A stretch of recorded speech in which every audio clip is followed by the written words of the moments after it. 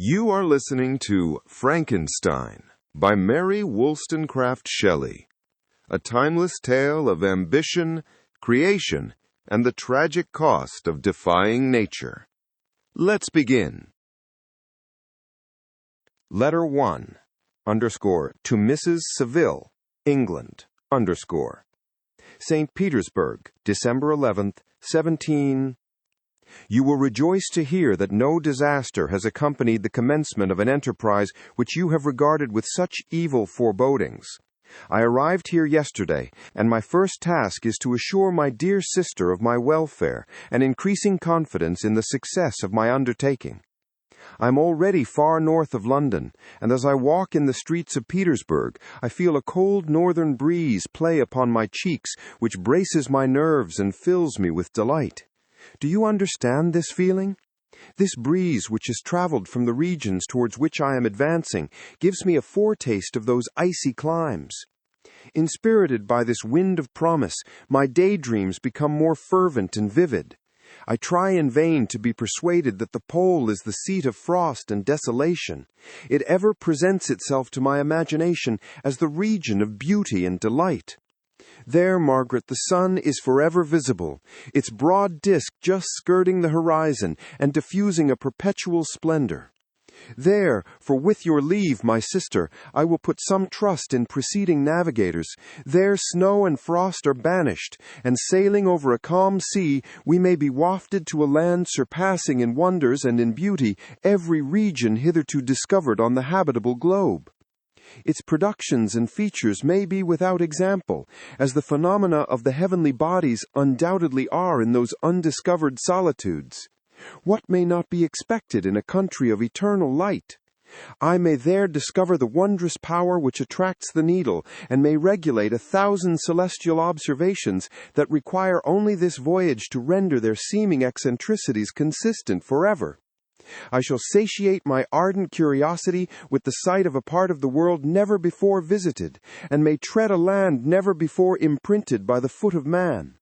These are my enticements, and they are sufficient to conquer all fear of danger or death, and to induce me to commence this laborious voyage with the joy a child feels when he embarks in a little boat with his holiday mates on an expedition of discovery up his native river.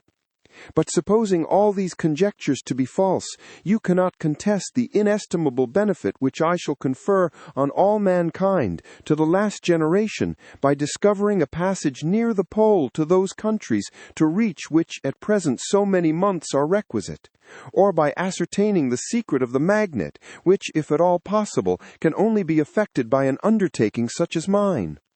These reflections have dispelled the agitation with which I began my letter, and I feel my heart glow with an enthusiasm which elevates me to heaven, for nothing contributes so much to tranquilize the mind as a steady purpose, a point on which the soul may fix its intellectual eye. This expedition has been the favorite dream of my early years. I have read with ardor the accounts of the various voyages which have been made in the prospect of arriving at the North Pacific Ocean through the seas which surround the pole. You may remember that a history of all the voyages made for purposes of discovery composed the whole of our good Uncle Thomas's library.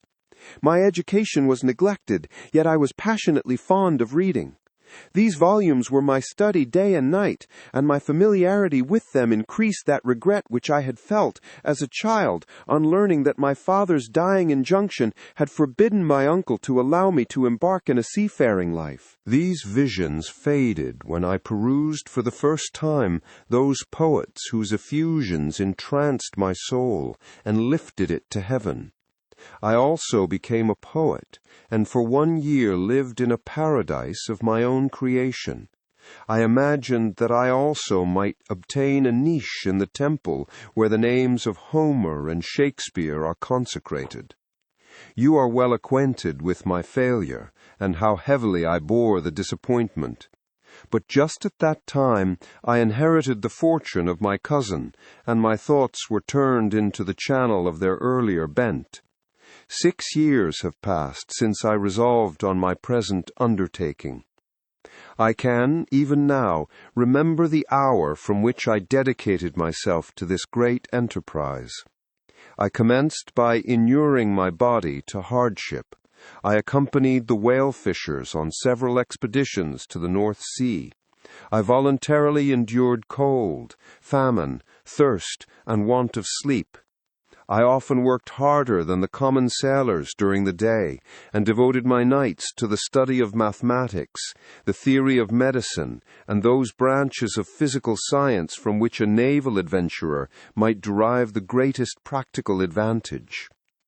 Twice I actually hired myself as an undermate in a Greenland whaler, and acquitted myself to admiration. I must own I felt a little proud when my captain offered me the second dignity in the vessel, and entreated me to remain with the greatest earnestness, so valuable did he consider my services. And now, dear Margaret, do I not deserve to accomplish some great purpose? My life might have been passed in ease and luxury, but I preferred glory to every enticement that wealth placed in my path. Oh, that some encouraging voice would answer in the affirmative. My courage and my resolution is firm, but my hopes fluctuate, and my spirits are often depressed. I am about to proceed on a long and difficult voyage, the emergencies of which will demand all my fortitude. I am required not only to raise the spirits of others, but sometimes to sustain my own when theirs are failing. This is the most favorable period for traveling in Russia. They fly quickly over the snow in their sledges.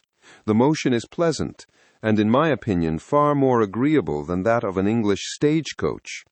The cold is not excessive, if you are wrapped in furs, a dress which I have already adopted, for there is a great difference between walking the deck and remaining seated motionless for hours, when no exercise prevents the blood from actually freezing in your veins. I have no ambition to lose my life on the post road between St. Petersburg and Archangel. I shall depart for the latter town in a fortnight or 3 weeks, and my intention is to hire a ship there, which can easily be done by paying the insurance for the owner, and to engage as many sailors as I think necessary among those who are accustomed to the whale fishing. I do not intend to sail until the month of June. And when shall I return?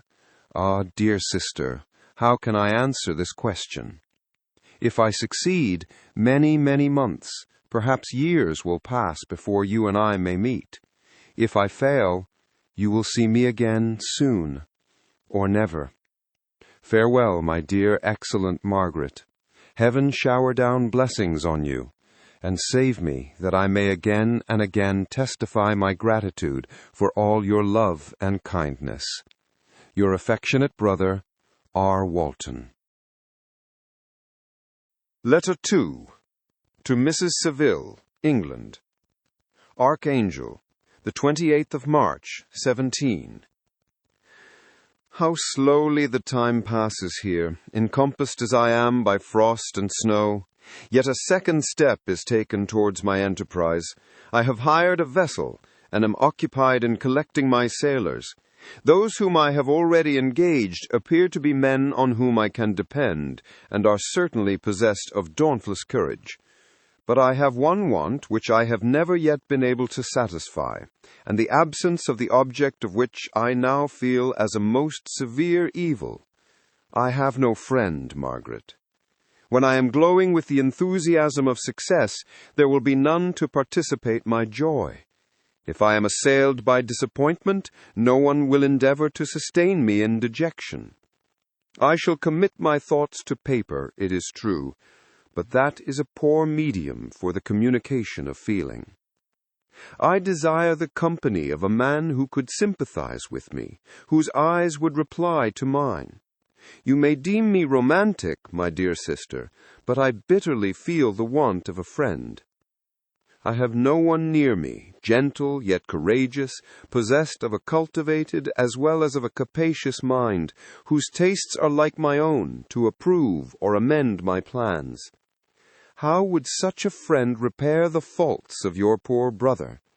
I am too ardent in execution, and too impatient of difficulties. But it is a still greater evil to me that I am self-educated. For the first 14 years of my life I ran wild on a common, and read nothing but our Uncle Thomas's books of voyages. At that age I became acquainted with the celebrated poets of our own country, but it was only when it had ceased to be in my power to derive its most important benefits from such a conviction that I perceived the necessity of becoming acquainted with more languages than that of my native country. Now I am 28, and am in reality more illiterate than many schoolboys of 15. It is true that I have thought more, and that my daydreams are more extended and magnificent, but they want, as the painters call it, keeping, and I greatly need a friend who would have sense enough not to despise me as romantic, and affection enough for me to endeavor to regulate my mind. Well, these are useless complaints. I shall certainly find no friend on the wide ocean, nor even here in Archangel, among merchants and seamen. Yet some feelings, unallied to the dross of human nature, beat even in these rugged bosoms. My lieutenant, for instance, is a man of wonderful courage and enterprise. He is madly desirous of glory, or rather, to word my phrase more characteristically, of advancement in his profession. He is an Englishman, and in the midst of national and professional prejudices, unsoftened by cultivation, retains some of the noblest endowments of humanity. I first became acquainted with him on board a whale vessel. Finding that he was unemployed in this city, I easily engaged him to assist in my enterprise. The master is a person of an excellent disposition, and is remarkable in the ship for his gentleness and the mildness of his discipline. This circumstance, added to his well-known integrity and dauntless courage, made me very desirous to engage him. A youth passed in solitude, my best years spent under your gentle and feminine fosterage, has so refined the groundwork of my character that I cannot overcome an intense distaste to the usual brutality exercised on board ship. I have never believed it to be necessary, and when I heard of a mariner equally noted for his kindliness of heart and the respect and obedience paid to him by his crew, I felt myself peculiarly fortunate in being able to secure his services. I heard of him first in rather a romantic manner, from a lady who owes to him the happiness of her life. This, briefly, is his story.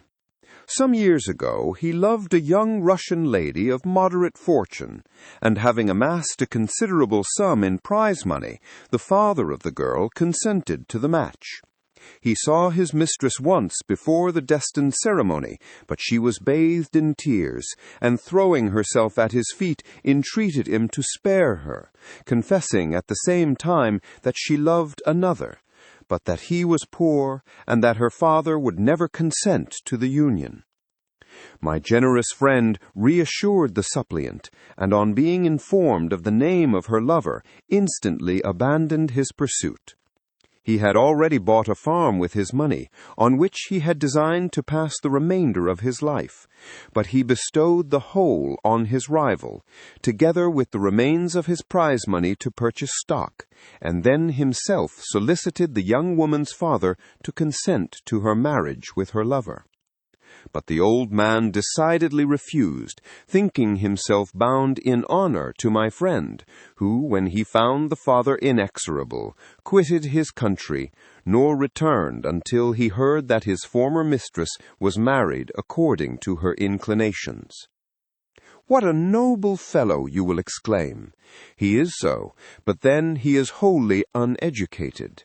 He is as silent as a Turk, and a kind of ignorant carelessness attends him, which, while it renders his conduct the more astonishing, detracts from the interest and sympathy which otherwise he would command.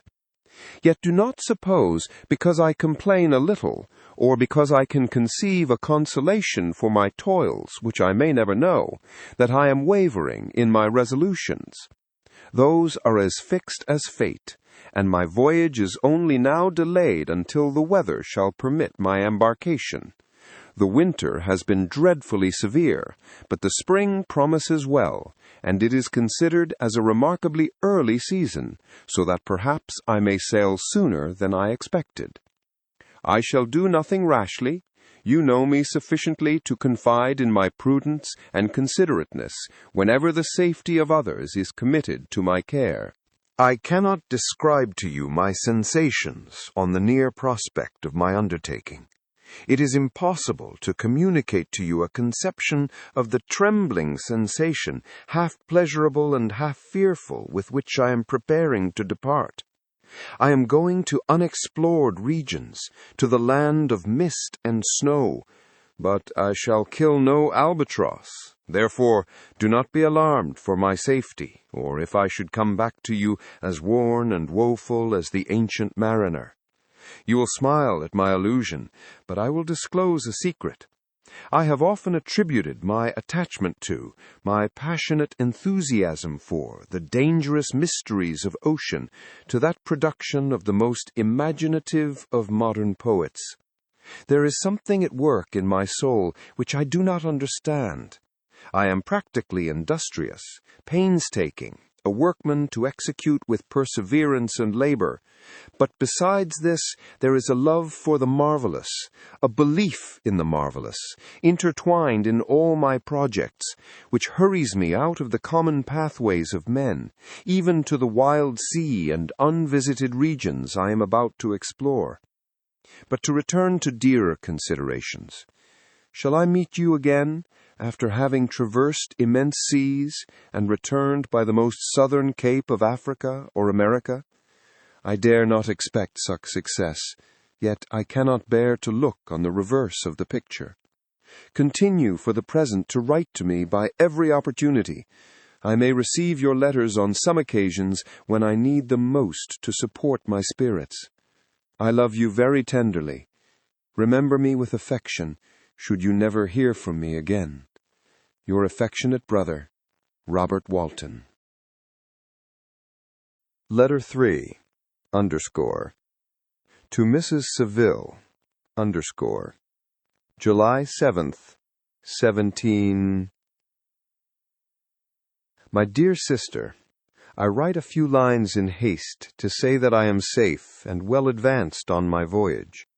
This letter will reach England by a merchantman now on its homeward voyage from Archangel, more fortunate than I, who may not see my native land, perhaps, for many years. I am, however, in good spirits. My men are bold and apparently firm of purpose, nor do the floating sheets of ice that continually pass us, indicating the dangers of the region towards which we are advancing, appear to dismay them.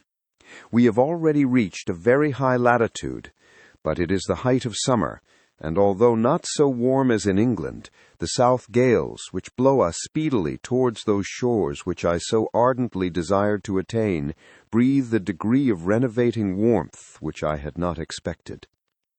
No incidents have hitherto befallen us that would make a figure in a letter. One or two stiff gales and the springing of a leak are accidents which experienced navigators scarcely remember to record, and I shall be well content if nothing worse happen to us during our voyage. Adieu, my dear Margaret. Be assured that for my own sake as well as yours, I will not rashly encounter danger.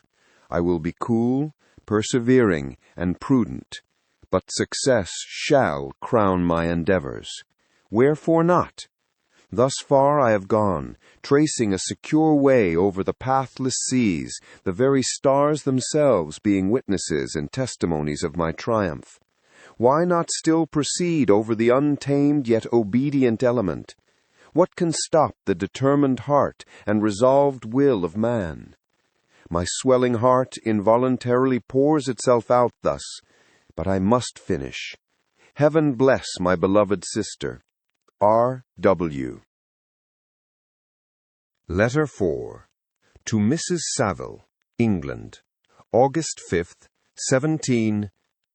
So strange an accident has happened to us that I cannot forbear recording it, although it is very probable that you will see me before these papers can come into your possession. Last Monday, July 31st, we were nearly surrounded by ice, which closed in the ship on all sides, scarcely leaving her the sea room in which she floated. Our situation was somewhat dangerous, especially as we were compassed round by a very thick fog. We accordingly lay to, hoping that some change would take place in the atmosphere and weather. About 2 o'clock, the mist cleared away, and we beheld, stretched out in every direction, vast and irregular plains of ice which seemed to have no end. Some of my comrades groaned, and my own mind began to grow watchful with anxious thoughts, when a strange sight suddenly attracted our attention and diverted our solicitude from our own situation. We perceived a low carriage, fixed on a sledge and drawn by dogs, pass on towards the north, at the distance of 1/2 mile. A being, which had the shape of a man, but apparently of gigantic stature, sat in the sledge and guided the dogs. We watched the rapid progress of the traveler with our telescopes until he was lost among the distant inequalities of the ice. This appearance excited our unqualified wonder. We were, as we believed, many 100 miles from any land. But this apparition seemed to denote that it was not, in reality, so distant as we had supposed. Shut in, however, by ice, it was impossible to follow his track, which we had observed with the greatest attention. About 2 hours after this occurrence, we heard the ground sea, and before night the ice broke and freed our ship. We, however, lay to until the morning, fearing to encounter in the dark those large loose masses which float about after the breaking up of the ice. I profited of this time to rest for a few hours. In the morning, however, as soon as it was light, I went upon deck and found all the sailors busy on one side of the vessel, apparently talking to someone in the sea. It was, in fact, a sledge, like that we had seen before, which had drifted towards us in the night on a large fragment of ice. Only one dog remained alive, but there was a human being within it, whom the sailors were persuading to enter the vessel. He was not, as the other traveler seemed to be, a savage inhabitant of some undiscovered island, but a European.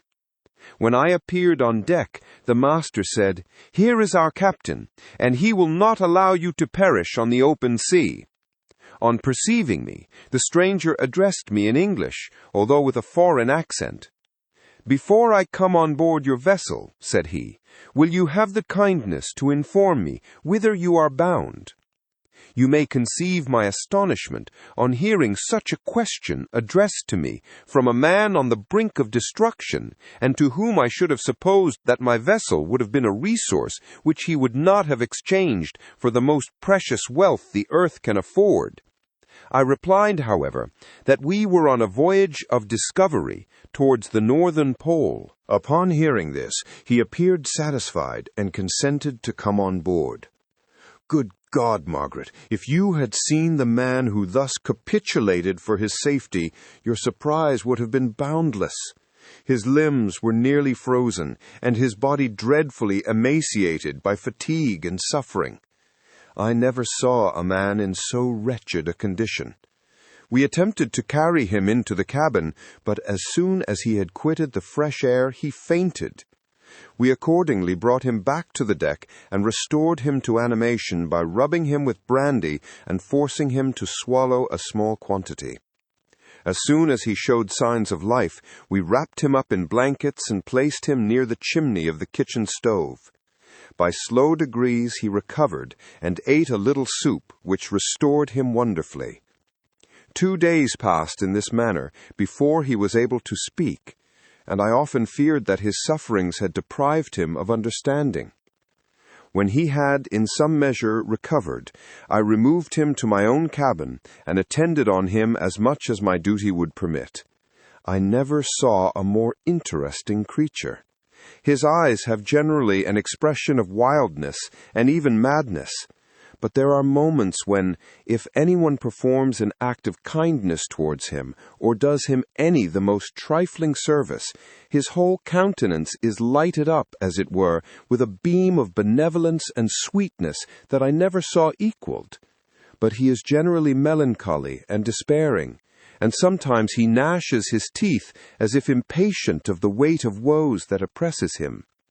When my guest was a little recovered, I had great trouble to keep off the men who wished to ask him 1,000 questions, but I would not allow him to be tormented by their idle curiosity, in a state of body and mind whose restoration evidently depended upon entire repose. Once, however, the lieutenant asked why he had come so far upon the ice in so strange a vehicle. His countenance instantly assumed an aspect of the deepest gloom, and he replied, "To seek one who fled from me." "And did the man whom you pursued travel in the same fashion?" "Yes." "Then I fancy we have seen him, for the day before we picked you up, we saw some dogs drawing a sledge with a man in it across the ice."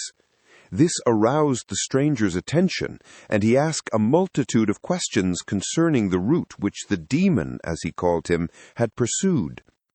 Soon after, when he was alone with me, he said, "I have doubtless excited your curiosity, as well as that of these good people, but you are too considerate to make inquiries." "Certainly, it would indeed be very impertinent and inhuman of me to trouble you with any inquisitiveness of mine. And yet you rescued me from a strange and perilous situation. You have benevolently restored me to life." Soon after this, he inquired if I thought that the breaking up of the ice had destroyed the other sledge. I replied that I could not answer with any degree of certainty, for the ice had not broken until near midnight, and the traveler might have arrived at a place of safety before that time, but of this I could not judge. From this time, a new spirit of life animated the decaying frame of the stranger. He manifested the greatest eagerness to be upon deck to watch for the sledge which had before appeared, but I have persuaded him to remain in the cabin, for he is far too weak to sustain the rawness of the atmosphere. I have promised that someone should watch for him and give him instant notice if any new object should appear in sight. Such is my journal of what relates to this strange occurrence up to the present day. The stranger has gradually improved in health, but is very silent, and appears uneasy when anyone except myself enters his cabin. Yet his manners are so conciliating and gentle that the sailors are all interested in him, although they have had very little communication with him. For my own part, I begin to love him as a brother, and his constant and deep grief fills me with sympathy and compassion. He must have been a noble creature in his better days, being even now in wreck so attractive and amiable. I said in one of my letters, my dear Margaret, that I should find no friend on the wide ocean. Yet I have found a man who, before his spirit had been broken by misery, I should have been happy to have possessed as the brother of my heart.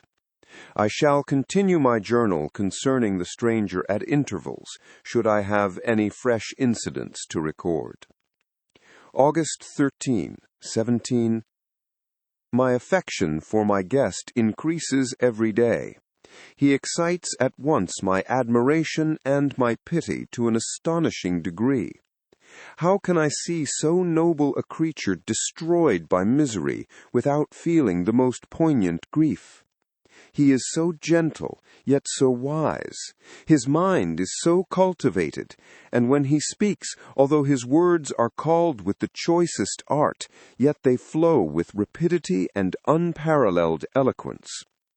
He is now much recovered from his illness, and is continually on the deck, apparently watching for the sledge that preceded his own. Yet, although unhappy, he is not so utterly occupied by his own misery, but that he interests himself deeply in the projects of others. He has frequently conversed with me on mine, which I have communicated to him without disguise. He entered attentively into all my arguments in favor of my eventual success, and into every minute detail of the measures I had taken to secure it.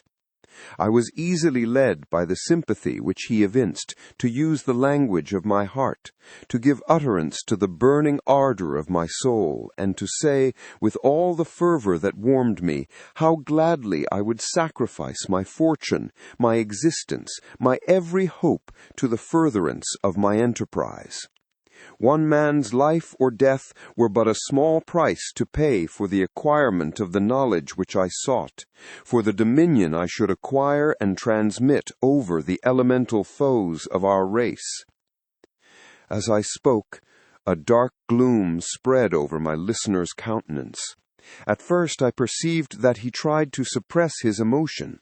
He placed his hands before his eyes, and my voice quivered and failed me as I beheld tears trickle fast from between his fingers. A groan burst from his heaving breast.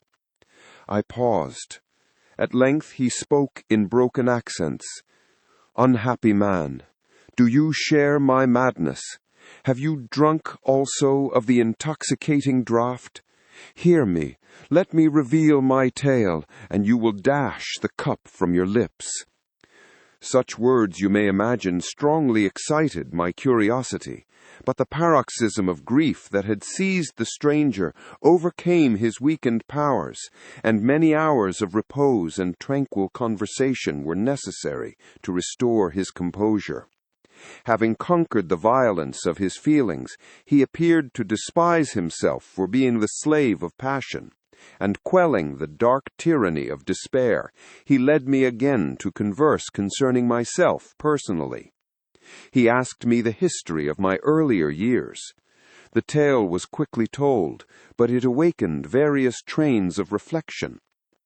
I spoke of my desire of finding a friend, of my thirst for a more intimate sympathy with a fellow mind than had ever fallen to my lot, and expressed my conviction that a man could boast of little happiness who did not enjoy this blessing. "I agree with you," replied the stranger. "We are unfashioned creatures, but half made up, if one wiser, better, dearer than ourselves. Such a friend ought to be. Do not lend his aid to perfectionate our weak and faulty natures. I once had a friend, the most noble of human creatures, and am entitled, therefore, to judge respecting friendship. You have hope and the world before you, and have no cause for despair. But I have lost everything, and cannot begin life anew." As he said this, his countenance became expressive of a calm, settled grief that touched me to the heart. But he was silent, and presently retired to his cabin. Even broken in spirit as he is, no one can feel more deeply than he does the beauties of nature. The starry sky, the sea, and every sight afforded by these wonderful regions seem still to have the power of elevating his soul from earth. Such a man has a double existence. He may suffer misery and be overwhelmed by disappointments, yet when he has retired into himself, he will be like a celestial spirit that has a halo around him, within whose circle no grief or folly ventures. Will you smile at the enthusiasm I express concerning this divine wanderer? You would not if you saw him. You have been tutored and refined by books and retirement from the world, and you are therefore somewhat fastidious, but this only renders you the more fit to appreciate the extraordinary merits of this wonderful man. Sometimes I have endeavored to discover what quality it is which he possesses that elevates him so immeasurably above any other person I ever knew. I believe it to be an intuitive discernment, a quick but never-failing power of judgment, a penetration into the causes of things, unequaled for clearness and precision. Add to this a facility of expression, and a voice whose varied intonations are soul-subduing music. August 19th, 17. Yesterday the stranger said to me, "You may easily perceive, Captain Walton, that I have suffered great and unparalleled misfortunes. I had determined at one time that the memory of these evils should die with me, but you have won me to alter my determination. You seek for knowledge and wisdom, as I once did, and I ardently hope that the gratification of your wishes may not be a serpent to sting you, as mine has been. I do not know that the relation of my disasters will be useful to you.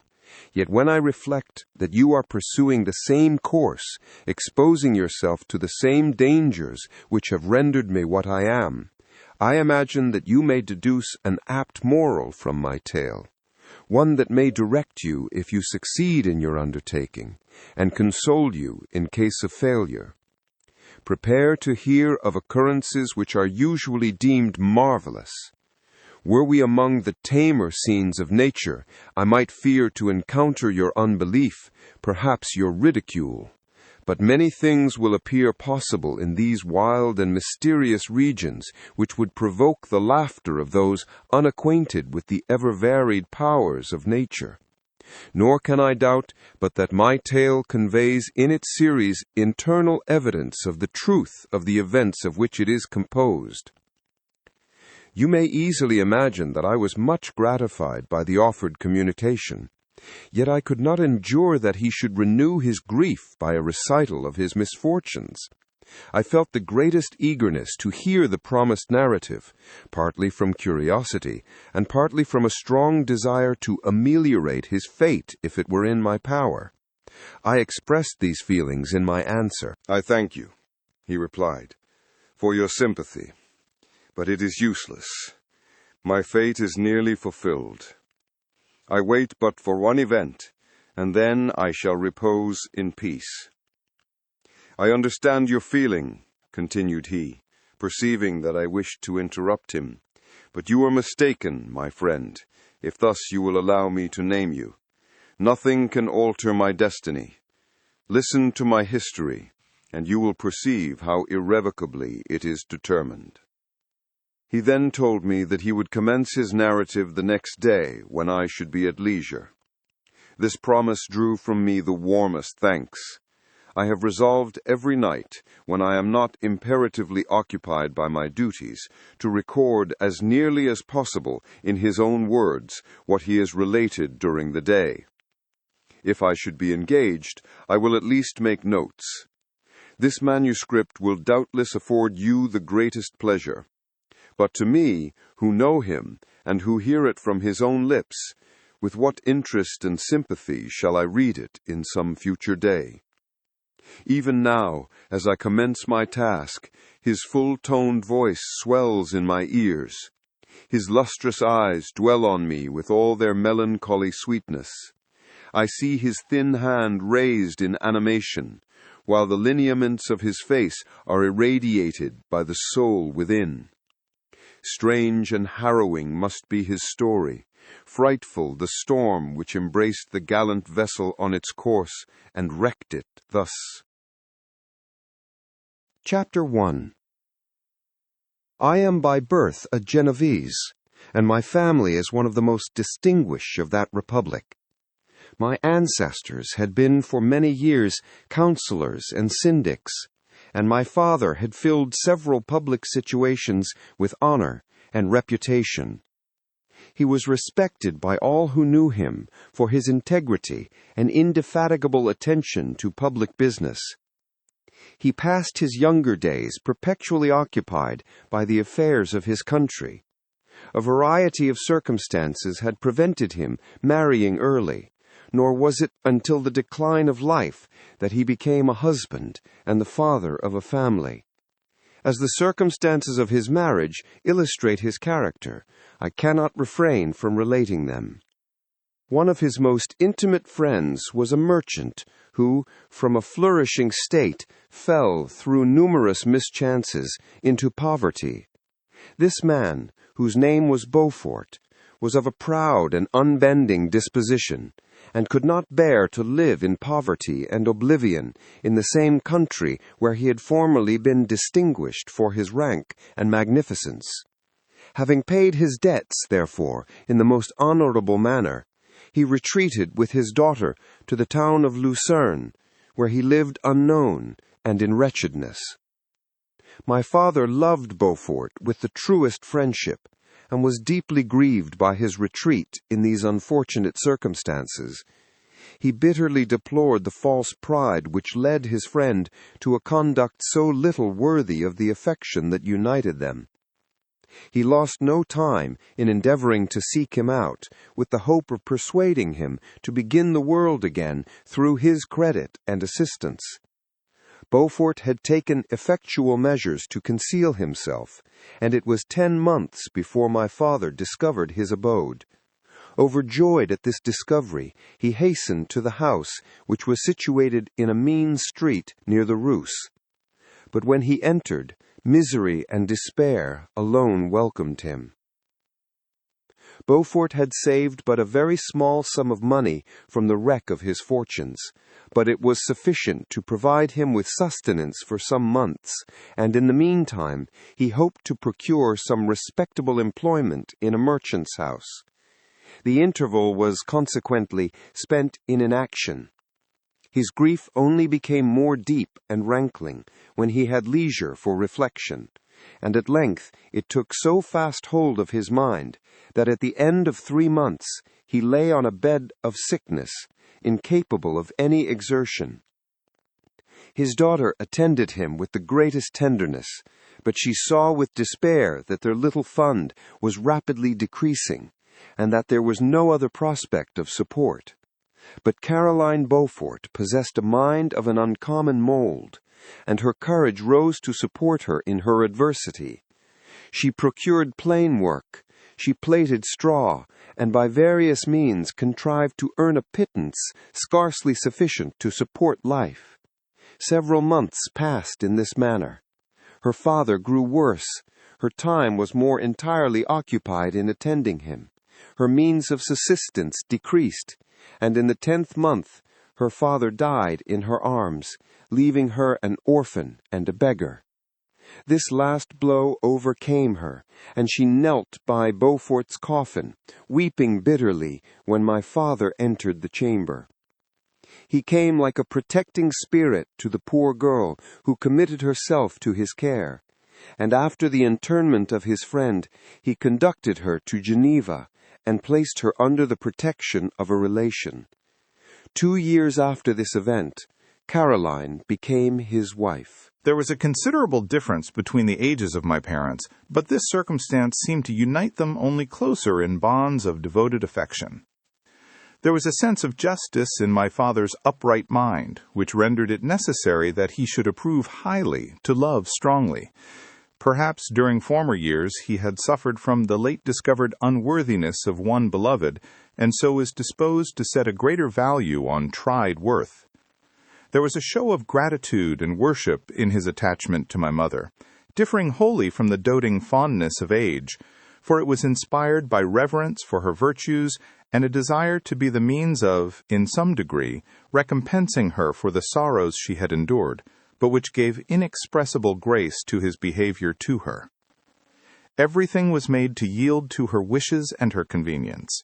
He strove to shelter her, as a fair exotic is sheltered by the gardener, from every rougher wind, and to surround her with all that could tend to excite pleasurable emotion in her soft and benevolent mind.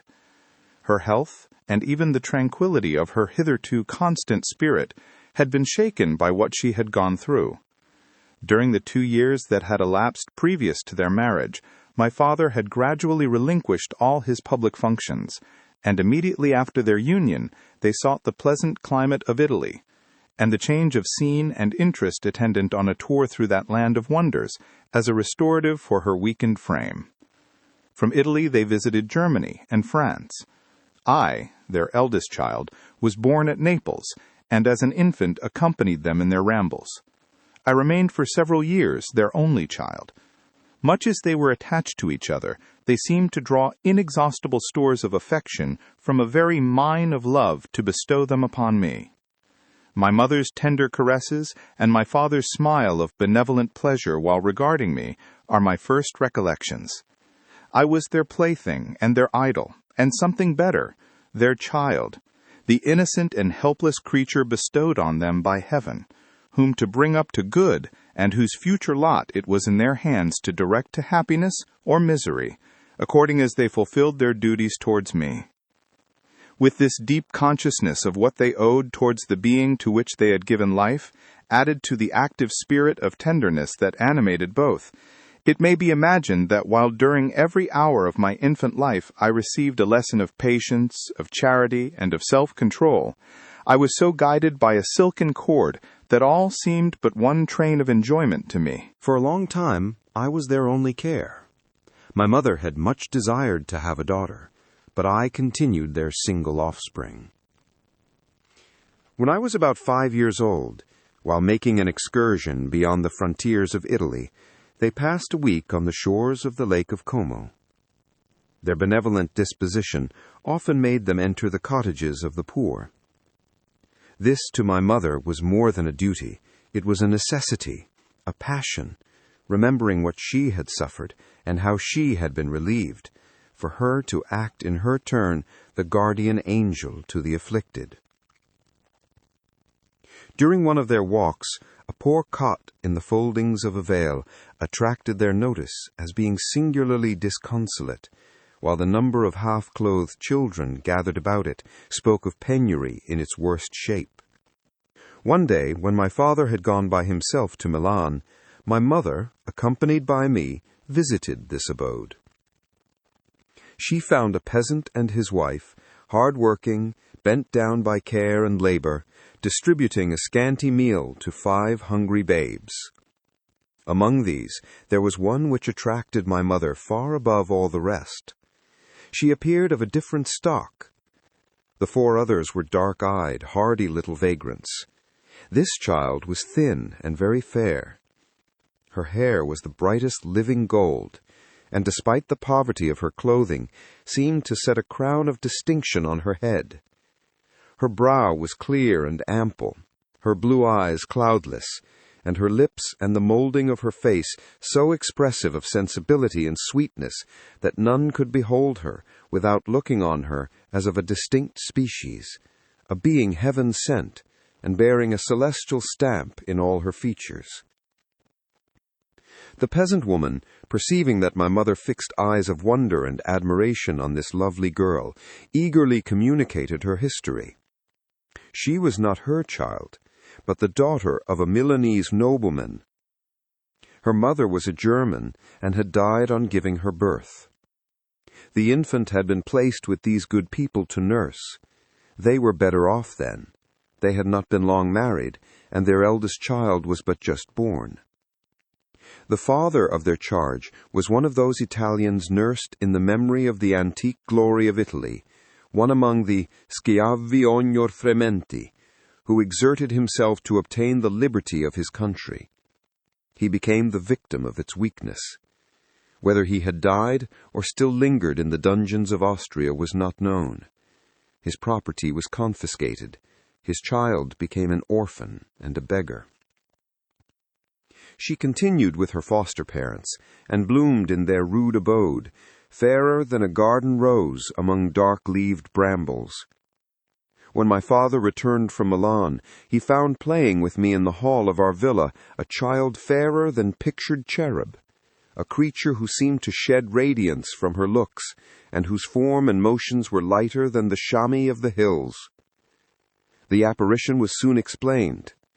With his permission, my mother prevailed on her rustic guardians to yield their charge to her. They were fond of the sweet orphan.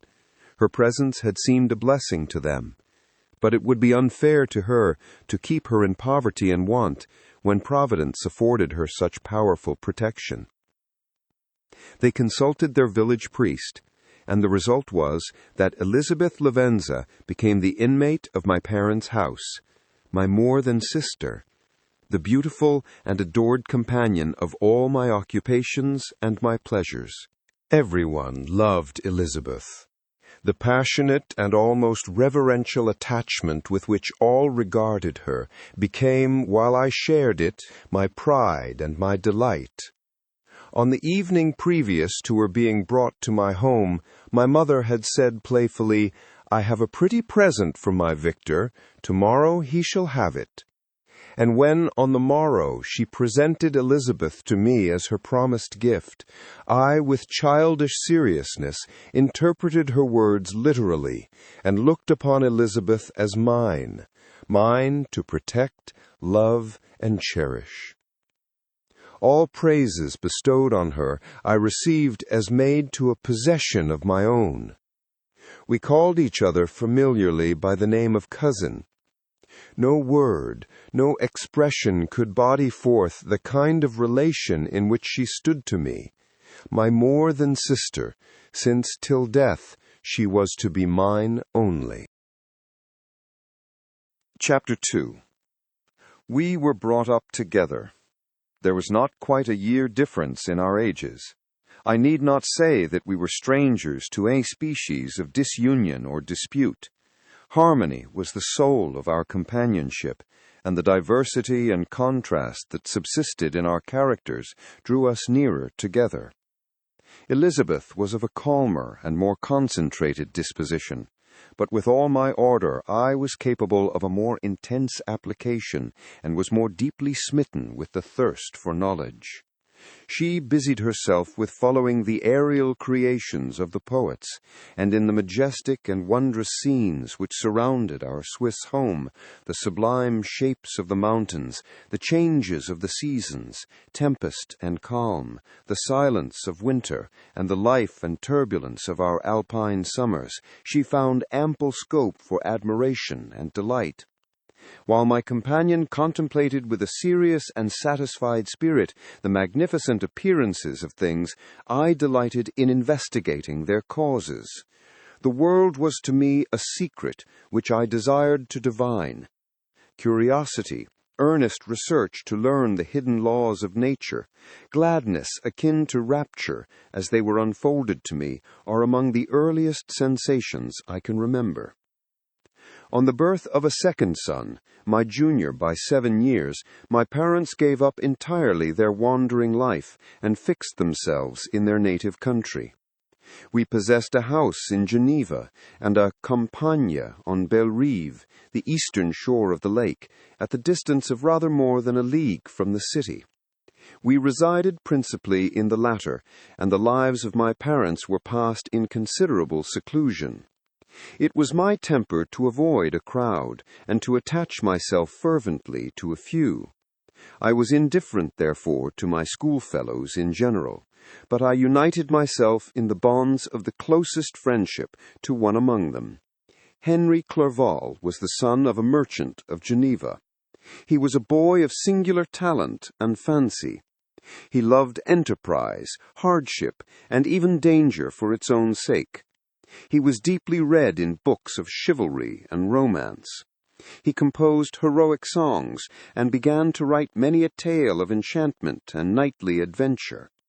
He tried to make us act plays, and to enter into masquerades, in which the characters were drawn from the heroes of Roncesvalles, of the Round Table of King Arthur, and the chivalrous train who shed their blood to redeem the Holy Sepulchre from the hands of the infidels. No human being could have passed a happier childhood than myself. My parents were possessed by the very spirit of kindness and indulgence. We felt that they were not the tyrants to rule our lot according to their caprice, but the agents and creators of all the many delights which we enjoyed. When I mingled with other families, I distinctly discerned how particularly fortunate my lot was, and gratitude assisted the development of filial love. My temper was sometimes violent, and my passions vehement, but by some law in my temperature they were turned not towards childish pursuits, but to an eager desire to learn, and not to learn all things indiscriminately. I confess that neither the structure of languages, nor the code of governments, nor the politics of various states possessed attractions for me. It was the secrets of heaven and earth that I desired to learn, and whether it was the outward substance of things, or the inner spirit of nature and the mysterious soul of man that occupied me, still my inquiries were directed to the metaphysical, or in its highest sense, the physical secrets of the world. Meanwhile, Clerval occupied himself, so to speak, with the moral relations of things. The busy stage of life, the virtues of heroes, and the actions of men were his theme, and his hope and his dream was to become one among those whose names are recorded in story as the gallant and adventurous benefactors of our species. The saintly soul of Elizabeth shone like a shrine-dedicated lamp in our peaceful home. Her sympathy was ours. Her smile, her soft voice, the sweet glance of her celestial eyes were ever there to bless and animate us. She was the living spirit of love to soften and attract. I might have become sullen in my study, rough through the ardor of my nature, but that she was there to subdue me to a semblance of her own gentleness. And Clerval, could aught ill entrench on the noble spirit of Clerval? Yet he might not have been so perfectly humane, so thoughtful in his generosity, so full of kindness and tenderness amidst his passion for adventurous exploit, had she not unfolded to him the real loveliness of beneficence, and made the doing good the end and aim of his soaring ambition.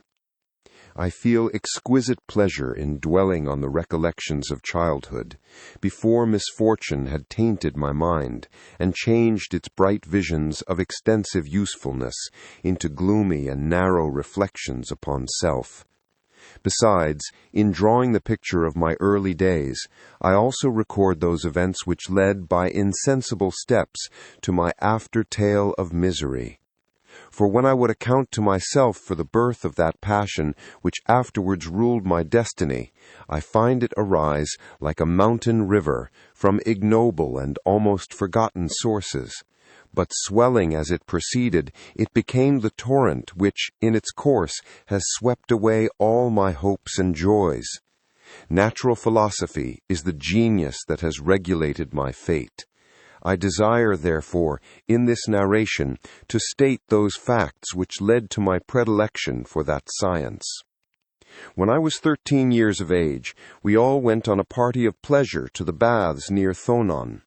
The inclemency of the weather obliged us to remain a day confined to the inn. In this house I chanced to find a volume of the works of Cornelius Agrippa. I opened it with apathy. The theory which he attempts to demonstrate and the wonderful facts which he relates soon change this feeling into enthusiasm. A new light seemed to dawn upon my mind, and bounding with joy I communicated my discovery to my father. My father looked carelessly at the title page of my book and said, "Ah, Cornelius Agrippa, my dear Victor, do not waste your time upon this. It is sad trash."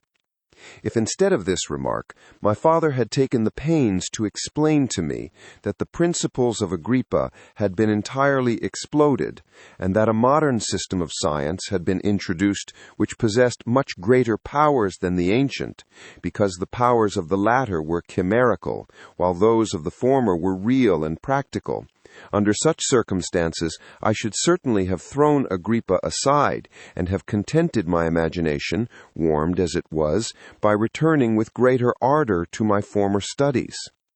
It is even possible that the train of my ideas would never have received the fatal impulse that led to my ruin. But the cursory glance my father had taken of my volume by no means assured me that he was acquainted with its contents, and I continued to read with the greatest avidity. When I returned home, my first care was to procure the whole works of this author, and afterwards of Paracelsus and Albertus Magnus. I read and studied the wild fancies of these writers with delight. They appeared to me treasures known to few besides myself. I have described myself as always having been imbued with a fervent longing to penetrate the secrets of nature. In spite of the intense labor and wonderful discoveries of modern philosophers, I always came from my studies discontented and unsatisfied. Sir Isaac Newton is said to have avowed that he felt like a child picking up shells beside the great and unexplored ocean of truth. Those of his successors in each branch of natural philosophy with whom I was acquainted appeared, even to my boy's apprehensions, as tyros engaged in the same pursuit. The untaught peasant beheld the elements around him and was acquainted with their practical uses. The most learned philosopher knew little more. He had partially unveiled the face of nature, but her immortal lineaments were still a wonder and a mystery. He might dissect, anatomize, and give names, but not to speak of a final cause, causes in their secondary and tertiary grades were utterly unknown to him. I had gazed upon the fortifications and impediments that seemed to keep human beings from entering the citadel of nature, and rashly and ignorantly I had repined. But here were books, and here were men who had penetrated deeper and knew more. I took their word for all that they averred, and I became their disciple. It may appear strange that such should arise in the 18th century, but while I followed the routine of education in the schools of Geneva, I was to a great degree self-taught with regard to my favorite studies. My father was not scientific, and I was left to struggle with a child's blindness, added to a student's thirst for knowledge. Under the guidance of my new preceptors, I entered with the greatest diligence into the search of the philosopher's stone and the elixir of life, but the latter soon obtained my undivided attention. Wealth was an inferior object, but what glory would attend the discovery if I could banish disease from the human frame and render man invulnerable to any but a violent death? Nor were these my only visions. The raising of ghosts or devils was a promise liberally accorded by my favorite authors, the fulfillment of which I most eagerly sought. And if my incantations were always unsuccessful, I attributed the failure rather to my own inexperience and mistake than to a want of skill or fidelity in my instructors. And thus for a time I was occupied by exploded systems, mingling like an unapartment 1,000 contradictory theories, and floundering desperately in a very slough of multifarious knowledge, guided by an ardent imagination and childish reasoning, till an accident again changed the current of my ideas. When I was about 15 years old, we had retired to our house near Bellerive, when we witnessed a most violent and terrible thunderstorm. It advanced from behind the mountains of Jura, and the thunder burst at once with frightful loudness from various quarters of the heavens. I remained while the storm lasted, watching its progress with curiosity and delight. As I stood at the door, on a sudden I beheld a stream of fire issue from an old and beautiful oak which stood about 20 yards from our house, and so soon as the dazzling light vanished, the oak had disappeared, and nothing remained but a blasted stump. When we visited it the next morning, we found the tree shattered in a singular manner. It was not splintered by the shock, but entirely reduced to thin ribbons of wood. I never beheld anything so utterly destroyed. Before this, I was not unacquainted with the more obvious laws of electricity. On this occasion, a man of great research in natural philosophy was with us, and excited by this catastrophe, he entered on the explanation of a theory which he had formed on the subject of electricity and galvanism, which was at once new and astonishing to me. All that he said threw greatly into the shade Cornelius Agrippa, Albertus Magnus, and Paracelsus, the lords of my imagination. But by some fatality, the overthrow of these men disinclined me to pursue my accustomed studies. It seemed to me as if nothing would or could ever be known. All that had so long engaged my attention suddenly grew despicable.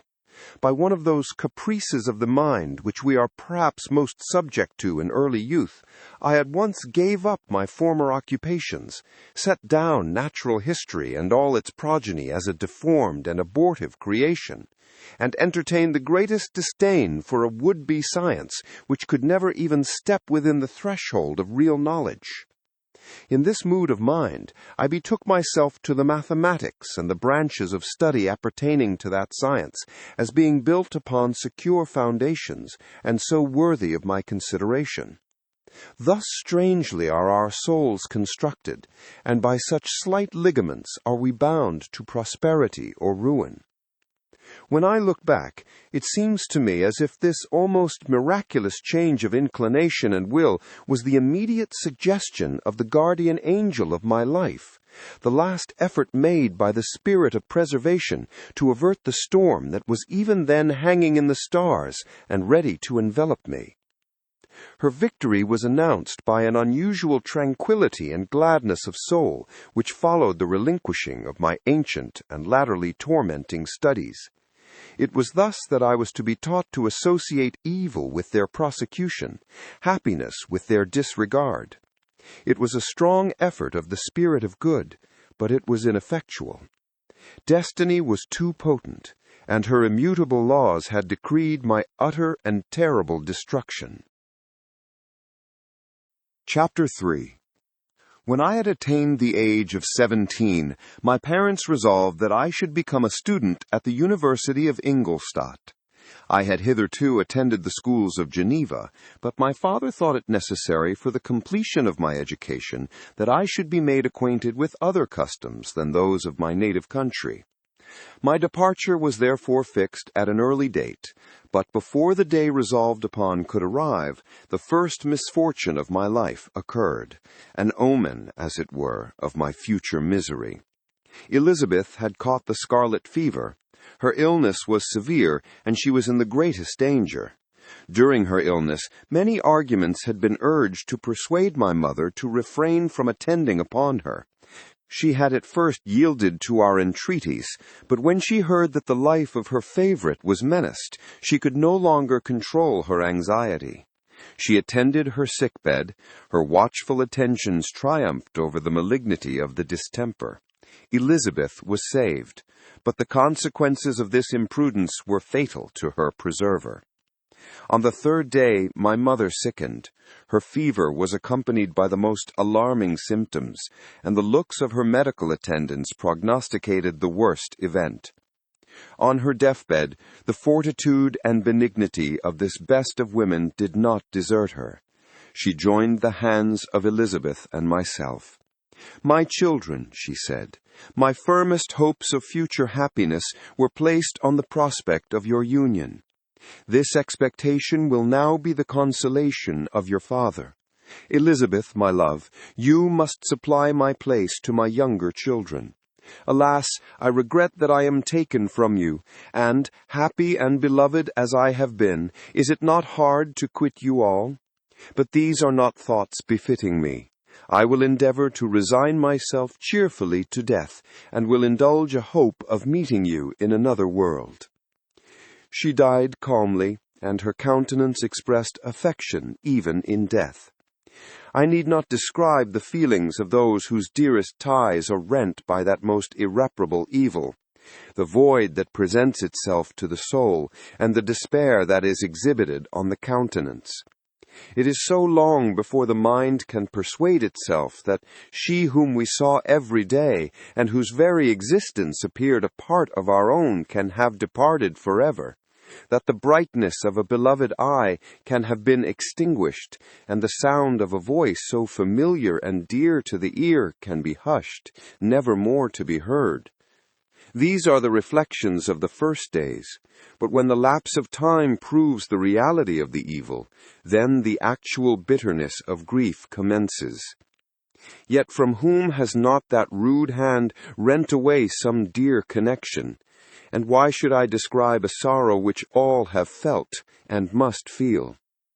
The time at length arrives when grief is rather an indulgence than a necessity, and the smile that plays upon the lips, although it may be deemed a sacrilege, is not banished. My mother was dead, but we had still duties which we ought to perform.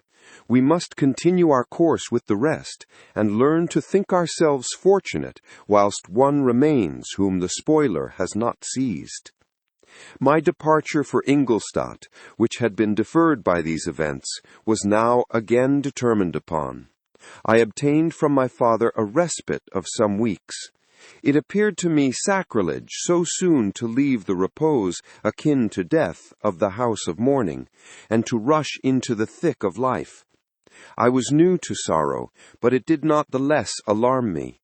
I was unwilling to quit the sight of those that remained to me, and above all, I desired to see my sweet Elizabeth in some degree consoled. She indeed veiled her grief and strove to act a comforter to us all.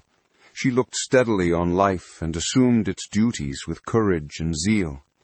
She devoted herself to those whom she had been taught to call her uncle and cousins. Never was she so enchanting as at this time, when she recalled the sunshine of her smiles and spent them upon us.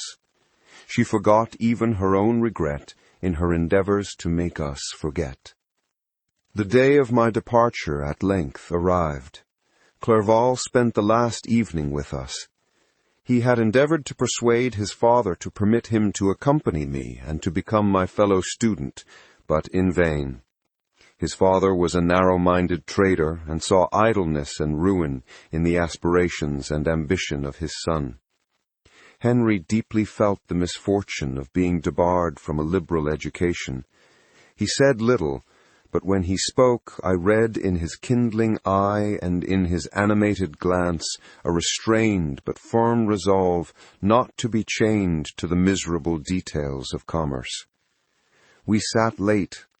We could not tear ourselves away from each other, nor persuade ourselves to say the word farewell.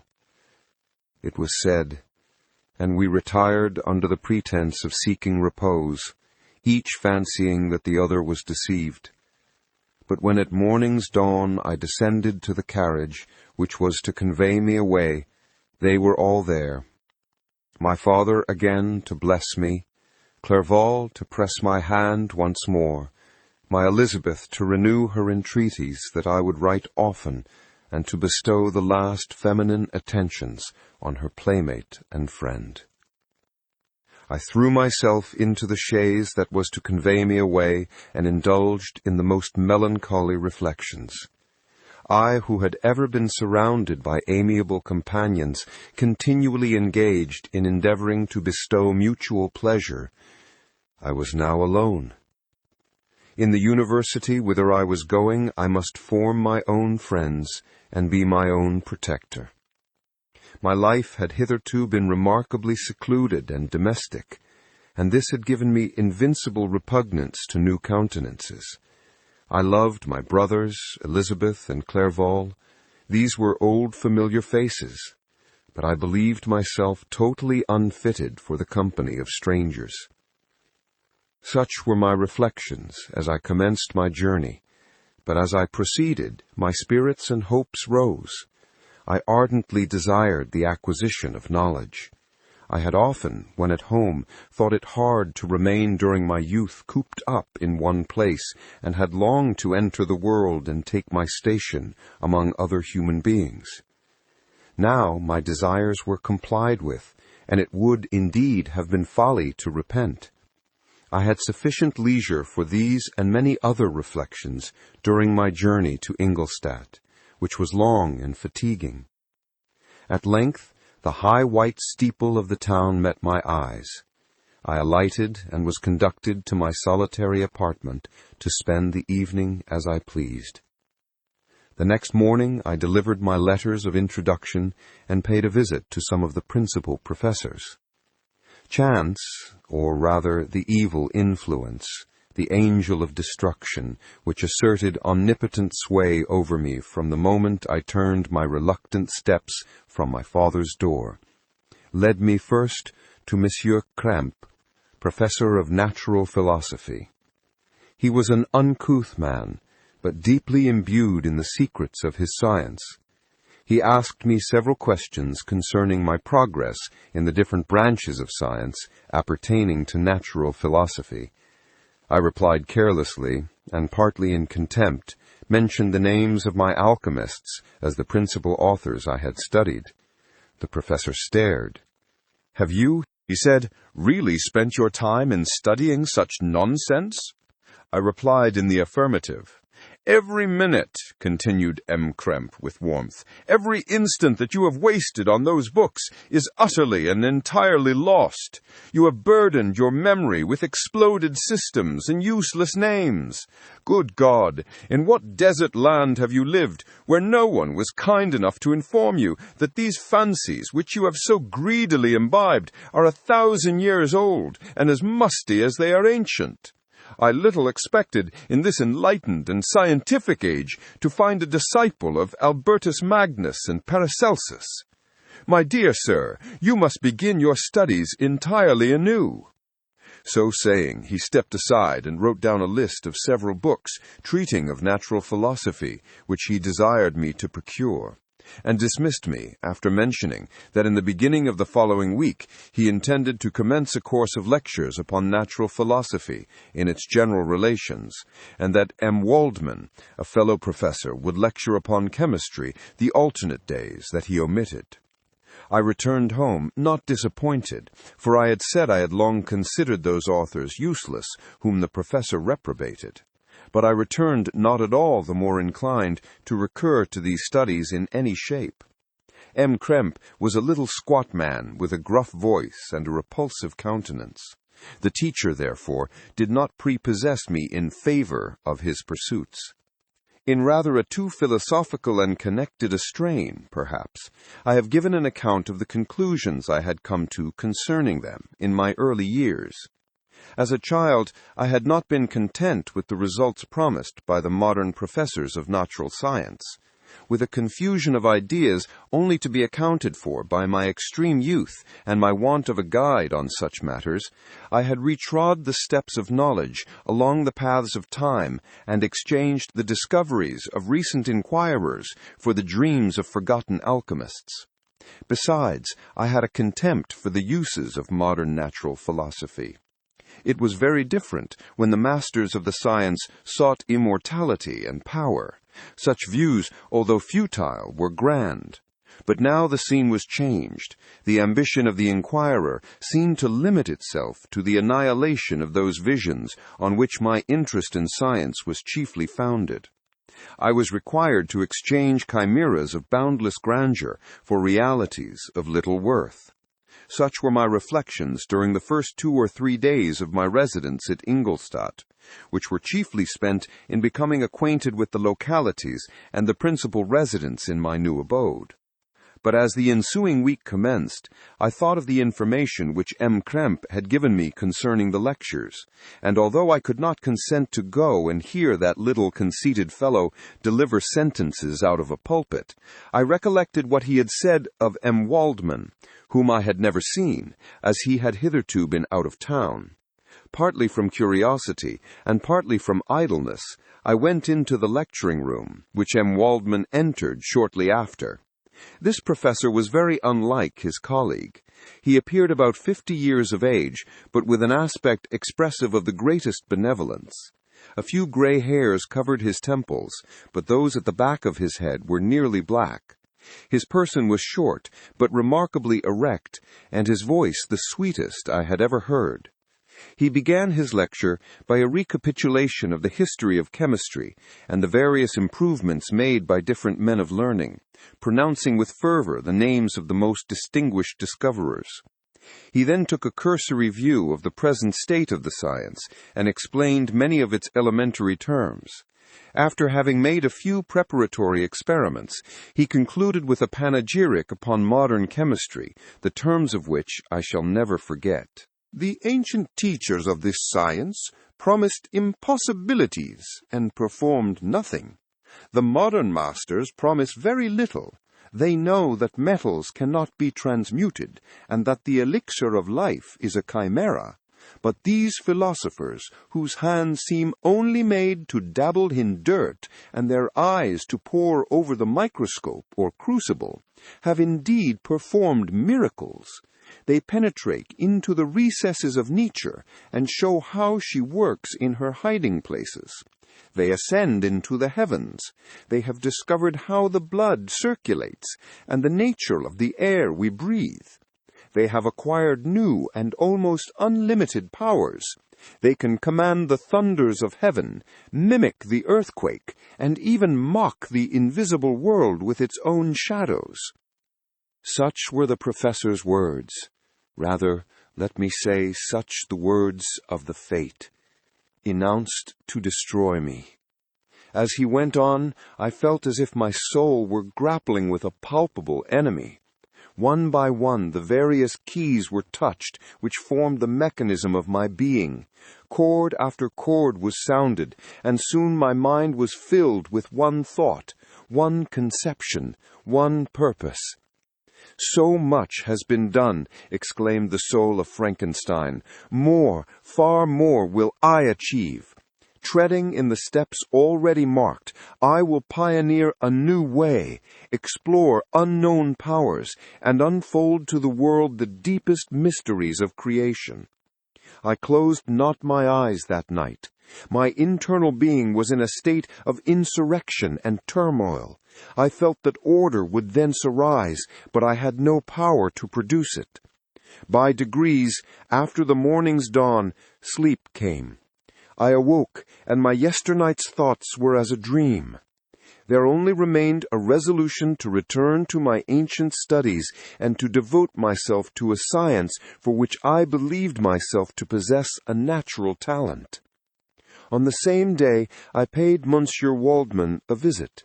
His manners in private were even more mild and attractive than in public, for there was a certain dignity in his mien during his lecture, which in his own house was replaced by the greatest affability and kindness.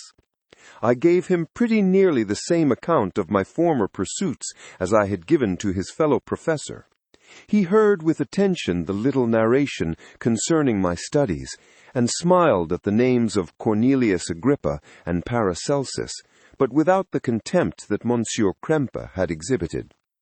He said, "These were men to whose indefatigable zeal modern philosophers were indebted for most of the foundations of their knowledge.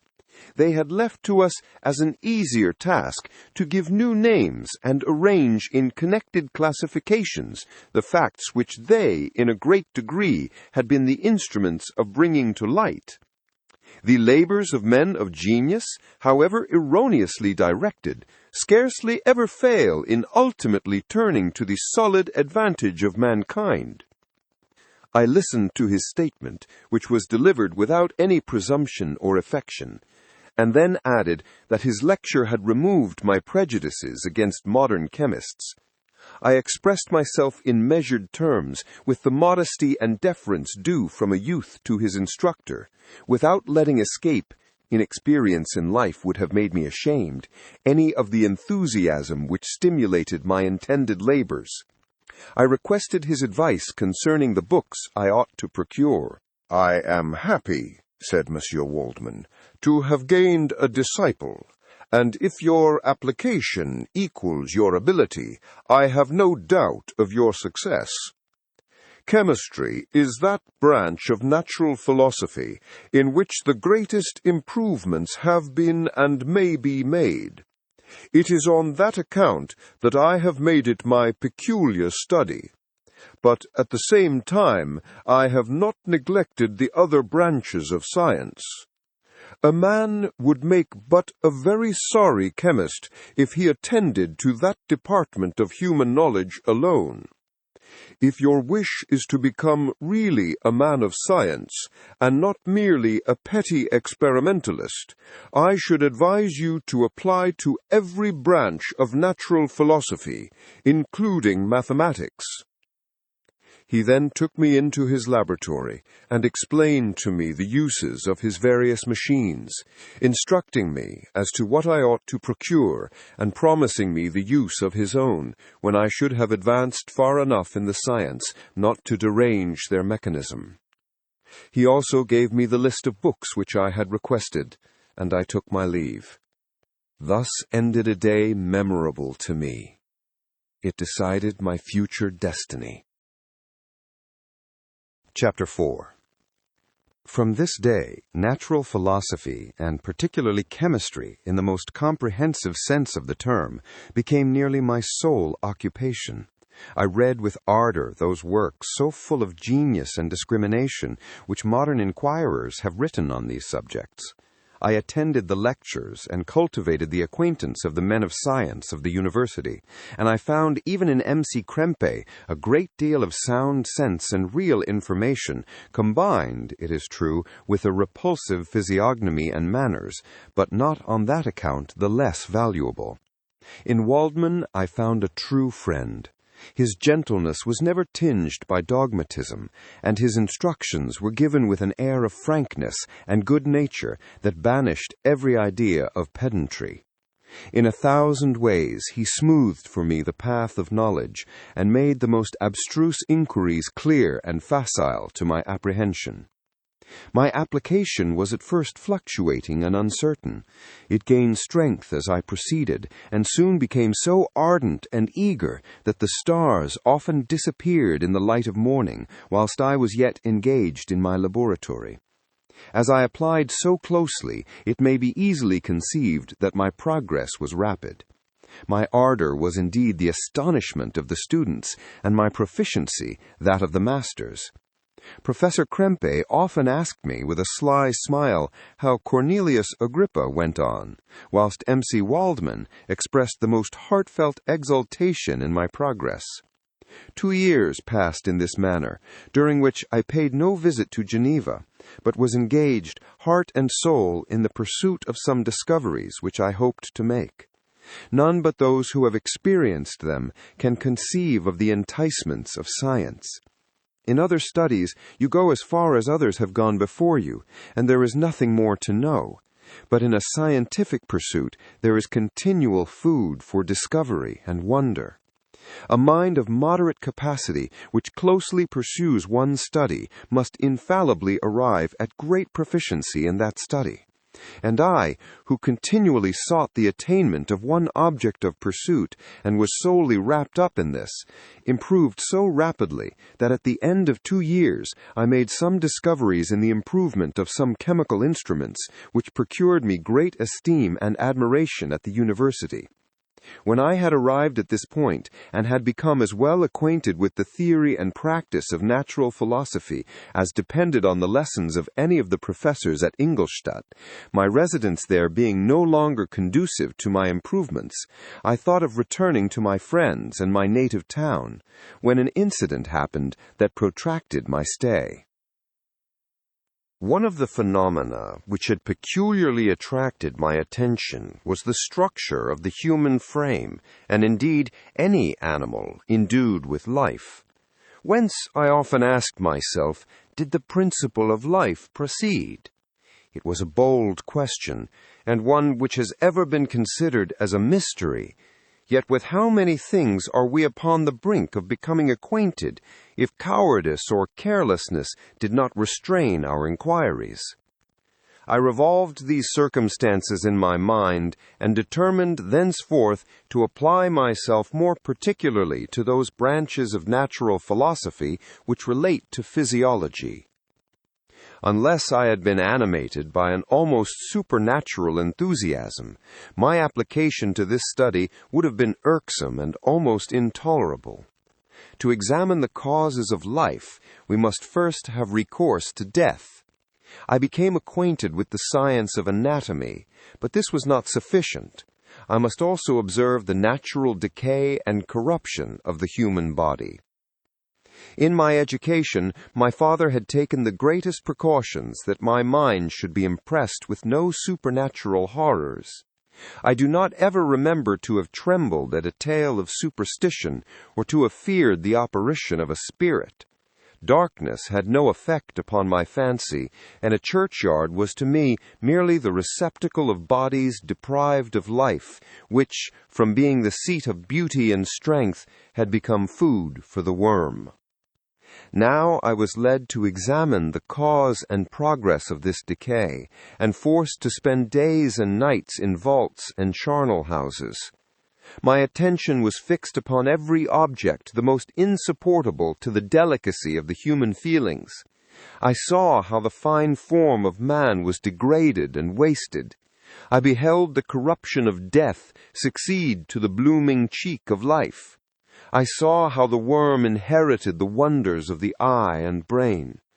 I paused, examining and analyzing all the minutiae of causation as exemplified in the change from life to death and death to life, until from the midst of this darkness a sudden light broke in upon me, a light so brilliant and wondrous, yet so simple, that while I became dizzy with the immensity of the prospect which it illustrated, I was surprised that among so many men of genius who had directed their inquiries towards the same science, that I alone should be reserved to discover so astonishing a secret. Remember, I am not recording the vision of a madman. The sun does not more certainly shine in the heavens than that which I now affirm is true. Some miracle might have produced it, yet the stages of the discovery were distinct and probable. After days and nights of incredible labor and fatigue, I succeeded in discovering the cause of generation and life. Nay, more, I became myself capable of bestowing animation upon lifeless matter. The astonishment which I had at first experienced on this discovery soon gave place to delight and rapture. After so much time spent in painful labor, to arrive at once at the summit of my desires was the most gratifying consummation of my toils. But this discovery was so great and overwhelming that all the steps by which I had been progressively led to it were obliterated, and I beheld only the result. What had been the study and desire of the wisest men since the creation of the world was now within my grasp. Not that, like a magic scene, it all opened up upon me at once. The information I had obtained was of a nature rather to direct my endeavors so soon as I should point them towards the object of my search, than to exhibit that object already accomplished. I was like the Arabian who had been buried with the dead and found a passage to life, aided only by one glimmering and seemingly ineffectual light. I see by your eagerness and the wonder and hope which your eyes express, my friend, that you expect to be informed of the secret with which I am acquainted. That cannot be. Listen patiently until the end of my story, and you will easily perceive why I am reserved upon that subject. I will not lead you on, unguarded and ardent as I then was, to your destruction and infallible misery. Learn from me, if not by my precepts, at least by my example, how dangerous is the acquirement of knowledge, and how much happier that man is who believes his native town to be the world, than he who aspires to become greater than his nature will allow. When I found so astonishing a power placed within my hands, I hesitated a long time concerning the manner in which I should employ it. Although I possessed the capacity of bestowing animation, yet to prepare a frame for the reception of it, with all its intricacies of fibers, muscles, and veins, still remained a work of inconceivable difficulty and labor. I doubted at first whether I should attempt the creation of a being like myself or one of simpler organization, but my imagination was too much exalted by my first success to permit me to doubt of my ability to give life to an animal as complex and wonderful as man. The materials at present within my command hardly appeared adequate to so arduous an undertaking, but I doubted not that I should ultimately succeed. I prepared myself for a multitude of reverses.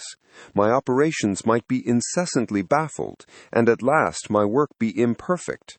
Yet when I considered the improvement which every day takes place in science and mechanics, I was encouraged to hope my present attempts would at least lay the foundations of future success. Nor could I consider the magnitude and complexity of my plan as any argument of its impracticability. It was with these feelings that I began the creation of a human being. As the minuteness of the parts formed a great hindrance to my speed, I resolved, contrary to my first intention, to make the being of a gigantic stature. That is to say, about 8 feet in height and proportionably large.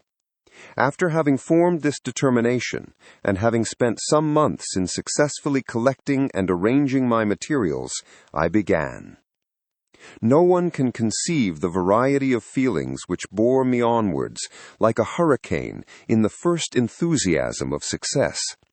Life and death appeared to me ideal bounds which I should first break through, and pour a torrent of light into our dark world. A new species would bless me as its creator and source. Many happy and excellent natures would owe their being to me. No father could claim the gratitude of his child so completely as I should deserve theirs. Pursuing these reflections, I thought that if I could bestow animation upon lifeless matter, I might, in process of time, although I now found it impossible, renew life where death had apparently devoted the body to corruption. Those thoughts supported my spirits while I pursued my undertaking with unremitting ardor. My cheek had grown pale with study, and my person had become emaciated with confinement. Sometimes, on the very brink of certainty, I failed, yet still I clung to the hope which the next day or the next hour might realize. One secret, which I alone possessed, was the hope to which I had dedicated myself.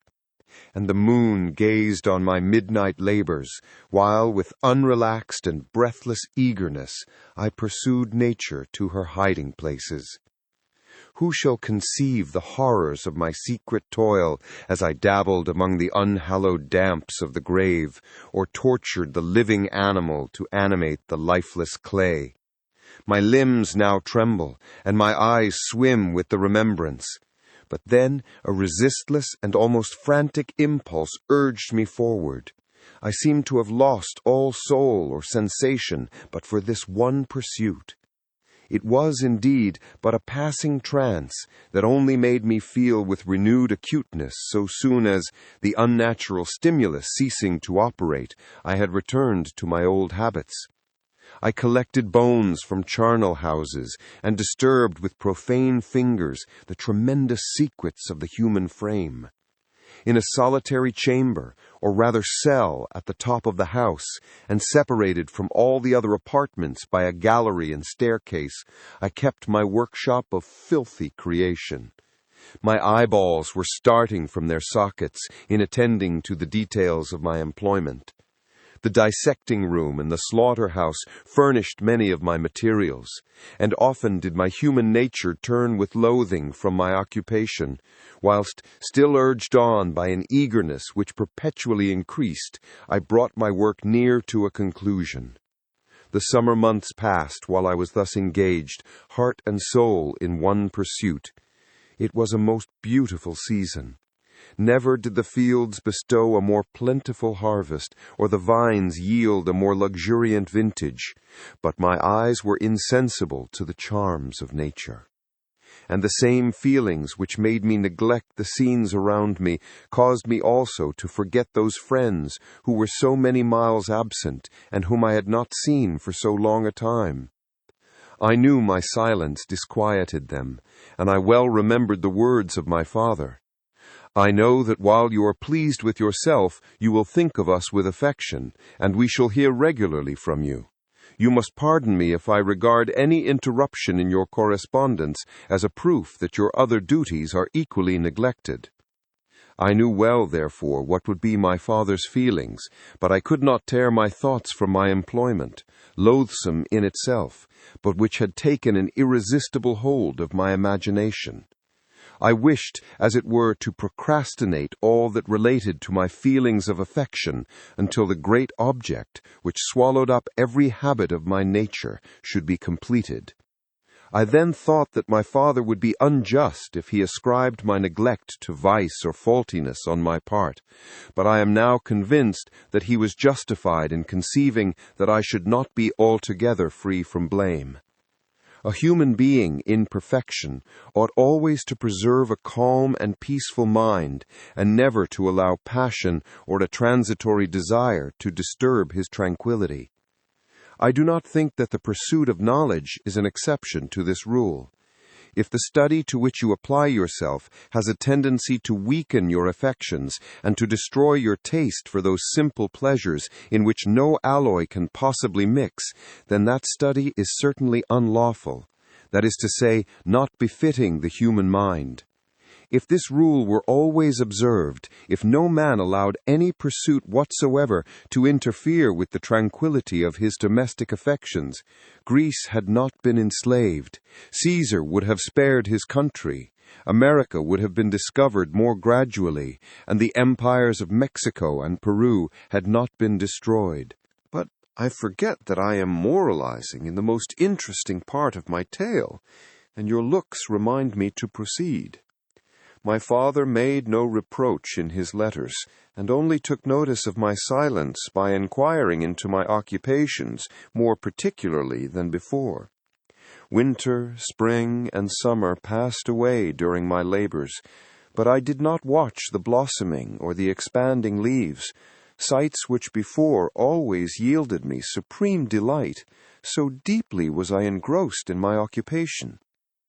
The leaves of that year had withered before my work drew near to a close, and now every day showed me more plainly how well I had succeeded. But my enthusiasm was checked by my anxiety, and I appeared rather like one doomed by slavery to toil in the mines or any other unwholesome trade than an artist occupied by his favorite employment. Every night I was oppressed by a slow fever, and I became nervous to a most painful degree. The fall of a leaf startled me, and I shunned my fellow creatures as if I had been guilty of a crime. Sometimes I grew alarmed at the wreck I perceived that I had become. The energy of my purpose alone sustained me. My labors would soon end, and I believed that exercise and amusement would then drive away incipient disease, and I promised myself both of these when my creation should be complete. Chapter 5. It was on a dreary night of November that I beheld the accomplishment of my toils. With an anxiety that almost amounted to agony, I collected the instruments of life around me, that I might infuse a spark of being into the lifeless thing that lay at my feet. It was already 1 a.m. The rain pattered dismally against the panes, and my candle was nearly burnt out, when by the glimmer of the half-extinguished light I saw the dull yellow eye of the creature open. It breathed hard, and a convulsive motion agitated its limbs. How can I describe my emotions at this catastrophe, or how delineate the wretch whom with such infinite pains and care I had endeavored to form? His limbs were in proportion, and I had selected his features as beautiful. Beautiful! Great God! His yellow skin scarcely covered the work of muscles and arteries beneath. His hair was of a lustrous black and flowing, his teeth of a pearly whiteness, but these luxuriances only formed a more horrid contrast with his watery eyes, that seemed almost of the same color as the dun-white sockets in which they were set, his shriveled complexion and straight black lips. The different accidents of life are not so changeable as the feelings of human nature. I had worked hard for nearly 2 years for the sole purpose of infusing life into an inanimate body. For this I had deprived myself of rest and health. I had desired it with an ardor that far exceeded moderation. But now that I had finished, the beauty of the dream vanished, and breathless horror and disgust filled my heart. Unable to endure the aspect of the being I had created, I rushed out of the room and continued a long time traversing my bedchamber, unable to compose my mind to sleep. At length lassitude succeeded to the tumult I had before endured, and I threw myself on the bed in my clothes, endeavoring to seek a few moments of forgetfulness. But it was in vain. I slept indeed, but I was disturbed by the wildest dreams. I thought I saw Elizabeth, in the bloom of health, walking in the streets of Ingolstadt. Delighted and surprised, I embraced her, but as I imprinted the first kiss on her lips, they became livid with the hue of death. Her features appeared to change, and I thought that I held the corpse of my dead mother in my arms. A shroud enveloped her form, and I saw the grave worms crawling in the folds of the flannel. I started from my sleep with horror. A cold dew covered my forehead, my teeth chattered, and every limb became convulsed, when, by the dim and yellow light of the moon, as it forced its way through the window shutters, I beheld the wretch, the miserable monster whom I had created. He held up the curtain of the bed, and his eyes, if eyes they may be called, were fixed on me. His jaws opened, and he muttered some inarticulate sounds, while a grin wrinkled his cheeks. He might have spoken, but I did not hear. One hand was stretched out, seemingly to detain me, but I escaped and rushed downstairs. I took refuge in the courtyard belonging to the house which I inhabited, where I remained during the rest of the night, walking up and down in the greatest agitation, listening attentively, catching and fearing each sound as if it were to announce the approach of the demoniacal corpse to which I had so miserably given life. Oh, no mortal could support the horror of that countenance.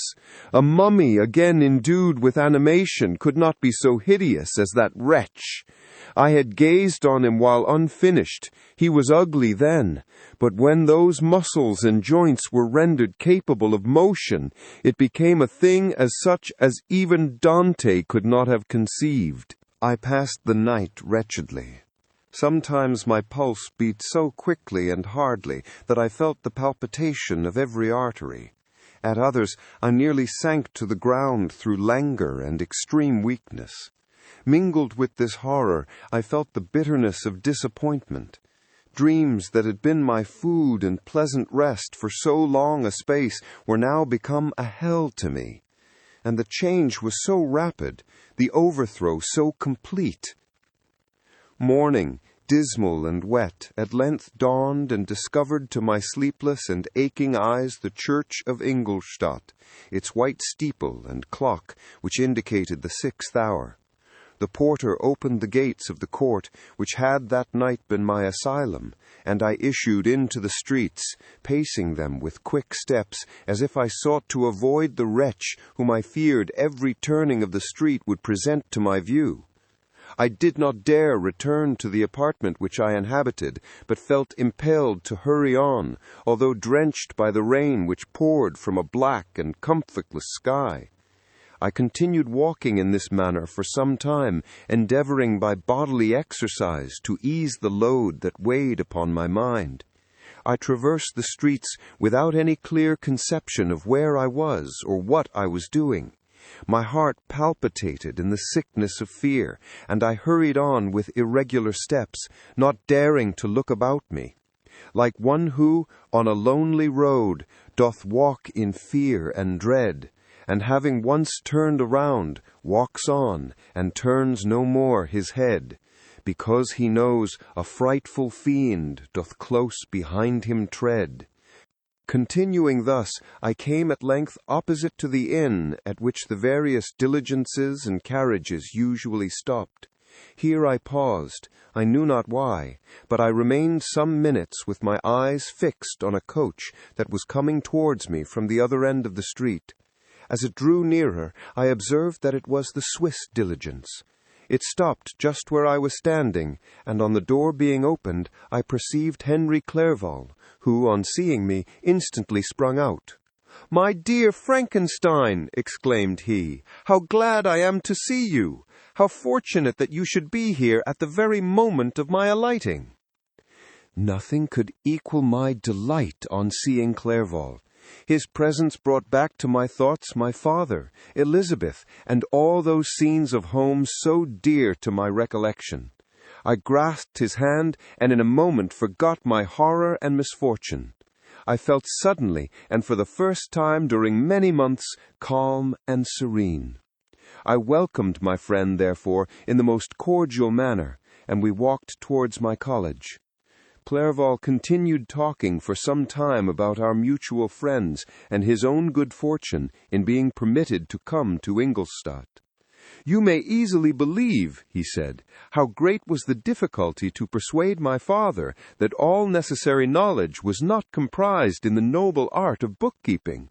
And indeed, I believe I left him incredulous to the last, for his constant answer to my unwearied entreaties was the same as that of the Dutch schoolmaster in The Vicar of Wakefield. 'I have 10,000 florins a year without Greek. I eat heartily without Greek.' But his affection for me at length overcame his dislike of learning, and he has permitted me to undertake a voyage of discovery to the land of knowledge. It gives me the greatest delight to see you. But tell me how you left my father, brothers, and Elizabeth." "Very well and very happy, only a little uneasy that they hear from you so seldom. By the by, I mean to lecture you a little upon their account myself. But my dear Frankenstein," he continued, short and gazing full in my face, "I did not before remark how very ill you appear, so thin and pale. You look as if you had been watching for several nights." "You have guessed right. I have lately been so deeply engaged in one occupation that I have not allowed myself sufficient rest, as you see, but I sincerely hope that all these employments are now at an end, and that I am at length free." I trembled excessively. I could not endure to think of, and far less to allude to, the occurrences of the preceding night. I walked with a quick pace, and we soon arrived at my college. I then reflected, and the thought made me shiver, that the creature whom I had left in my apartment might still be there, alive and walking about. I dreaded to behold this monster, but I feared still more that Henry should see him. Entreating him, therefore, to remain a few minutes at the bottom of the stairs, I darted up toward my own room. My hand was already on the lock of the door before I recollected myself. I then paused, and a cold shivering came over me. I threw the door forcibly open, as children are accustomed to do when they expect a spectre to stand in waiting for them on the other side. But nothing appeared. I stepped fearfully in. The apartment was empty, and my bedroom was also freed from its hideous guest. I could hardly believe that so great a good fortune could have befallen me, but when I became assured that my enemy had indeed fled, I clapped my hands for joy and ran down to Clerval. We ascended into my room, and the servant presently brought breakfast, but I was unable to contain myself. It was not joy only that possessed me. I felt my flesh tingle with excess of sensitiveness, and my pulse beat rapidly. I was unable to remain for a single instant in the same place. I jumped over the chairs, clapped my hands, and laughed aloud. Clerval at first attributed my unusual spirits to joy on his arrival, but when he observed me more attentively, he saw a wildness in my eyes for which he could not account, and my loud, unrestrained, heartless laughter frightened and astonished him. "My dear Victor," he cried, "what for God's sake is the matter? Do not laugh in that manner. How ill you are! What is the cause of all this?" "Don't ask me," I cried, putting my hands before my eyes, for I thought I saw the dreaded spectre glide into the room. "He can tell. Oh, save me! Save me!" I imagined that the monster seized me. I struggled furiously and fell down in a fit. Poor Clerval! What must have been his feelings? A meeting which he anticipated with such joy, so strangely turned to bitterness. But I was not the witness of his grief, for I was lifeless, and did not recover my senses for a long, long time. This was the commencement of a nervous fever which confined me for several months. During all that time, Henry was my only nurse. I afterwards learned that, knowing my father's advanced age and unfitness for so long a journey, and how wretched my sickness would make Elizabeth, he spared them this grief by concealing the extent of my disorder.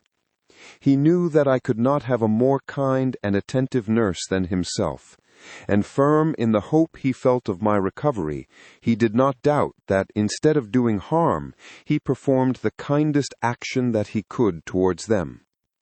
But I was in reality very ill, and surely nothing but the unbounded and unremitting attentions of my friend could have restored me to life. The form of the monster on whom I had bestowed existence was forever before my eyes, and I raved incessantly concerning him. Doubtless my words surprised Henry.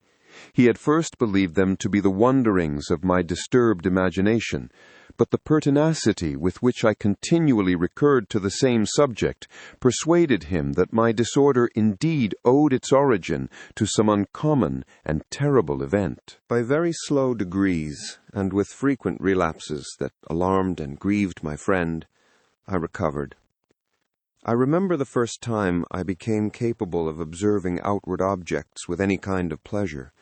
I perceived that the fallen leaves had disappeared, and that the young buds were shooting forth from the trees that shaded my window. It was a divine spring, and the season contributed greatly to my convalescence. I felt also sentiments of joy and affection revive in my bosom. My gloom disappeared, and in a short time I became as cheerful as before I was attacked by the fatal passion. "Dearest Clerval," exclaimed I, "how kind, how very good you are to me! This whole winter, instead of being spent in study as you promised yourself, has been consumed in my sick room. How shall I ever repay you? I feel the greatest remorse for the disappointment of which I have been the occasion, but you will forgive me. You will repay me entirely if you do not discompose yourself, but get well as fast as you can. And since you appear in such good spirits, I may speak to you on one subject, may I not?" I trembled. One subject? What could it be? Could he allude to an object on whom I dared not even think? "Compose yourself," said Clerval, who observed my change of color. "I will not mention it if it agitates you, but your father and cousin would be very happy if they received a letter from you in your own handwriting. They hardly know how ill you have been, and are uneasy at your long silence." "Is that all, my dear Henry? How could you suppose that my first thought would not fly towards those dear, dear friends whom I love, and who are so deserving of my love? If this is your present temper, my friend, you will perhaps be glad to see a letter that has been lying here some days for you. It is from your cousin, I believe." Chapter 6. Clerval then put the following letter into my hands. It was from my own Elizabeth. "My dearest cousin, you have been ill, very ill, and even the constant letters of dear kind Henry are not sufficient to reassure me on your account. You are forbidden to write, to hold a pen. Yet one word from you, dear Victor, is necessary to calm our apprehensions. For a long time I have thought that each post would bring this line, and my persuasions have restrained my uncle from undertaking a journey to Ingolstadt. I have prevented his encountering the inconveniences and perhaps dangers of so long a journey, yet how often have I regretted not being able to perform it myself.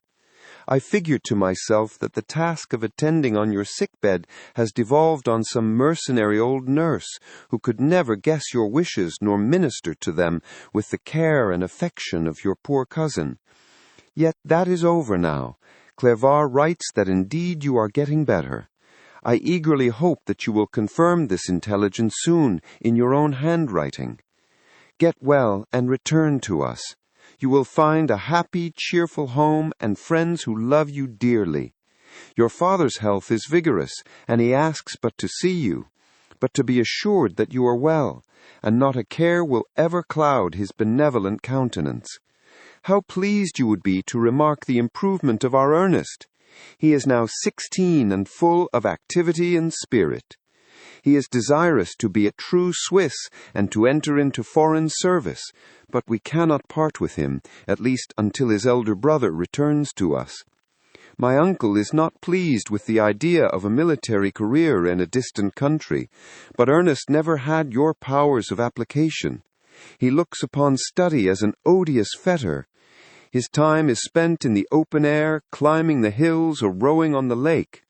I fear that he will become an idler unless we yield the point and permit him to enter on the profession which he has selected. Little alteration, except the growth of our dear children, has taken place since you left us. The blue lake and snow-clad mountains, they never change, and I think our placid home and our contented hearts are regulated by the same immutable laws. My trifling occupations take up my time and amuse me, and I am rewarded for any exertions by seeing none but happy, kind faces around me. Since you left us, but one change has taken place in our little household. Do you remember on what occasion Justine Moritz entered our family? Probably you do not. I will relate her history, therefore, in a few words.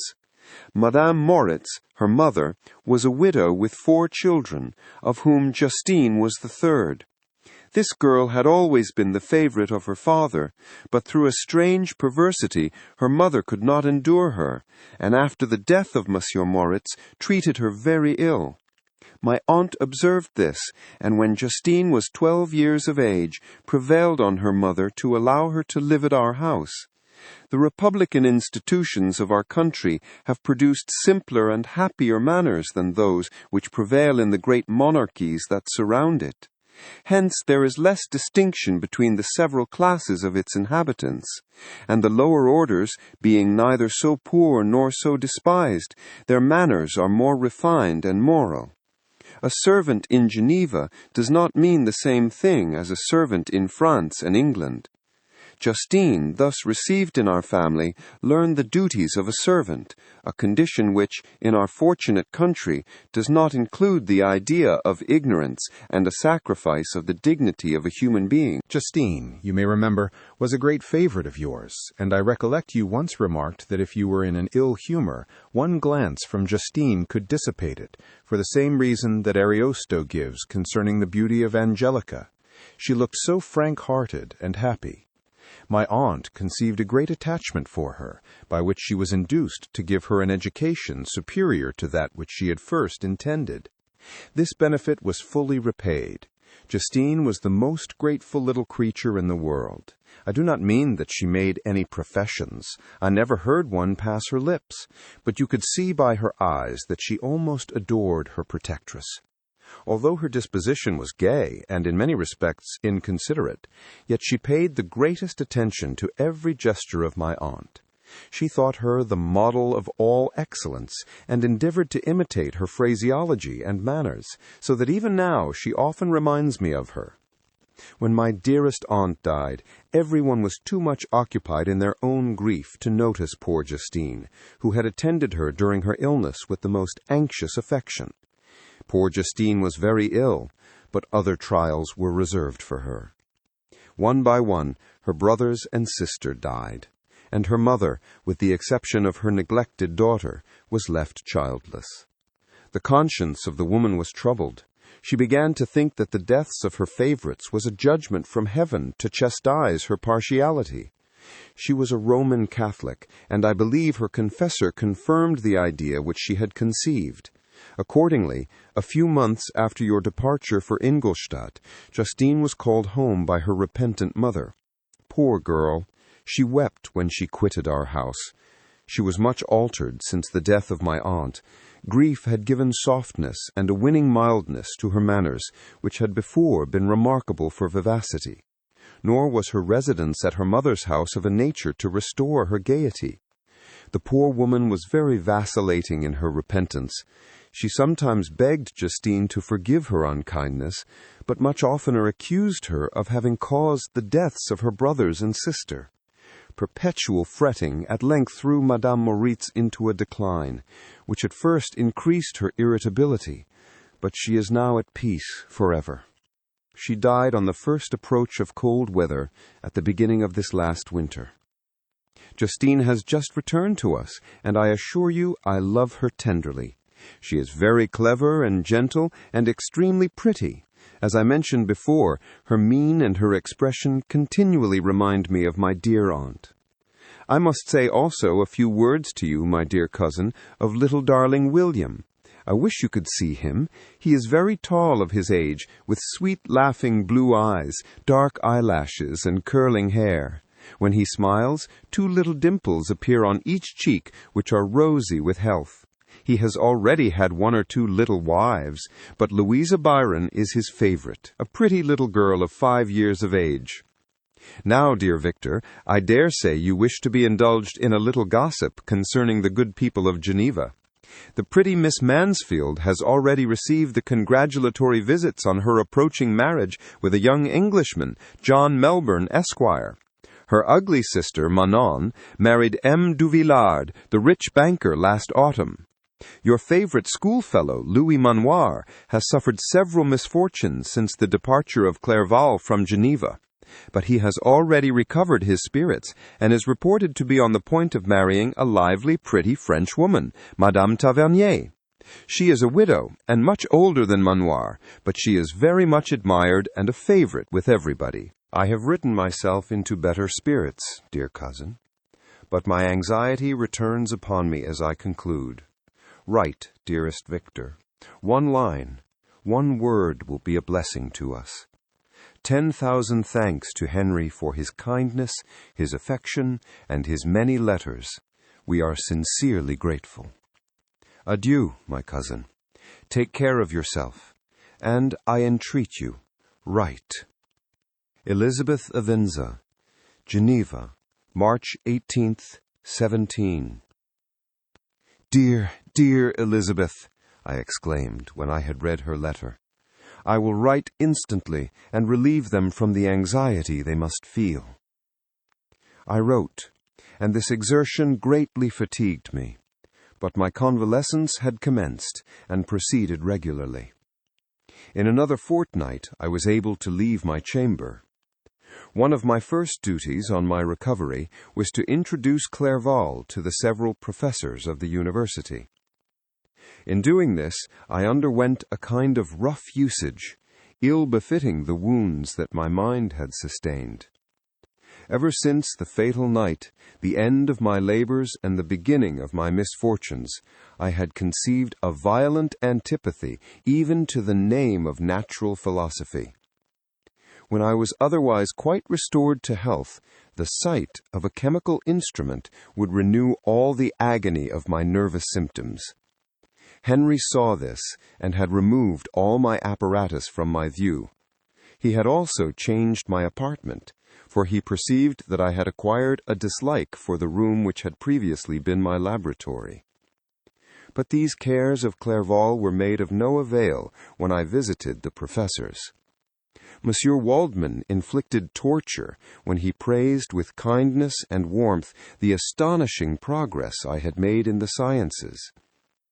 He soon perceived that I disliked the subject, but not guessing the real cause, he attributed my feelings to modesty, and changed the subject from my improvement to the science itself, with a desire, as I evidently saw, of drawing me out. What could I do? He meant to please, and he tormented me. I felt as if he had placed carefully, one by one in my view, those instruments which were to be afterwards used in putting me to a slow and cruel death. I writhed under his words, yet dared not exhibit the pain I felt. Clerval, whose eyes and feelings were always quick in discerning the sensations of others, declined the subject, alleging in excuse his total ignorance, and the conversation took a more general turn. I thanked my friend from my heart, but I did not speak. I saw plainly that he was surprised, but he never attempted to draw my secret from me, and although I loved him with a mixture of affection and reverence that knew no bounds, yet I could never persuade myself to confide in him that event which was so often present to my recollection, but which I feared the detail to another would only impress more deeply. Krempe was not equally docile, and in my condition at that time of almost insupportable sensitivity, his harsh, blunt encomiums gave me even more pain than the benevolent approbation of Monsieur Waldman. "Damn that fellow!" cried he. "Why, Monsieur Clerval, I assure you he has outstripped us all. Aye, stare if you please, but it is nevertheless true. A youngster who, but a few years ago, believed in Cornelius Agrippa as firmly as in the Gospel, has now set himself at the head of the university, and if he is not soon pulled down, we shall all be out of countenance.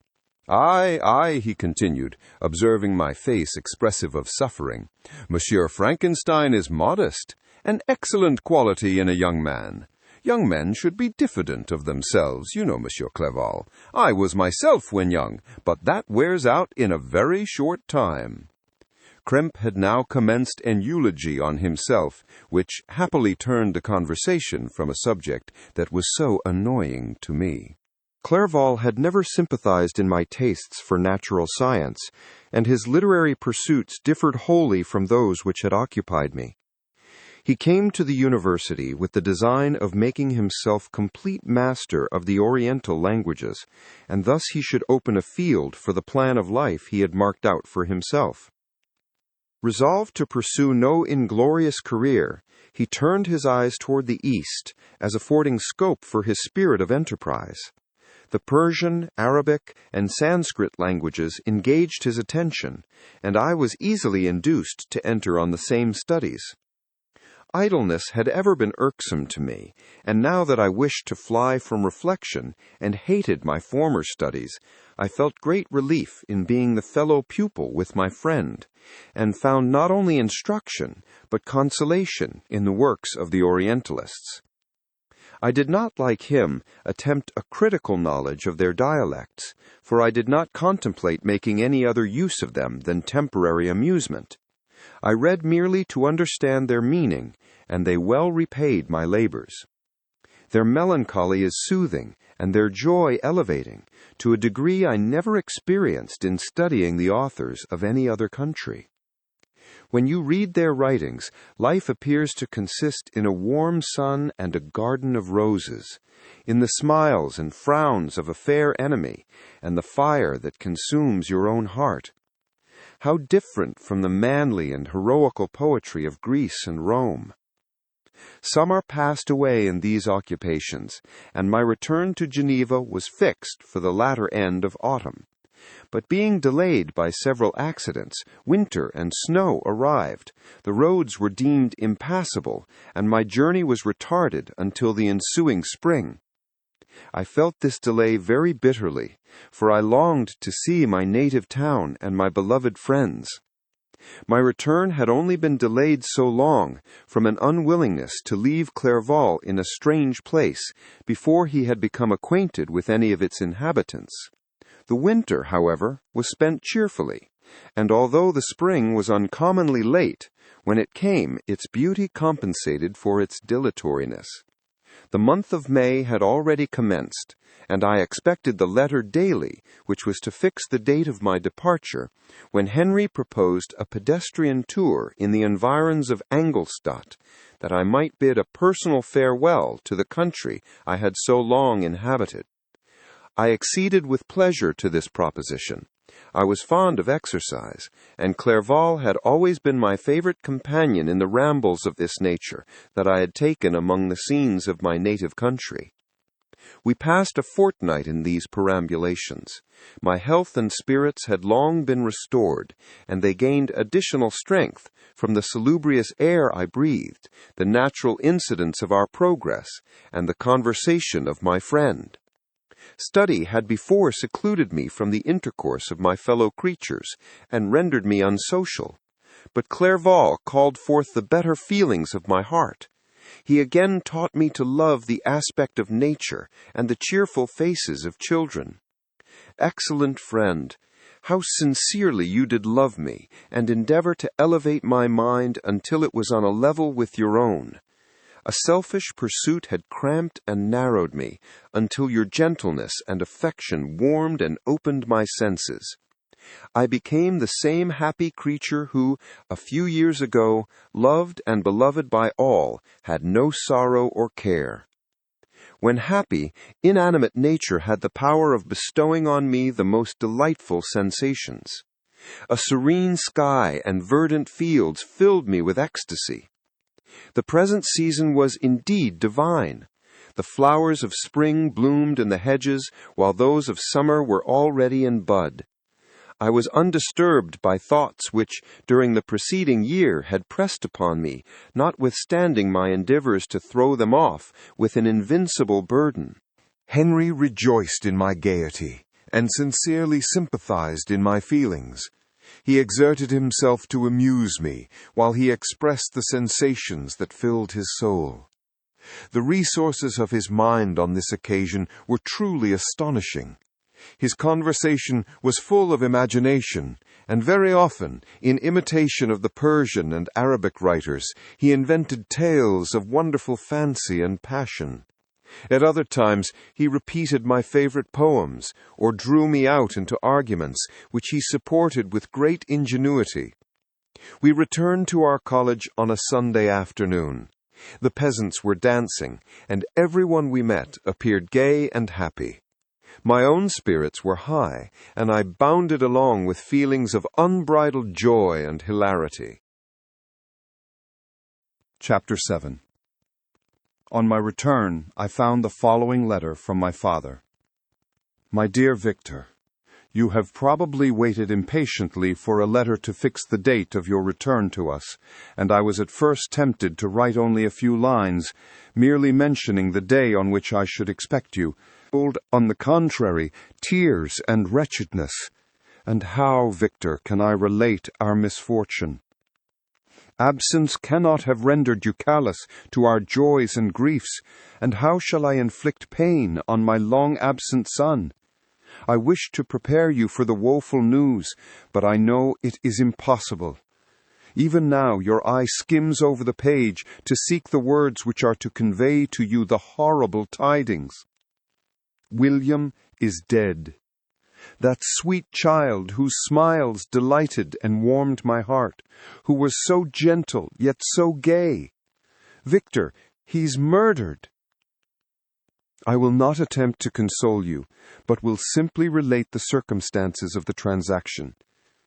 Last Thursday, May 7th, I, my niece, and your 2 brothers went to walk in Plain Palais. The evening was warm and serene, and we prolonged our walk farther than usual. It was already dusk before we thought of returning, and then we discovered that William and Ernest, who had gone on before, were not to be found. We accordingly rested on a seat until they should return. Presently Ernest came and inquired if we had seen his brother. He said that he had been playing with him, that William had run away to hide himself, and that he vainly sought for him, and afterwards waited for a long time, but that he did not return. This account rather alarmed us, and we continued to search for him until night fell, when Elizabeth conjectured that he might have returned to the house. He was not there. We returned again with torches, for I could not rest when I thought that my sweet boy had lost himself and was exposed to all the damps and dews of night. Elizabeth also suffered extreme anguish.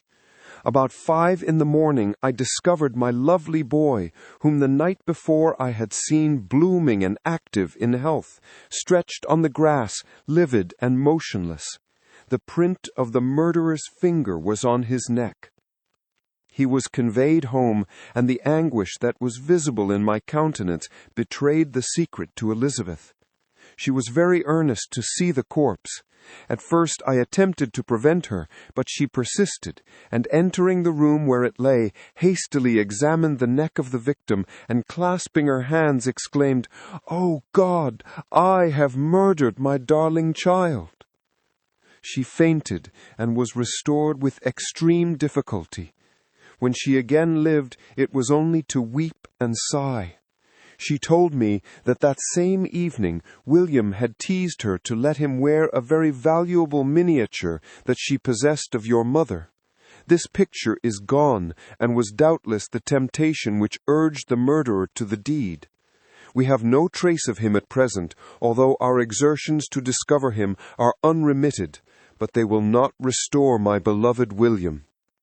come, dearest Victor. You alone can console Elizabeth. She weeps continually and accuses herself unjustly as the cause of his death. Her words pierce my heart. We are all unhappy, but will not that be an additional motive for you, my son, to return and be our comforter? Your dear mother. Alas, Victor, I now say, thank God she did not live to witness the cruel, miserable death of her youngest darling. Come, Victor, not brooding thoughts of vengeance against the assassin, but with feelings of peace and gentleness that will heal instead of festering the wounds of our minds. Enter the house of mourning, my friend, but with kindness and affection for those who love you, and not with hatred for your enemies. Your affectionate and afflicted father, Alphonse Frankenstein. Geneva, May 12th, 17... Clerval, who had watched my countenance as I read this letter, was surprised to observe the despair that succeeded the joy I at first expressed on receiving news from my friends. I threw the letter on the table and covered my face with my hands. "My dear Frankenstein," exclaimed Henry, when he perceived me weep with bitterness, "are you always to be unhappy? My dear friend, what has happened?" I motioned him to take up the letter, while I walked up and down the room in the extremest agitation.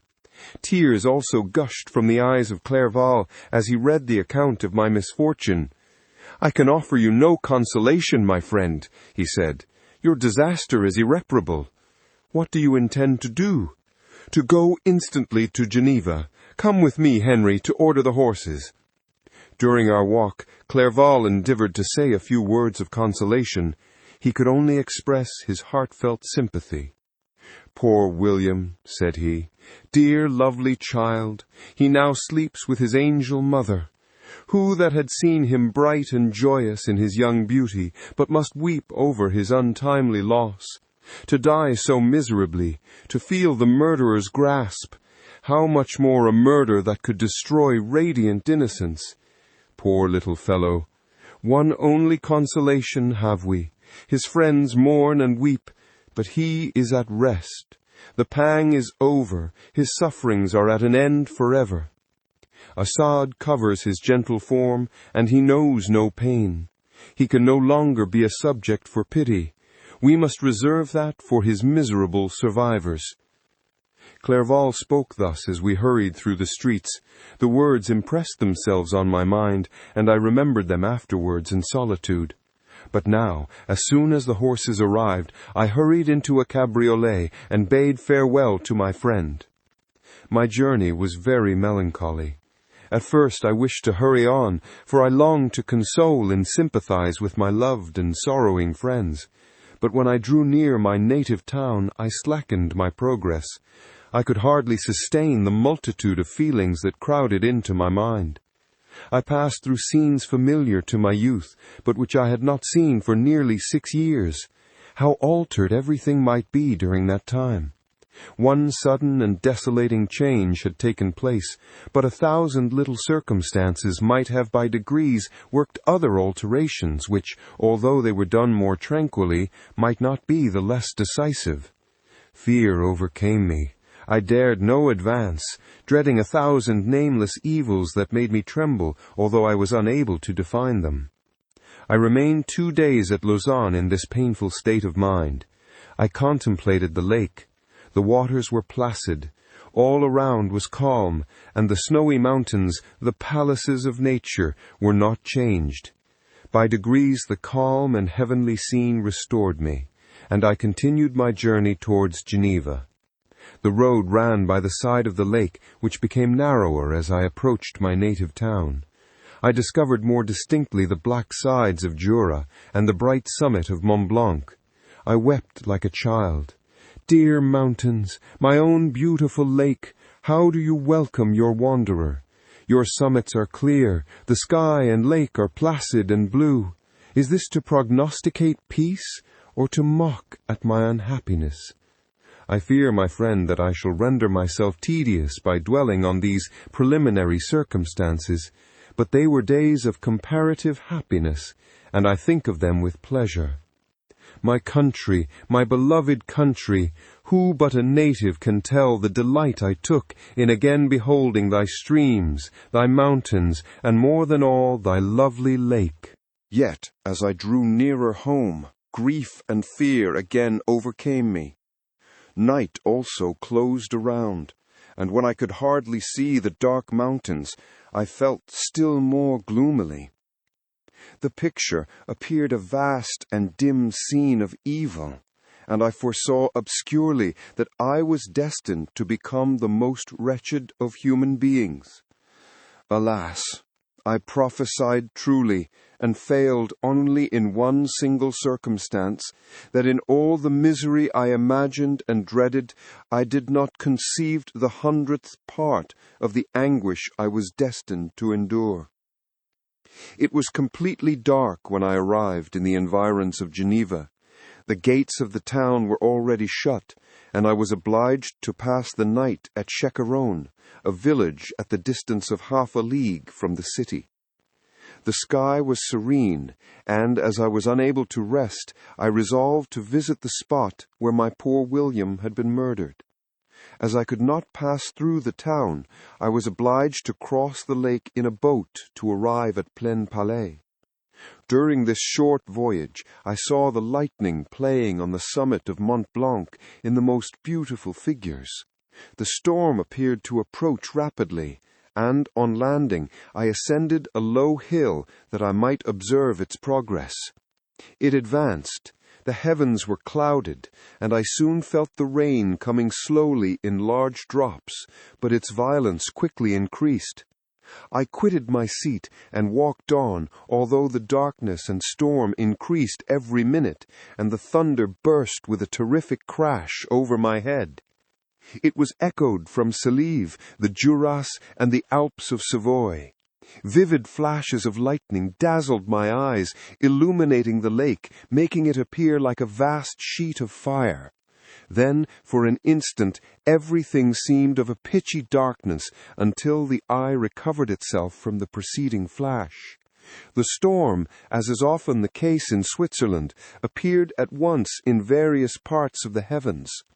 The most violent storm hung exactly north of the town, over the part of the lake which lies between the promontory of Belle-Rive and the village of Coppet. Another storm enlightened Jura with faint flashes, and another darkened and sometimes disclosed the Mole, a peaked mountain to the east of the lake. While I watched the tempest, so beautiful yet terrific, I wandered on with a hasty step. This noble war in the sky elevated my spirits. I clasped my hands and exclaimed, "William, dear angel, this is thy funeral, this thy dirge." As I said these words, I perceived in the gloom a figure which stole from behind a clump of trees near me. I stood fixed, gazing intently. I could not be mistaken. A flash of lightning illuminated the object and discovered its shape plainly to me.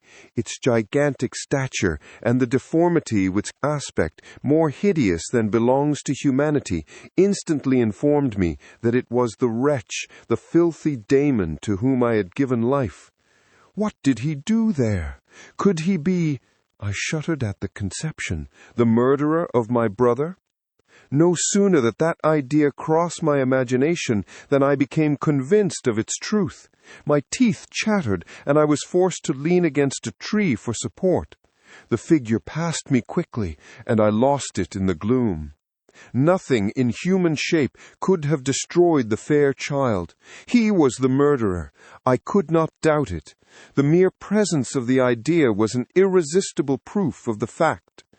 I thought of pursuing the devil, but it would have been in vain, for another flash discovered him to me, hanging among the rocks of the nearly perpendicular ascent of Mont Salève, a hill that bounds Plaine Palais on the south.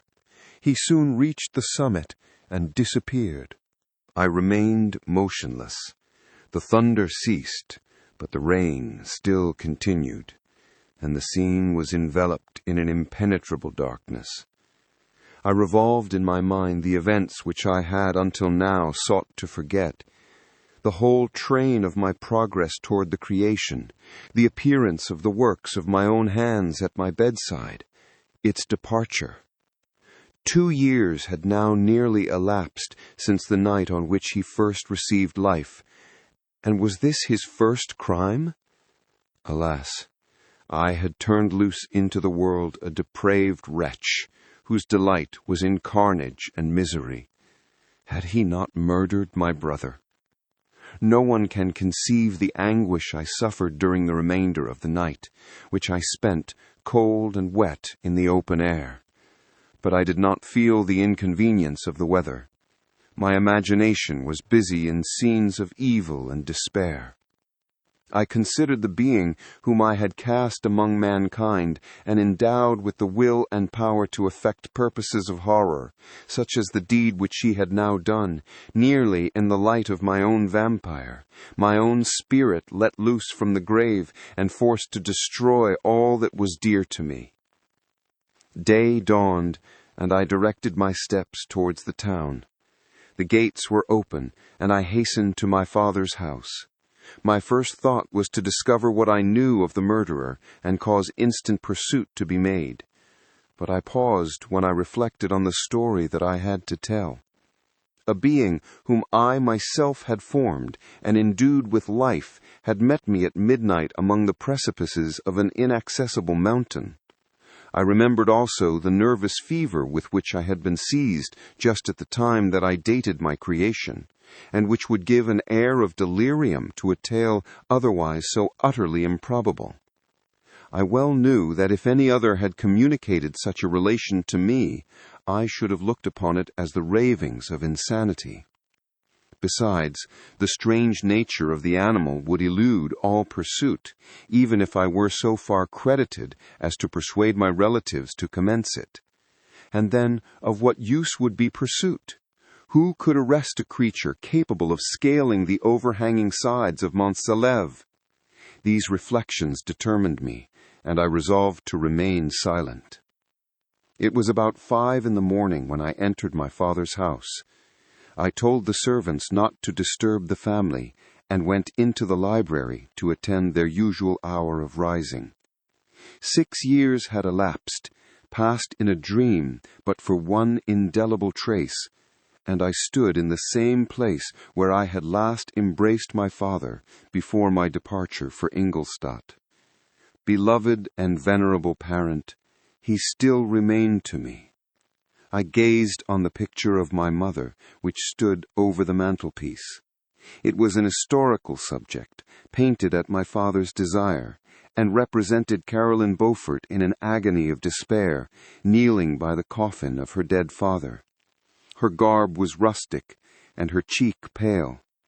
But there was an air of dignity and beauty that hardly permitted the sentiment of pity.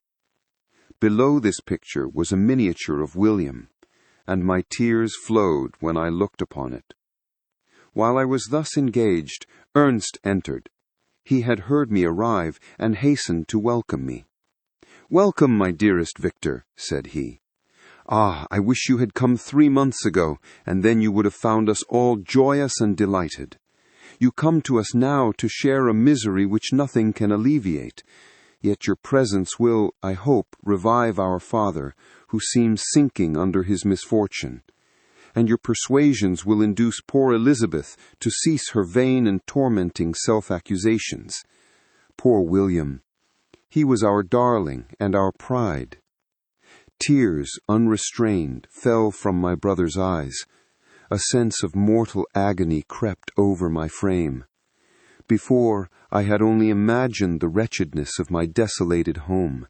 The reality came on me as a new and a not less terrible disaster. I tried to calm Ernst. I inquired more minutely concerning my father, and here I named my cousin. "She, most of all," said Ernest, "requires consolation. She accused herself of having caused the death of my brother, and that made her very wretched.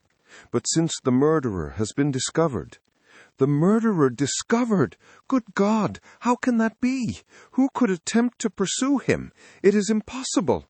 One might as well try to overtake the winds or confine a mountain stream with a straw. I saw him too. He was free last night." "I do not know what you mean," replied my brother, in accents of wonder. "But to us the discovery we have made completes our misery. No one would believe it at first, and even now Elizabeth will not be convinced, notwithstanding all the evidence. Indeed, who would credit that Justine Moritz, who was so amiable and fond of all the family, could suddenly become so capable of so frightful, so appalling a crime? Justine Moritz! Poor girl! Is she the accused? But it is wrongfully. Everyone knows that. No one believes it, surely, Ernest." "No one did at first, but several circumstances came out that have almost forced conviction upon us, and her own behavior has been so confused as to add to the evidence of facts a weight that I fear leaves no hope for doubt. But she will be tried today, and you will then hear all." He then related that the morning on which the murder of poor William had been discovered, Justine had been taken ill and confined to her bed for several days. During this interval, one of the servants, happening to examine the apparel she had worn on the night of the murder, had discovered in her pocket the picture of my mother, which had been judged to be the temptation of the murderer. The servant instantly showed it to one of the others, who, without saying a word to any of the family, went to a magistrate, and upon their deposition Justine was apprehended. On being charged with the fact, the poor girl confirmed the suspicion in a great measure by her extreme confusion of manner. This was a strange tale, but it did not shake my faith, and I replied earnestly, "You are all mistaken. I know the murderer. Justine, poor good Justine, is innocent." At that instant my father entered. I saw unhappiness deeply impressed on his countenance, but he endeavored to welcome me cheerfully, and after we had exchanged our mournful greeting, would have introduced some other topic than that of our disaster, had it not Ernest exclaimed, "Good God, Papa! Victor says that he knows who was the murderer of poor William." "We do also, unfortunately," replied my father, "for indeed I had rather have been forever ignorant than have discovered so much depravity and ingratitude in one I valued so highly." "My dear father, you are mistaken. Justine is innocent." "If she is, God forbid that she should suffer as guilty. She is to be tried today, and I sincerely hope, that she will be acquitted." This speech calmed me. I was firmly convinced in mine own mind that Justine, and indeed every human being, was guiltless of this murder. I had no fear, therefore, that any circumstantial evidence could be brought forward strong enough to convict her. My tale was not one to announce publicly. Its astounding horror would be looked upon as madness by the vulgar. Did anyone indeed exist, except I, the Creator, who would believe, unless his senses convinced him, in the existence of the living monument of presumption and rash ignorance which I had let loose upon the world? We were soon joined by Elizabeth. Time had altered her since I last beheld her. It had endowed her with loveliness surpassing the beauty of her childish years. There was the same candor, the same vivacity, but it was allied to an expression more full of sensibility and intellect. She welcomed me with the greatest affection. "Your arrival, my dear cousin," she said, "fills me with hope. You perhaps will find some means to justify my poor guiltless Justine. Alas, who is safe if she be convicted of crime? I rely on her innocence as certainly as I do upon my own. Our misfortune is doubly hard to us. We have not only lost that lovely darling boy, but this poor girl whom I sincerely love is to be torn away by even a worse fate. If she is condemned, I never shall know joy more. But she will not, I am sure she will not, and then I shall be happy again, even after the sad death of my little William." "She is innocent, my Elizabeth," I said, "and that shall be proved. Fear nothing, but let your spirits be cheered by the assurance of her acquittal." How kind and generous you are! Everyone else believes in her guilt, and that made me wretched, for I knew that it was impossible.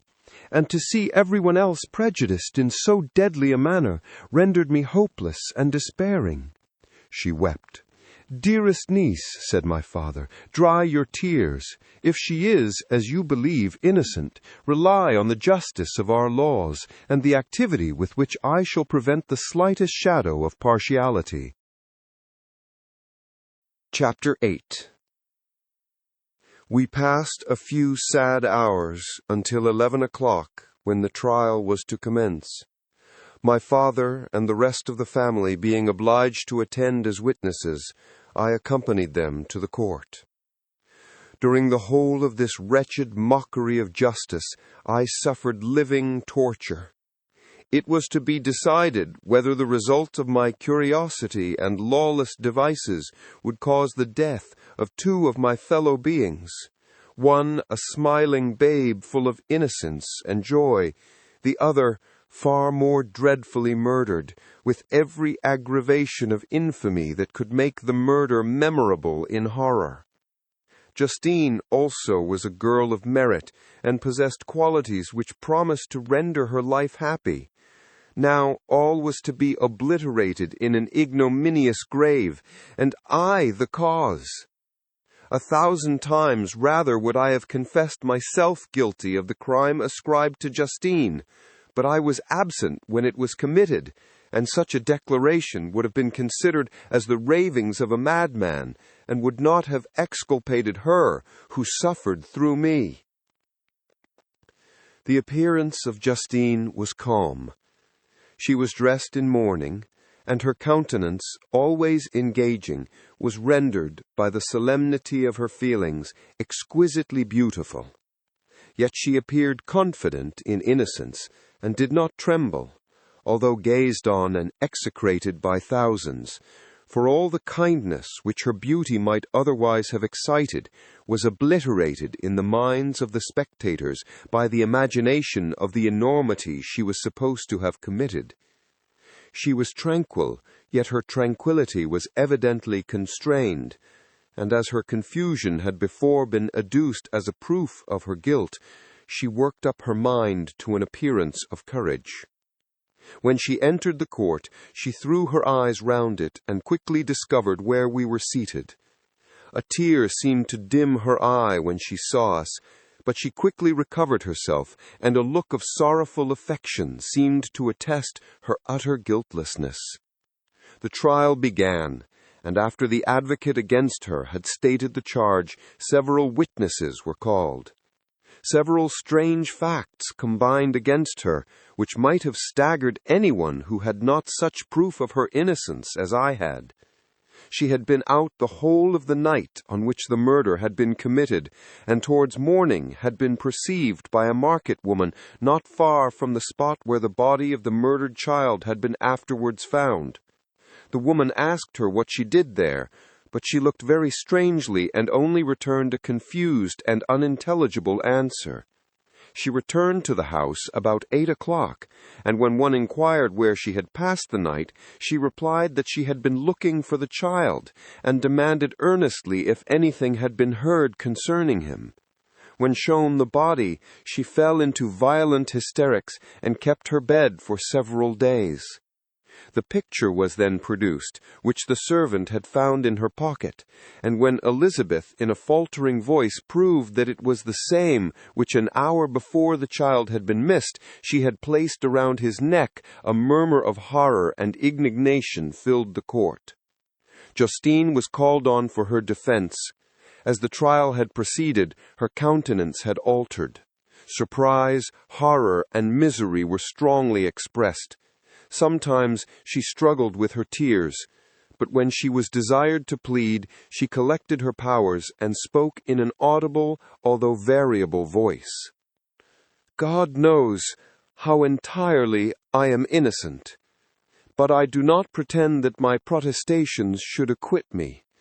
I rest my innocence on a plain and simple explanation of the facts which have been adduced against me, and I hope the character I have always borne will incline my judges to a favorable interpretation where any circumstance appears doubtful or suspicious." She then related that by the permission of Elizabeth, she had passed the evening of the night on which the murder had been committed at the house of an aunt at Cheyne, a village situated at about a league from Geneva. On her return, at about 9 o'clock, she met a man who asked her if she had seen anything of the child who was lost.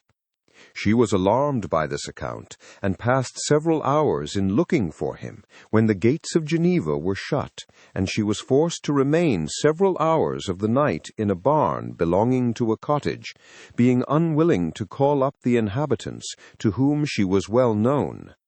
Most of the night she spent here watching. Towards morning she believed that she slept for a few minutes. Some steps disturbed her, and she awoke. It was dawn, and she quitted her asylum, that she might again endeavor to find my brother. If she had gone near the spot where his body lay, it was without her knowledge. That she had been bewildered when questioned by the market woman was not surprising, since she had passed a sleepless night, and the fate of poor William was yet uncertain. Concerning the picture, she could give no account. "I know," continued the unhappy victim, "how heavily and fatally this one circumstance weighs against me, but I have no power of explaining it, and when I have expressed my utter ignorance, I am only left to conjecture concerning the probabilities by which it might have been placed in my pocket. But here also I am checked. I believe that I have no enemy on earth, and none surely would have been so wicked as to destroy me wantonly. Did the murderer place it there? I know of no opportunity afforded him for so doing. Or if I had, why should he have stolen the jewel to part with it again so soon? I commit my cause to the justice of my judges, yet I see no room for hope. I beg permission to have a few witnesses examined concerning my character, and if their testimony shall not overweigh my supposed guilt, I must be condemned, although I would pledge my salvation on my innocence." Several witnesses were called who had known her for many years, and they spoke well of her. But fear and hatred of the crime of which they supposed her guilty rendered them timorous and unwilling to come forward. Elizabeth saw even this last resort, her excellent dispositions and irreproachable conduct, about to fail the accused, when, although violently agitated, she desired permission to address the court. "I am," said she, "the cousin of the unhappy child who was murdered, or rather his sister, for I was educated by and have lived with his parents ever since, and even long before his birth. It may therefore be judged indecent in me to come forward on this occasion. But when I see a fellow creature about to perish through the cowardice of her pretended friends, I wish to be allowed to speak, that I may say what I know of her character. I am well acquainted with the accused. I have lived in the same house with her, at one time for 5, and at another for nearly 2 years. During all that period, she appeared to me the most amiable and benevolent of human creatures. She nursed Madame Frankenstein, my aunt, in her last illness, with the greatest affection and care, and afterwards attended her own mother during a tedious illness in a manner that excited the admiration of all who knew her. After which she again lived in my uncle's house, where she was beloved by all the family. She was warmly attached to the child who is now dead, and acted towards him like a most affectionate mother. For my own part, I do not hesitate to say that notwithstanding all the evidence produced against her, I believe and rely on her perfect innocence. She had no temptation for such an action. As to the bauble on which the chief proof rests, if she had earnestly desired it, I should have willingly given it to her. So much do I esteem and value her." A murmur of approbation followed Elizabeth's simple and powerful appeal. but it was excited by her generous interference, and not in favor of poor Justine, on whom the public indignation was turned with renewed violence, charging her with the blackest ingratitude. She herself wept as Elizabeth spoke, but she did not answer. My own agitation and anguish was extreme during the whole trial. I believed in her innocence. I knew it. Could the daemon who had, I did not for a minute doubt, murdered my brother also in his hellish court, have betrayed the innocent to death and ignominy? I could not sustain the horror of my situation, and when I perceived that the popular voice and the countenances of the judges had already condemned my unhappy victim, I rushed out of the court in agony. The tortures of the accused did not equal mine. She was sustained by innocence, but the fangs of remorse tore my bosom and would not forego their hold. I passed a night of unmingled wretchedness. In the morning I went to the court. My lips and throat were parched. I dared not ask the fatal question, but I was known, and the officer guessed the cause of my visit. The ballots had been thrown. They were all black, and Justine was condemned. I cannot pretend to describe what I then felt. I had before experienced sensations of horror, and I have endeavored to bestow upon them adequate expressions, but words cannot convey an idea of the heart-sickening despair that I then endured. The person to whom I addressed myself added that Justine had already confessed her guilt. That evidence, he observed, was hardly required in so glaring a case, but I am glad of it, and indeed none of our judges like to condemn a criminal upon circumstantial evidence, be it ever so decisive. This was strange and unexpected intelligence. What could it mean? Had my eyes deceived me? And was I really as mad as the whole world would believe me to be if I disclosed the object of my suspicions? I hastened to return home, and Elizabeth eagerly demanded the result.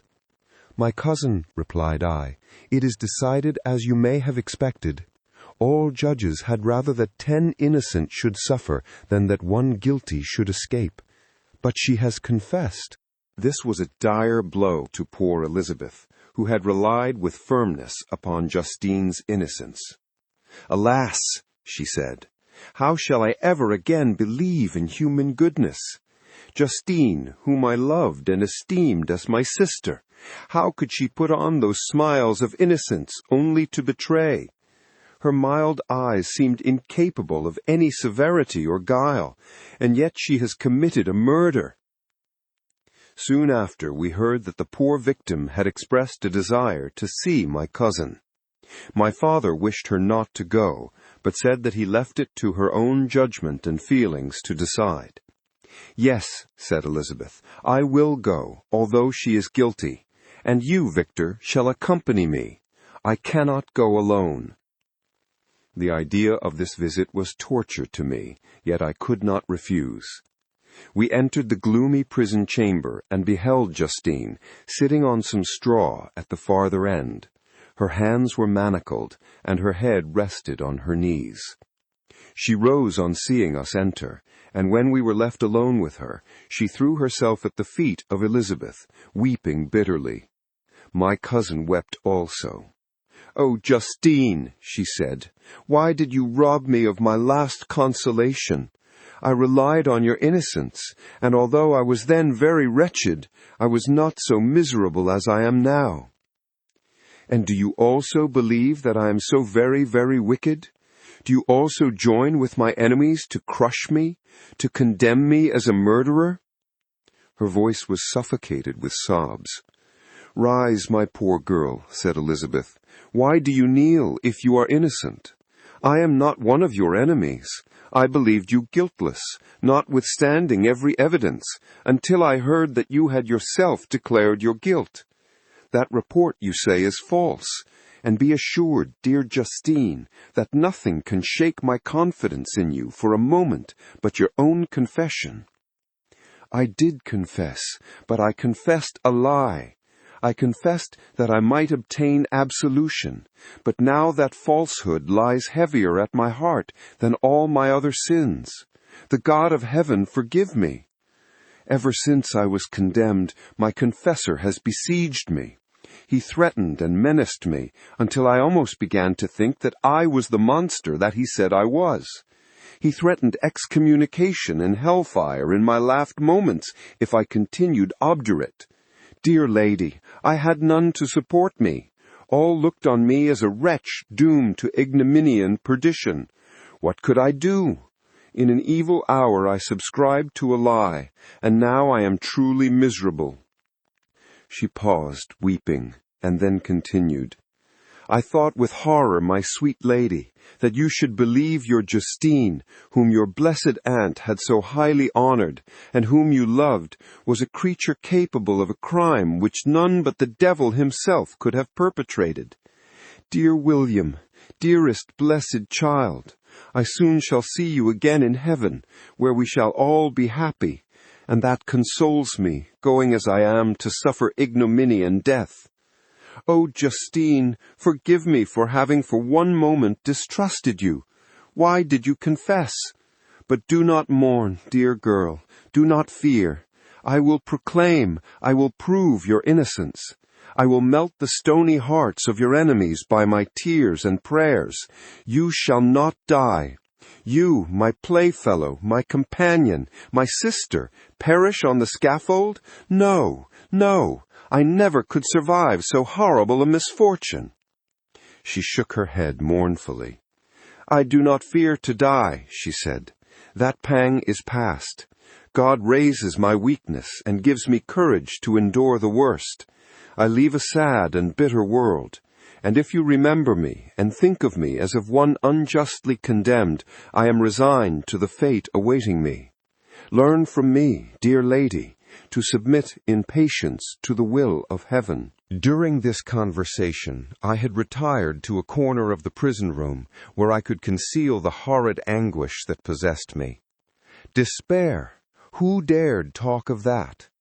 The poor victim, who on the morrow was to pass the awful boundary between life and death, felt not, as I did, such deep and bitter agony.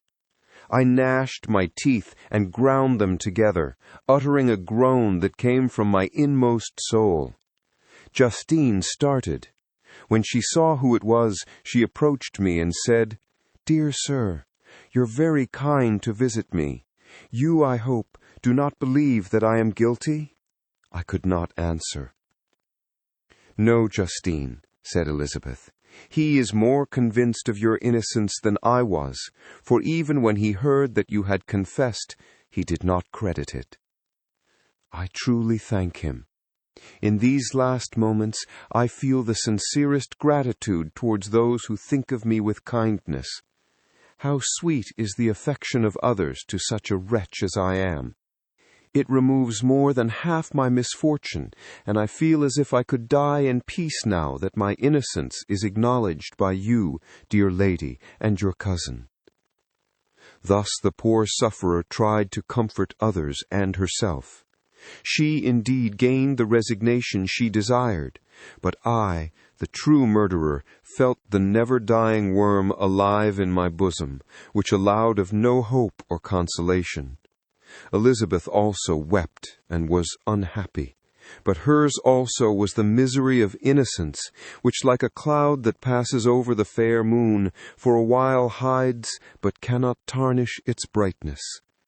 Anguish and despair had penetrated into the core of my heart. I bore a hell within me which nothing could extinguish. We stayed several hours with Justine, and it was with great difficulty that Elizabeth could tear herself away. "I wish," she cried, "that I were to die with you. I cannot live in this world of misery." Justine assumed an air of cheerfulness, while she with difficulty repressed her bitter tears. She embraced Elizabeth and said, in a voice of half-suppressed emotion, "Farewell, sweet lady, dearest Elizabeth, my beloved and only friend. May heaven in its bounty bless and preserve you. May this be the last misfortune that you will ever suffer. Live and be happy, and make others so." And on the morrow Justine died.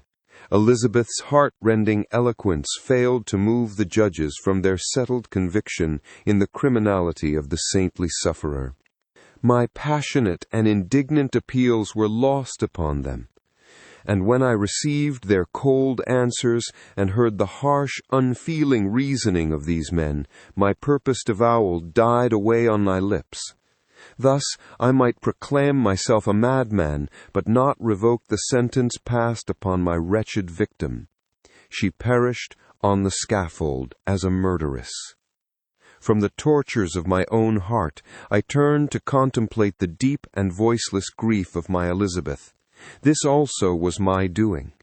And my father's woe, and the desolation of that late so smiling home, all was the work of my thrice accursed Annes. Ye weep, unhappy ones, but these are not your last tears. Again shall you raise the funeral wail, and the sound of your lamentations shall again and again be heard. Frankenstein, your son, your kinsman, your early, much-loved friend, he who would spend each vital drop of blood for your sakes, who has no thought nor sense of joy except as it is mirrored also in your dear countenances, who would fill the air with blessings and spend his life in serving you, he bids you weep, to shed countless tears. Happy beyond his hopes, if thus inexorable fate be satisfied, and if the destruction pause before the peace of the grave have succeeded to your sad torments. Thus spoke my prophetic soul, as, torn by remorse, horror, and despair, I beheld those I loved spend vain sorrow upon the graves of William and Justine, the first hapless victims to my unhallowed arts. Chapter 9. Nothing is more painful to the human mind than, after the feelings had been worked up by a quick succession of events, the dead calmness of inaction and certainty which follows and deprives the soul both of hope and fear. Justine died, she rested, and I was alive. The blood flowed freely in my veins, but a weight of despair and remorse pressed on my heart which nothing could remove. Sleep fled from my eyes. I wandered like an evil spirit, for I had committed deeds of mischief beyond description horrible, and more, much more, I persuaded myself, was yet behind. Yet my heart overflowed with kindness and the love of virtue. I had begun life with benevolent intentions, and thirsted for the moment when I should put them in practice and make myself useful to my fellow beings. Now all was blasted. Instead of that serenity of conscience which allowed me to look back upon the past with self-satisfaction, and from thence to gather promise of new hopes, I was seized by remorse and the sense of guilt which hurried me away to a hell of intense tortures such as no language can describe. This state of mind preyed upon my health, which had perhaps never entirely recovered from the first shock it had sustained. I shunned the face of man. All sound of joy or complacency was torture to me. Solitude was my only consolation, deep, dark, death-like solitude. My father observed with pain the alteration perceptible in my disposition and habits, and endeavored by arguments deduced from the feelings of his serene conscience and guiltless life to inspire me with fortitude and awaken in me the courage to dispel the dark cloud which brooded over me. "Do you think, Victor," he said, "that I do not suffer also? No one could love a child more than I loved your brother." Tears came into his eyes as he spoke. "But is it not a duty to the survivors that we should refrain from augmenting their unhappiness by an appearance of immoderate grief? It is also a duty owed to yourself, for excessive sorrow prevents improvement or enjoyment, or even the discharge of daily usefulness, without which no man is fit for society. This advice, although good, was totally inapplicable to my case. I should have been the first to hide my grief and console my friends if remorse had not mingled its bitterness and terror its alarm with my other sensations. Now I could only answer my father with a look of despair and endeavor to hide myself from his view. About this time we retired to our house at Bellerive. This change was particularly agreeable to me. The shutting of the gates regularly at 10 o'clock and the impossibility of remaining on the lake after that hour had rendered our residence within the walls of Geneva very irksome to me. I was now free. Often, after the rest of the family had retired for the night, I took the boat and passed many hours upon the water. Sometimes, with my sails set, I was carried by the wind, and sometimes, after rowing into the middle of the lake, I left the boat to pursue its own course, and gave way to my own miserable reflections. I was often tempted, when all was at peace around me, and I the only unquiet thing that wandered restless in a scene so beautiful and heavenly, if I except some bat, or the frogs whose harsh and interrupted croaking was heard only when I approached the shore. Often, I say, I was tempted to plunge into the silent lake, that the waters might close over me and my calamities forever.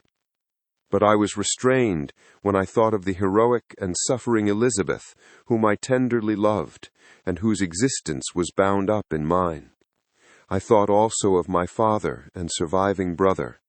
Should I, by my base desertion, leave them exposed and unprotected to the mass of the fiend whom I had let loose among them? At these moments I wept bitterly, and wished that peace would revisit my mind, only that I might afford them consolation and happiness. But that could not be. Remorse extinguished every hope. I had been the author of unalterable evils, and I lived in daily fear lest the monster whom I had created should perpetrate some new wickedness. I had an obscure feeling that all was not over, and that he would still commit some signal crime, which by its enormity should almost efface the recollection of the past. There was always scope for fear so long as anything I loved remained behind. My abhorrence of this fiend cannot be conceived. When I thought of him, I gnashed my teeth, my eyes became inflamed, and I ardently wished to extinguish that life which I had so thoughtlessly bestowed. When I reflected on his crimes and malice, my hatred and revenge burst all bounds of moderation.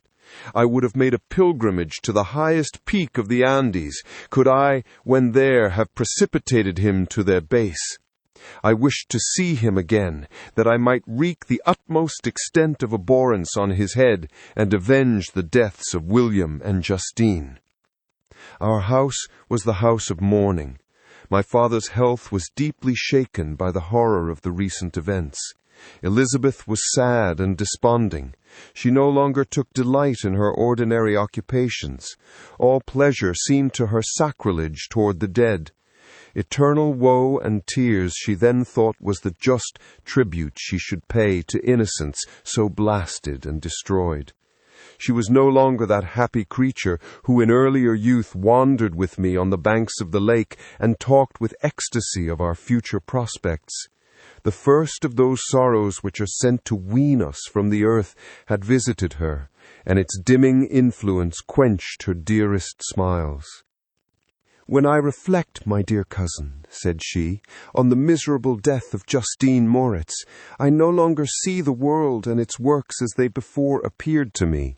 Before, I looked upon the accounts of vice and injustice that I read in books or heard from others as tales of ancient days or imaginary evils. At least they were remote and more familiar to reason than to the imagination.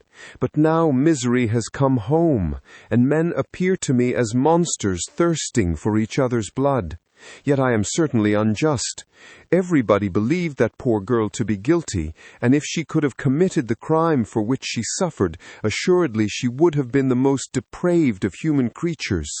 For the sake of a few jewels, to have murdered the son of her benefactor and friend, a child whom she had nursed from its birth, and appeared to love as if it had been her own.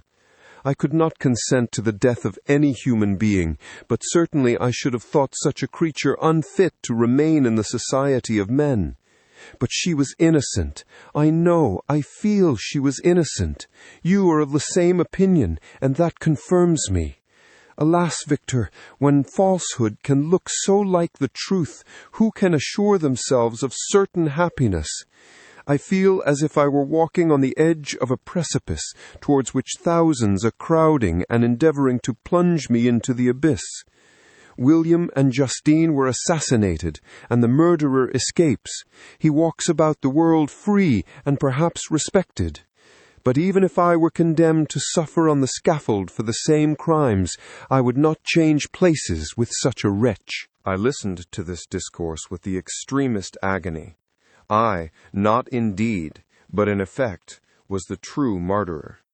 Elizabeth read my anguish in my countenance, and kindly taking my hand, said, "My dearest friend, you must calm yourself. These events have affected me, God knows how deeply. But I am not so wretched as you are. There is an expression of despair, and sometimes of revenge in your countenance that makes me tremble. Dear Victor, banish these dark passions. Remember the friends around you who center all their hopes in you. Have we lost the power of rendering you happy?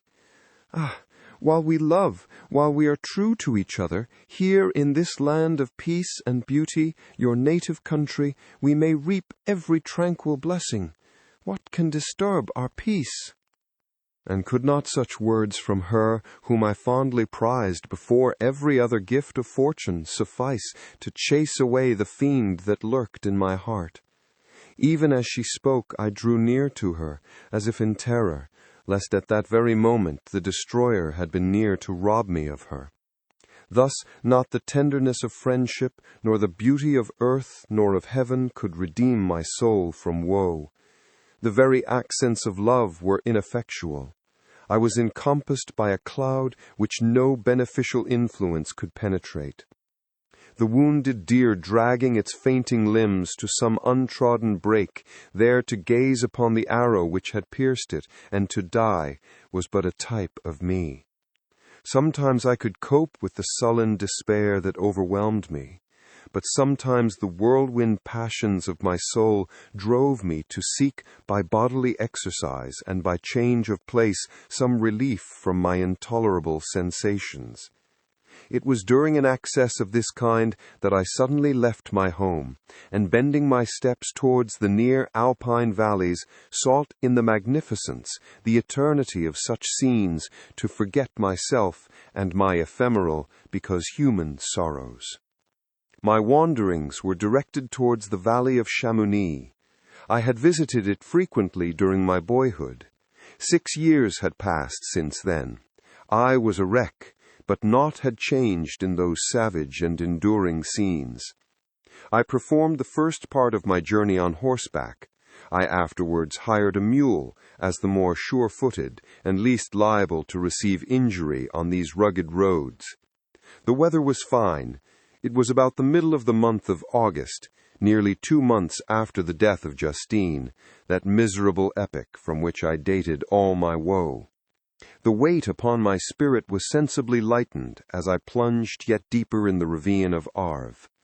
The immense mountains and precipices that overhung me on every side, the sound of the river raging among the rocks, and the dashing of the waterfalls around, spoke of a power mighty as omnipotence, and I ceased to fear or to bend before any being less almighty than that which had created and ruled the elements, here displayed in their most terrific guise.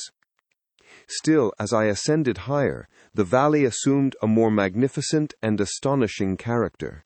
Ruined castles hanging on the precipices of piny mountains, the impetuous Arve, and cottages every here and there peeping forth from among the trees, formed a scene of singular beauty. but it was augmented and rendered sublime by the mighty Alps, whose white and shining pyramids and domes towered above all as belonging to another earth, the habitations of another race of beings. I passed the bridge of Pélissier, where the ravine which the river forms opened before me, and I began to ascend the mountain that overhangs it. Soon after, I entered the valley of Chamonix. This valley is more wonderful and sublime, but not so beautiful and picturesque as that of Servox, through which I had just passed. The high and snowy mountains were its immediate boundaries, but I saw no more ruined castles and fertile fields. Immense glaciers approached the road. I heard the rumbling thunder of the falling avalanche and marked the smoke of its passage. Mont Blanc, the supreme and magnificent Mont Blanc, raised itself from the surrounding aiguilles, and its tremendous dome overlooked the valley. A tingling, long-lost sense of pleasure often came across me during this journey. Some turn in the road, some new object suddenly perceived and recognized, reminded me of days gone by, and were associated with the light-hearted gaiety of boyhood. The very winds whispered in soothing accents, and maternal nature bade me weep no more. Then again the kindly influence ceased to act. I found myself fettered again to grief and indulging in all the misery of reflection. Then I spurred on my animal, striving so to forget the world, my fears, and more than all, myself. Or, in a more desperate fashion, I alighted and threw myself on the grass, weighed down by horror and despair. At length I arrived at the village of Chamonix. Exhaustion succeeded to the extreme fatigue, both of body and mind, which I had endured. For a short space of time, I remained at the window watching the pallid lightnings that played above Mont Blanc and listening to the rushing of the Arve, which pursued its noisy way beneath. The same lulling sounds acted as a lullaby to my too keen sensations. When I placed my head upon my pillow, sleep crept over me. I felt it as it came and blessed the giver of oblivion. Chapter 10. I spent the following day roaming through the valley. I stood beside the sources of the Arveiron, which take their rise in a glacier that with slow pace is advancing down from the summit of the hills to barricade the valley. The abrupt sides of vast mountains were before me. The icy wall of the glacier overhung me. A few shattered pines were scouted around, and the solemn silence of this glorious presence chamber of imperial nature was broken only by the brawling waves or the fall of some vast fragment. The thunder sound of the avalanche, or the cracking, reverberated along the mountains of the accumulated ice which, through the silent working of immutable laws, was ever and anon rent and torn, as if it had been but a plaything in their hands. These sublime and magnificent scenes afforded me the greatest consolation that I was capable of receiving. They elevated me from all littleness of feeling, and although they did not remove my grief, they subdued and tranquilized it. In some degree, also, they diverted my mind from the thoughts over which it had brooded for the last month. I retired to rest at night. My slumbers, as it were, waited on and ministered to by the assemblance of grand shapes which I had contemplated during the day. They congregated round me, the unstained snowy mountain-top, the glittering pinnacle, the pine woods and ragged bare ravine, the eagle soaring amidst the clouds. They all gathered round me and bade me be at peace. Where had they fled when the next morning I awoke? All of soul inspiriting fled with sleep, and dark melancholy clouded every thought. The rain was pouring in torrents, and thick mists hid the summits of the mountains, so that I even saw not the faces of those mighty friends. Still I would penetrate their misty veil, and seek them in their cloudy retreats. What were rain and storm to me? My mule was brought to the door, and I resolved to ascend to the summit of Montanvert. I remembered the effect that the view of the tremendous and ever-moving glacier had produced upon my mind when I first saw it. It had then filled me with a sublime ecstasy that gave wings to the soul and allowed it to soar from the obscure world to light and joy. The sight of the awful and majestic in nature had indeed always the effect of solemnizing my mind and causing me to forget the passing cares of life. I determined to go without a guide, for I was well acquainted with the path, and the presence of another would destroy the solitary grandeur of the scene. The ascent is precipitous, but the path is cut into continual and short windings, which enable you to surmount the perpendicularity of the mountain. It is a scene terrifically desolated. In 1,000 spots the traces of the winter avalanche may be perceived, where trees lie broken and strewed on the ground, some entirely destroyed, others bent, leaning upon the jutting rocks of the mountain or transversely upon other trees. The path, as you ascend higher, is intersected by ravines of snow, down which stones continually roll from above. One of them is particularly dangerous, as the slightest sound, such as even speaking in a loud voice, produces a concussion of air sufficient to draw destruction upon the head of the speaker. The pines are not tall or luxuriant, but they are somber, and add an air of severity to the scene. I looked on the valley beneath. Vast mists were rising from the rivers which ran through it, and curling in thick wreaths around the opposite mountains, whose summits were hid in the uniform clouds, while rain poured from the dark sky and added to the melancholy impression I received from the objects around me. Alas! Why does man boast of sensibilities superior to those apparent in the brute? It only renders them more necessary beings. If our impulses were confined to hunger, thirst, and desire, we might be nearly free. But now we are moved by every wind that blows, and a chance word or scene that word may convey to us. We rest. A dream has power to poison sleep. We rise. One wandering thought pollutes the day. We feel, conceive, or reason, laugh or weep, embrace fond woe or cast our cares away. It is the same, for be it joy or sorrow, the path of its departure still is free. Man's yesterday may ne'er be like his morrow. Naught may endure, but mutability. It was nearly noon when I arrived at the top of the ascent. For some time I sat upon the rock that overlooks the sea of ice. A mist covered both that and the surrounding mountains. Presently a breeze dissipated the cloud, and I descended upon the glacier.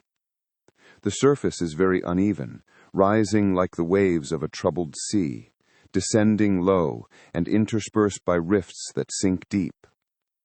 The field of ice is almost a league in width, but I spent nearly 2 hours in crossing it.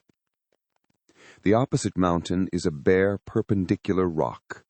From the side where I now stood, Montanvert was exactly opposite, at the distance of a league, and above it rose Mont Blanc in awful majesty. I remained in a recess of the rock, gazing on this wonderful and stupendous scene. The sea, or rather the vast river of ice, wound among its dependent mountains, whose aerial summits hung over its recesses. Their icy and glittering peaks shone in the sunlight over the clouds. My heart, which was before sorrowful, now swelled with something like joy. I exclaimed, "Wandering spirits, if indeed ye wander, and do not rest in your narrow beds, allow me this faint happiness, or take me as your companion away from the joys of life." As I said this, I suddenly beheld the figure of a man, at some distance, advancing towards me with superhuman speed. he bounded over the crevices in the ice, among which I had walked with caution. His stature, also, as he approached, seemed to exceed that of man. I was troubled. A mist came over my eyes, and I felt a faintness seize me, but I was quickly restored by the cold gale of the mountains. I perceived, as the shape came nearer, sight tremendous and abhorred, that it was the wretch whom I had created. I trembled with rage and horror, resolving to wait his approach and then close with him in mortal combat. He approached. His countenance bespoke bitter anguish, combined with disdain and malignity, while its unearthly ugliness rendered it almost too horrible for human eyes. But I scarcely observed this. Rage and hatred had at first deprived me of utterance, and I recovered only to overwhelm him with words expressive of furious detestation and contempt. "Devil!" I exclaimed, "do you dare approach me? And do not you fear the fierce vengeance of my arm wreaked on your miserable head? Begone, vile insect, or rather stay, that I may trample you to dust. And oh, that I could, with the extinction of your miserable existence, restore those victims whom you have so diabolically murdered." "I expected this reception," said the daemon. "All men hate the wretched. How then must I be hated, who am miserable beyond all living things? Yet you, my Creator, detest and spurn me, thy creature, to whom thou art bound by ties only dissoluble by the annihilation of one of us.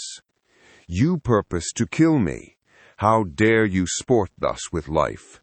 Do your duty toward me, and I will do mine toward you and the rest of mankind. If you will comply with my conditions, I will leave them and you at peace. But if you refuse, I will glut the maw of death until it be satiated with the blood of your remaining friends. Abhorred monster, fiend that thou art, the tortures of hell are too mild a vengeance for thy crimes. Wretched devil, you reproach me with your creation. Come on, then, that I may extinguish the spark which I so negligently bestowed." My rage was without bounds. I sprang on him, impelled by all the feelings which can arm one being against the existence of another. He easily eluded me and said, "Be calm. I entreat you to hear me before you give vent to your hatred on my devoted head. Have I not suffered enough that you seek to increase my misery? Life, although it may only be an accumulation of anguish, is dear to me, and I will defend it. Remember, thou hast made me more powerful than thyself. My height is superior to thine, my joints more supple. But I will not be tempted to set myself in opposition to thee. I am thy creature, and I will be even mild and docile to my natural lord and king, if thou wilt also perform thy part, the which thou owest me. O Frankenstein, be not equitable to every other, and trample upon me alone, to whom thy justice and even thy clemency and affection is most due. Remember that I am thy creature. I ought to be thy Adam, but I am rather the fallen angel, whom thou drivest from joy for no misdeed. Everywhere I see bliss, from which I alone am irrevocably excluded. I was benevolent and good. Misery made me a fiend. Make me happy, and I shall again be virtuous. Begone, I will not hear you. There can be no community between you and me. We are enemies. Begone, or let us try our strength in a fight in which one must fall." How can I move thee? Will no entreaties cause thee to turn a favorable eye upon thy creature, who implores thy goodness and compassion? Believe me, Frankenstein, I was benevolent. My soul glowed with love and humanity. But am I not alone, miserably alone? You, my Creator, abhor me. What hope can I gather from your fellow creatures, who owe me nothing? They spurn and hate me. The desert mountains and dreary glaciers are my refuge. I have wandered here many days. The caves of ice, which I only do not fear, are a dwelling to me, and the only one which man does not grudge.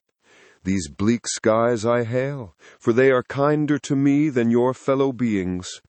If the multitude of mankind knew of my existence, they would do as you do, and arm themselves for my destruction. Shall I not then hate them who abhor me? I will keep no terms with my enemies. I am miserable, and they shall share my wretchedness. Yet it is in your power to recompense me, and deliver them from an evil which it only remains for you to make so great, that not only you and your family, but thousands of others shall be swallowed up in the whirlwinds of its rage. Let your compassion be moved, and do not disdain me. Listen to my tale. When you have heard that, abandon or commiserate me, as you shall judge that I deserve. But hear me. The guilty are allowed by human laws, bloody as they are, to speak in their own defense before they are condemned. Listen to me, Frankenstein. You accuse me of murder, and yet you would with a satisfied conscience destroy your own creature. Oh, praise the eternal justice of man. Yet I ask you not to spare me. Listen to me, and then, if you can, and if you will, destroy the work of your hands. Why do you call to my remembrance, I rejoined, circumstances of which I shudder to reflect that I have been the miserable origin and author? Cursed be the day, abhorred devil, in which you first saw light. Cursed, although I curse myself, be the hands that formed you. You have made me wretched beyond expression.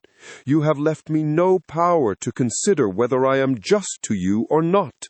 Begone, relieve me from the sight of your detested form. Thus I relieve thee, my Creator, he said, and placed his hated hands before my eyes, which I flung from me with violence. Thus I take from thee a sight which you abhor. Still thou canst listen to me, and grant me thy compassion. By the virtues that I once possessed, I demand this from you. Hear my tale. It is long and strange, and the temperature of this place is not fitting to your fine sensations. Come to the hut upon the mountain. The sun is yet high in the heavens. Before it descends to hide itself behind your snowy precipices and illuminate another world, you will have heard my story and can decide. On you it rests whether I quit forever the neighborhood of man and lead a harmless life, or become the scourge of your fellow creatures and the author of your own speedy ruin. As he said this, he led the way across the ice. I followed. My heart was full, and I did not answer him, but as I proceeded, I weighed the various arguments that he had used, and determined at least to listen to his tale. I was partly urged by curiosity, and compassion confirmed my resolution. I had hitherto supposed him to be the murderer of my brother, and I eagerly sought a confirmation or denial of this opinion. For the first time also, I felt what the duties of a creator towards his creature were, and that I ought to render him happy before I complained of his wickedness. These motives urged me to comply with his demand. We crossed the ice, therefore, and ascended the opposite rock. The air was cold, and the rain again began to descend. We entered the hut, the fiend with an air of exultation, I with a heavy heart and depressed spirits. But I consented to listen, and seating myself by the fire which my odious companion had lighted, he thus began his tale. Chapter 11. It is with considerable difficulty that I remember the original era of my being. All the events of that period appear confused and indistinct. A strange multiplicity of sensations seized me, and I saw, felt, heard, and smelt at the same time. and it was, indeed, a long time before I learned to distinguish between the operations of my various senses. By degrees, I remember, a stronger light pressed upon my nerves, so that I was obliged to shut my eyes. Darkness then came over me and troubled me, but hardly had I felt this when, by opening my eyes, as I now suppose, the light poured in upon me again. I walked, and, I believe, descended, but I presently found a great alteration in my sensations. Before, dark and opaque bodies had surrounded me, impervious to my touch or sight. But I now found that I could wander on at liberty, with no obstacles which I could not either surmount or avoid. The light became more and more oppressive to me, and the heat wearying me as I walked, I sought a place where I could receive shade. This was the forest near Ingolstadt, and here I lay by the side of a brook, resting from my fatigue, until I felt tormented by hunger and thirst. This roused me from my nearly dormant state, and I ate some berries which I found hanging on the trees or lying on the ground. I slaked my thirst at the brook, and then, lying down, was overcome by sleep. It was dark when I awoke. I felt cold also, and half frightened, as it were instinctively, finding myself so desolate. Before I had quitted your apartment, on a sensation of cold, I had covered myself with some clothes, but these were insufficient to secure me from the dews of night. I was a poor, helpless, miserable wretch. I knew and could distinguish nothing, but feeling pain invade me on all sides, I sat down and wept. Soon a gentle light stole over the heavens and gave me a sensation of pleasure. I started up and beheld a radiant form rise from among the trees. I gazed with a kind of wonder. It moved slowly, but it enlightened my path, and I again went out in search of berries. I was still cold when under one of the trees I found a huge cloak, with which I covered myself and sat down upon the ground. No distinct ideas occupied my mind. All was confused. I felt light and hunger and thirst and darkness. Innumerable sounds rang in my ears, and on all sides various scents saluted me. The only object that I could distinguish was the bright moon, and I fixed my eyes on that with pleasure. Several changes of day and night passed, and the orb of night had greatly lessened when I began to distinguish my sensations from each other. I gradually saw plainly the clear stream that supplied me with drink, and the trees that shaded me with their foliage. I was delighted when I first discovered that a pleasant sound which often saluted my ears proceeded from the throats of the little winged animals who had often intercepted the light from my eyes. I began also to observe with greater accuracy the forms that surrounded me, and to perceive the boundaries of the radiant roof of light which canopied me. Sometimes I tried to imitate the pleasant songs of the birds, but was unable. Sometimes I wished to express my sensations in my own mode, but the uncouth and inarticulate sounds which broke from me frightened me into silence again. The moon had disappeared from the night, and again, with a lessened form, showed itself while I still remained in the forest.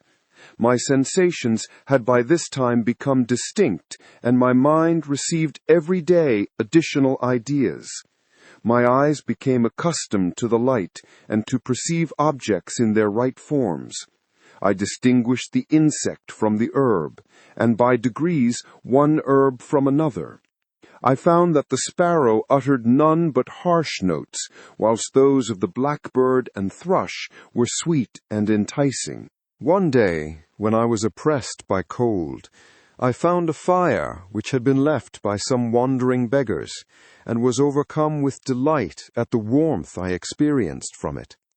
In my joy, I thrust my hand into the live embers, but quickly drew it out again with a cry of pain. How strange, I thought, that the same cause should produce such opposite effects. I examined the materials of the fire, and to my joy found it to be composed of wood. I quickly collected some branches, but they were wet and would not burn. I was pained at this, and sat still, watching the operation of the fire.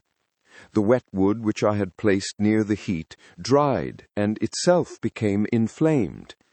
I reflected on this, and by touching the various branches, I discovered the cause, and busied myself in collecting a great quantity of wood, that I might dry it, and have a plentiful supply of fire. When night came on, and brought sleep with it, I was in the greatest fear lest my fire should be extinguished.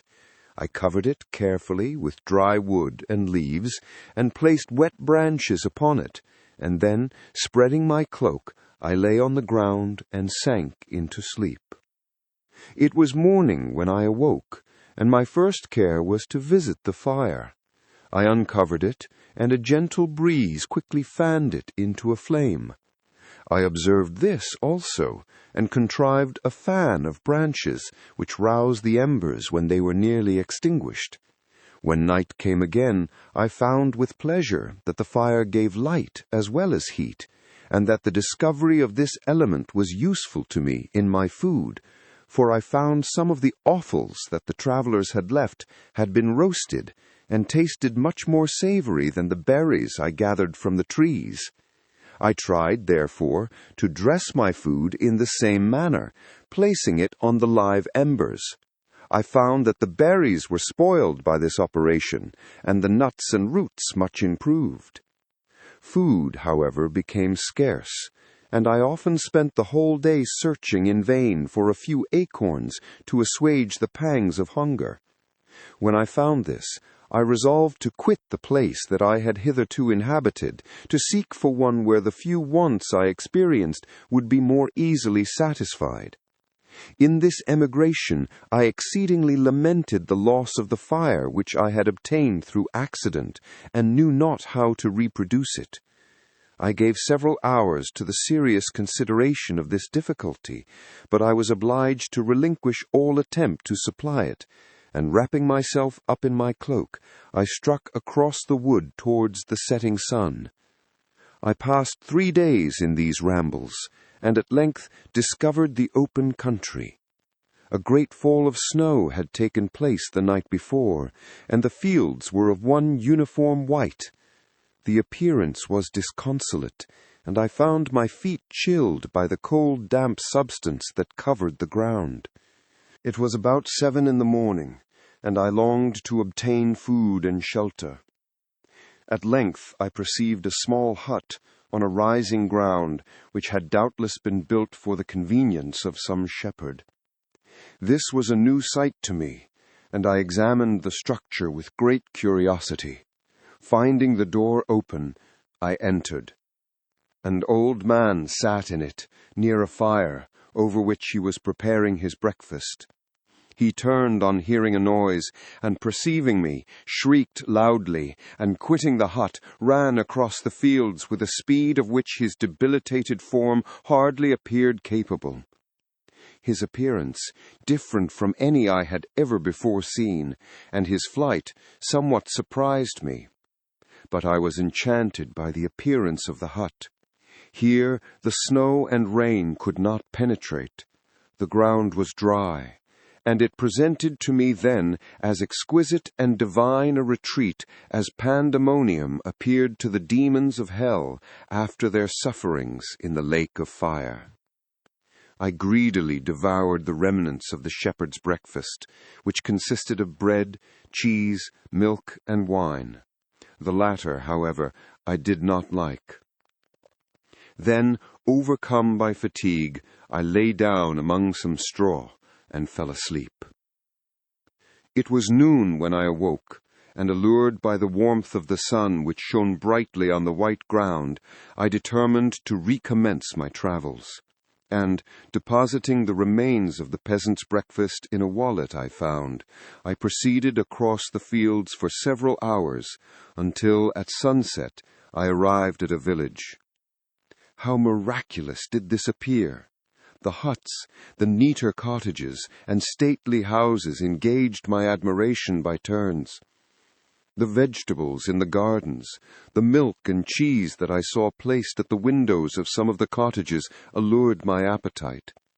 One of the best of these I entered, but I had hardly placed my foot within the door before the children shrieked and one of the women fainted. The whole village was roused. Some fled, some attacked me, until, grievously bruised by stones and many other kinds of missile weapons, I escaped to the open country and fearfully took refuge in a low hovel, quite bare and making a wretched appearance after the palaces I had beheld in the village. This hovel, however, joined a cottage of a neat and pleasant appearance, but after my late dearly bought experience, I dared not enter it. My place of refuge was constructed of wood, but so low that I could with difficulty sit upright in it. No wood, however, was placed on the earth which formed the floor, but it was dry, and although the wind entered it by innumerable chinks, I found it an agreeable asylum from the snow and rain. Here, then, I retreated and lay down, happy to have found a shelter, however miserable, from the inclemency of the season, and still more from the barbarity of man. As soon as morning dawned, I crept from my kennel, that I might view the adjacent cottage and discover if I could remain in the habitation I had found. It was situated against the back of the cottage, and surrounded on the sides which were exposed by a pigsty and a clear pool of water. One part was open, and by that I had crept in, but now I covered every crevice by which I might be perceived, with stones and wood, yet in such a manner that I might move them on occasion to pass out. All the light I enjoyed came through the sty, and that was sufficient for me. Having thus arranged my dwelling and carpeted it with clean straw, I retired, for I saw the figure of a man at a distance, and I remembered too well my treatment the night before to trust myself in his power. I had first, however, provided for my sustenance for that day by a loaf of coarse bread which I purloined, and a cup with which I could drink more conveniently than from my hand of the pure water which flowed by my retreat. The floor was a little raised, so that it was kept perfectly dry, and by its vicinity to the chimney of the cottage it was tolerably warm. Being thus provided, I resolved to reside in this hovel until something should occur which might alter my determination. It was indeed a paradise compared to the bleak forest, my former residence, the rain-dropping branches and dank earth. I ate my breakfast with pleasure, and was about to remove a plank to procure myself a little water, when I heard a step, and looking through a small chink, I beheld a young creature, with a pail on her head, passing before my hovel.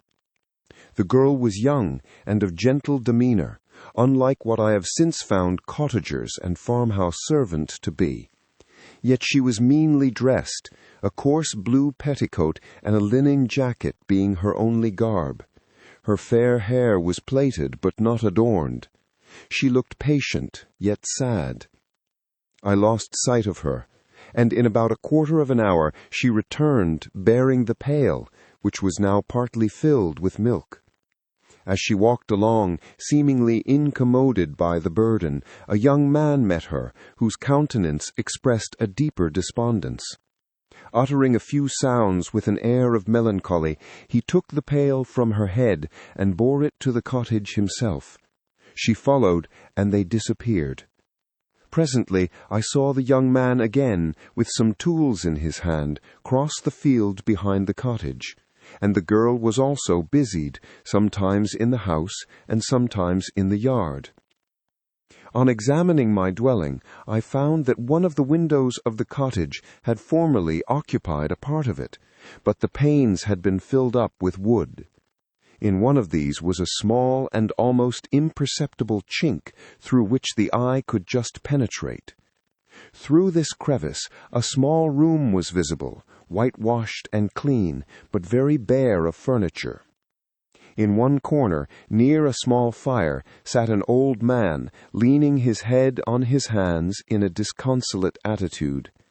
The young girl was occupied in arranging the cottage, but presently she took something out of a drawer which employed her hands, and she sat down beside the old man, who, taking up an instrument, began to play and to produce sounds sweeter than the voice of the thrush or the nightingale. It was a lovely sight, even to me, poor wretch who had never beheld aught beautiful before. The silver hair and benevolent countenance of the aged cottager won my reverence, while the gentle manners of the girl enticed my love. He played a sweet, mournful air, which I perceived drew tears from the eyes of his amiable companion, of which the old man took no notice, until she sobbed audibly. He then pronounced a few sounds, and the fair creature, leaving her work, knelt at his feet. He raised her, and smiled with such kindness and affection that I felt sensations of a peculiar and overpowering nature. They were a mixture of pain and pleasure, such as I had never before experienced, either from hunger or cold, warmth or food, and I withdrew from the window, unable to bear these emotions. Soon after this, the young man returned, bearing on his shoulders a load of wood. The girl met him at the door, helped to relieve him of his burden, and taking some of the fuel into the cottage, placed it on the fire. Then she and the youth went apart into a nook of the cottage, and he showed her a large loaf and a piece of cheese.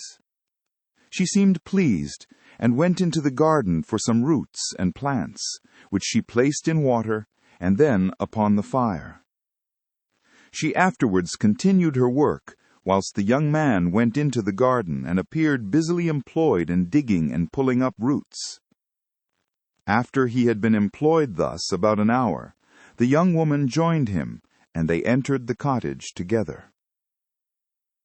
The old man had in the meantime been pensive, but on the appearance of his companions he assumed a more cheerful air, and they sat down to eat. The meal was quickly dispatched. The young woman was again occupied in arranging the cottage. The old man walked before the cottage in the sun for a few minutes, leaning on the arm of the youth. Nothing could exceed in beauty the contrast between these two excellent creatures. One was old, with silver hairs and a countenance beaming with benevolence and love. The younger was slight and graceful in his figure, and his features were molded with the finest symmetry, yet his eyes and attitude expressed the utmost sadness and despondency.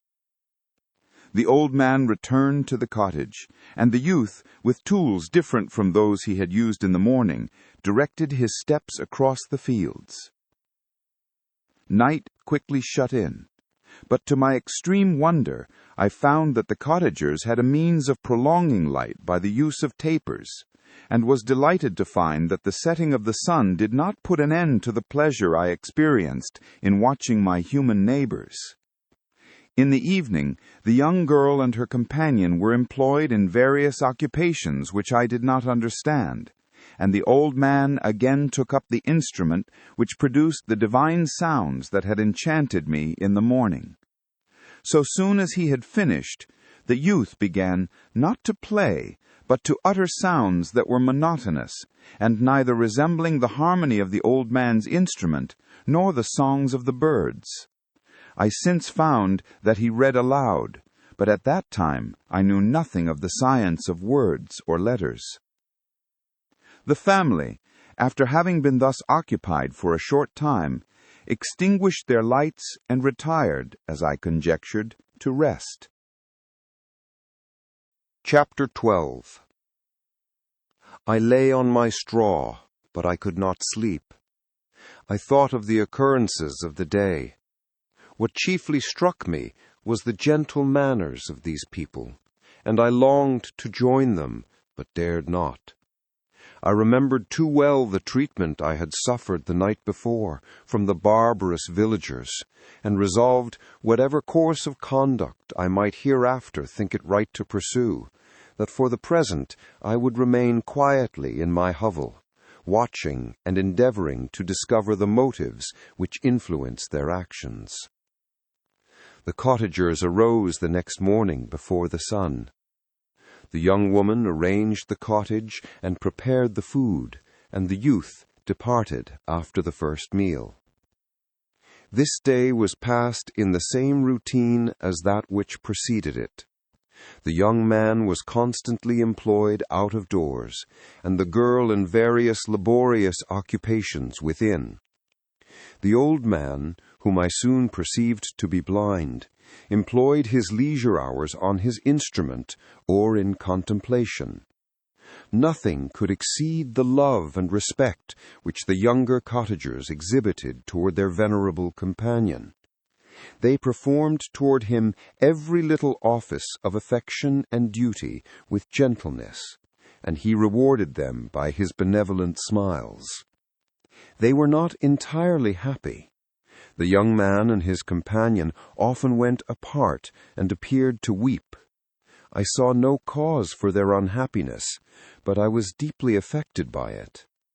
If such lovely creatures were miserable, it was less strange that I, an imperfect and solitary being, should be wretched. Yet why were these gentle beings unhappy?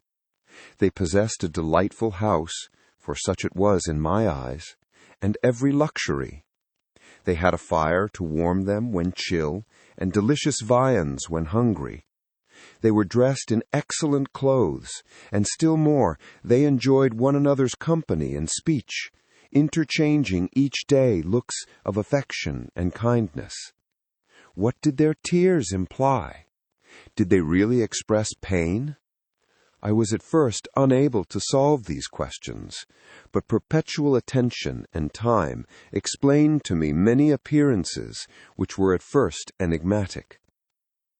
A considerable period elapsed before I discovered one of the causes of the uneasiness of this amiable family. It was poverty, and they suffered that evil in a very distressing degree. Their nourishment consisted entirely of the vegetables of their garden and the milk of one cow, which gave very little during the winter, when its masters could scarcely procure food to support it. They often, I believe, suffered the pangs of hunger very poignantly, especially the two younger cottagers, for several times they placed food before the old man when they reserved none for themselves. This trait of kindness moved me sensibly. I had been accustomed during the night to steal a part of their store for my own consumption, but when I found that in doing this I inflicted pain on the cottagers, I abstained and satisfied myself with berries, nuts, and roots, which I gathered from a neighboring wood. I discovered also another means through which I was enabled to assist their labors. I found that the youth spent a great part of each day in collecting wood for the family fire, and during the night I often took his tools, the use of which I quickly discovered, and brought home firings sufficient for the consumption of several days. I remember the first time that I did this, the young woman, when she opened the door in the morning, appeared greatly astonished on seeing a great pile of wood on the outside. She uttered some words in a loud voice, and the youth joined her, who also expressed surprise. I observed with pleasure that he did not go to the forest that day, but spent it in repairing the cottage and cultivating the garden. By degrees, I made a discovery of still greater moment. I found that these people possessed a method of communicating their experience and feelings to one another by articulate sounds. I perceived that the words they spoke sometimes produced pleasure or pain, smiles or sadness in the minds and countenances of the hearers. This was indeed a godlike science, and I ardently desired to become acquainted with it, but I was baffled in every attempt I made for this purpose. Their pronunciation was quick, and the words they uttered, not having any apparent connection with visible objects, I was unable to discover any clue by which I could unravel the mystery of their reference. By great application, however, and after having remained during the space of several revolutions of the moon in my hovel, I discovered the names that were given to some of the most familiar objects of discourse. I learned and applied the words fire, milk, bread, and wood. I learned also the names of the cottagers themselves.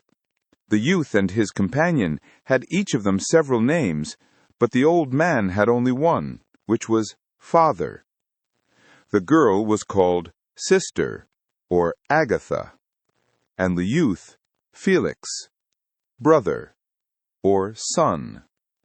I cannot describe the delight I felt when I learned the ideas appropriated to each of these sounds and was able to pronounce them. I distinguished several other words without being able as yet to understand or apply them, such as good, dearest, unhappy. I spent the winter in this manner. The gentle manners and beauty of the cottagers greatly endeared them to me. When they were unhappy, I felt depressed. When they rejoiced, I sympathized in their joys. I saw few human beings besides them, and if any other happened to enter the cottage, their harsh manners and rude gait only enhanced to me the superior accomplishments of my friends. The old man, I could perceive, often endeavored to encourage his children, as sometimes I found that he called them, to cast off their melancholy. He would talk in a cheerful accent, with an expression of goodness that bestowed pleasure even upon me. Agatha listened with respect, her eyes sometimes filled with tears, which she endeavored to wipe away unperceived, but I generally found that her countenance and tone were more cheerful after having listened to the exhortations of her father. It was not thus with Felix. He was always the saddest of the group, and even to my unpracticed senses he appeared to have suffered more deeply than his friends. But if his countenance was more sorrowful, his voice was more cheerful than that of his sister, especially when he addressed the old man. I could mention innumerable instances, which, although slight, marked the dispositions of these amiable cottagers. In the midst of poverty and want, Felix carried with pleasure to his sister the first little white flower that peeped out from beneath the snowy ground. Early in the morning, before she had risen, he cleared away the snow that obstructed her path to the milk-house, drew water from the well, and brought the wood from the outhouse, where, to his perpetual astonishment, he found his store always replenished by an invisible hand. In the day, I believe, he worked sometimes for a neighboring farmer, because he often went forth and did not return until dinner, yet brought no wood with him. At other times he worked in the garden, but as there was little to do in the frosty season, he read to the old man and Agatha. This reading had puzzled me extremely at first, but by degrees I discovered that he uttered many of the same sounds when he read as when he talked. I conjectured, therefore, that he found on the paper signs for speech which he understood, and I ardently longed to comprehend these also. But how was that possible, when I did not even understand the sounds for which they stood as signs? I improved, however, sensibly in this science, but not sufficiently to follow up any kind of conversation, although I applied my whole mind to the endeavor. For I easily perceived that, although I eagerly longed to discover myself to the cottagers, I ought not to make the attempt until I had first become master of their language, which knowledge might enable me to make them overlook the deformity of my figure, for with this also the contrast perpetually presented to my eyes had made me acquainted. I had admired the perfect forms of my cottagers, their grace, beauty, and delicate complexions, but how was I terrified when I viewed myself in a transparent pool! At first I started back, unable to believe that it was indeed I who was reflected in the mirror. And when I became fully convinced that I was in reality the monster that I am, I was filled with the bitterest sensations of despondence and mortification. Alas, I did not yet entirely know the fatal effects of this miserable deformity. As the sun became warmer and the light of day longer, the snow vanished, and I beheld the bare trees and the black earth. From this time Felix was more employed, and the heart-moving indications of impending famine disappeared. Their food, as I afterwards found, was coarse, but it was wholesome, and they procured a sufficiency of it. Several new kinds of plants sprang up in the garden which they dressed, and these signs of comfort increased daily as the season advanced. The old man, leaning on his son, walked each day at noon, when it did not rain, as I found it was called, when the heavens poured forth its waters. This frequently took place, but a high wind quickly dried the earth, and the season became far more pleasant than it had been. My mode of life in my hovel was uniform. During the morning I attended the motions of the cottagers, and when they were dispersed in various occupations, I slept. The remainder of the day was spent in observing my friends. When they had retired to rest, if there was any moon or the night was starlight, I went into the woods and collected my own food and fuel for the cottage. When I returned, as often as it was necessary, I cleared their path from the snow, and performed the offices that I had seen done by Felix. I afterwards found that these labors performed by an invisible hand greatly astonished them, and once or twice I heard them on these occasions utter the words, "good," "spirit," "wonderful," but I did not then understand the signification of these terms. My thoughts now became more active, and I longed to discover the motives and feelings of these lovely creatures. I was inquisitive to know why Felix appeared so miserable and Agatha so sad. I thought, foolish wretch, that it might be in my power to restore happiness to these deserving people. When I slept, or was absent, the forms of the venerable blind father, the gentle Agatha, and the excellent Felix flitted before me. I looked upon them as superior beings who would be the arbiters of my future destiny. I formed in my imagination 1,000 pictures of presenting myself to them, and their reception of me. I imagined that they would be disgusted, until by my gentle demeanor and conciliating words I should first win their favor, and afterwards their love. These thoughts exhilarated me, and led me to apply with fresh ardor to the acquiring the art of language. My organs were indeed harsh, but supple, and although my voice was very unlike the soft music of their tones, yet I pronounced such words as I understood with tolerable ease. It was as the ass and the lapdog. Yet surely the gentle ass, whose intentions were affectionate, although his manners were rude, deserved better treatment than blows and execration. The pleasant showers and genial warmth of spring greatly altered the aspect of the earth. Men who, before this change, seemed to have been hid in caves, dispersed themselves, and were employed in various arts of cultivation. The birds sang in more cheerful notes, and the leaves began to bud forth on the trees. Happy, happy earth! Fit habitation for gods, which so short a time before was bleak, damp, and unwholesome. My spirits were elevated by the enchanting appearance of nature. The past was blotted from my memory, the present was tranquil, and the future gilded by bright rays of hope and anticipations of joy. Chapter 13. I now hasten to the more moving part of my story. I shall relate events that impressed me with feelings which, from what I had been, have made me what I am. Spring advanced rapidly. The weather became fine, and the skies cloudless. It surprised me that what before was desert and gloomy should now bloom with the most beautiful flowers and verdure. My senses were gratified and refreshed by 1,000 scents of delight and 1,000 sights of beauty. It was on one of these days, when my cottagers periodically rested from labor, the old man played on his guitar, and the children listened to him, that I observed the countenance of Felix was melancholy beyond expression. He sighed frequently, and once his father paused in his music, and I conjectured by his manner that he inquired the cause of his son's sorrow. Felix replied in a cheerful accent, and the old man was recommencing his music, when someone tapped at the door. It was a lady on horseback, accompanied by a countryman as a guide. The lady was dressed in a dark suit and covered with a thick black veil.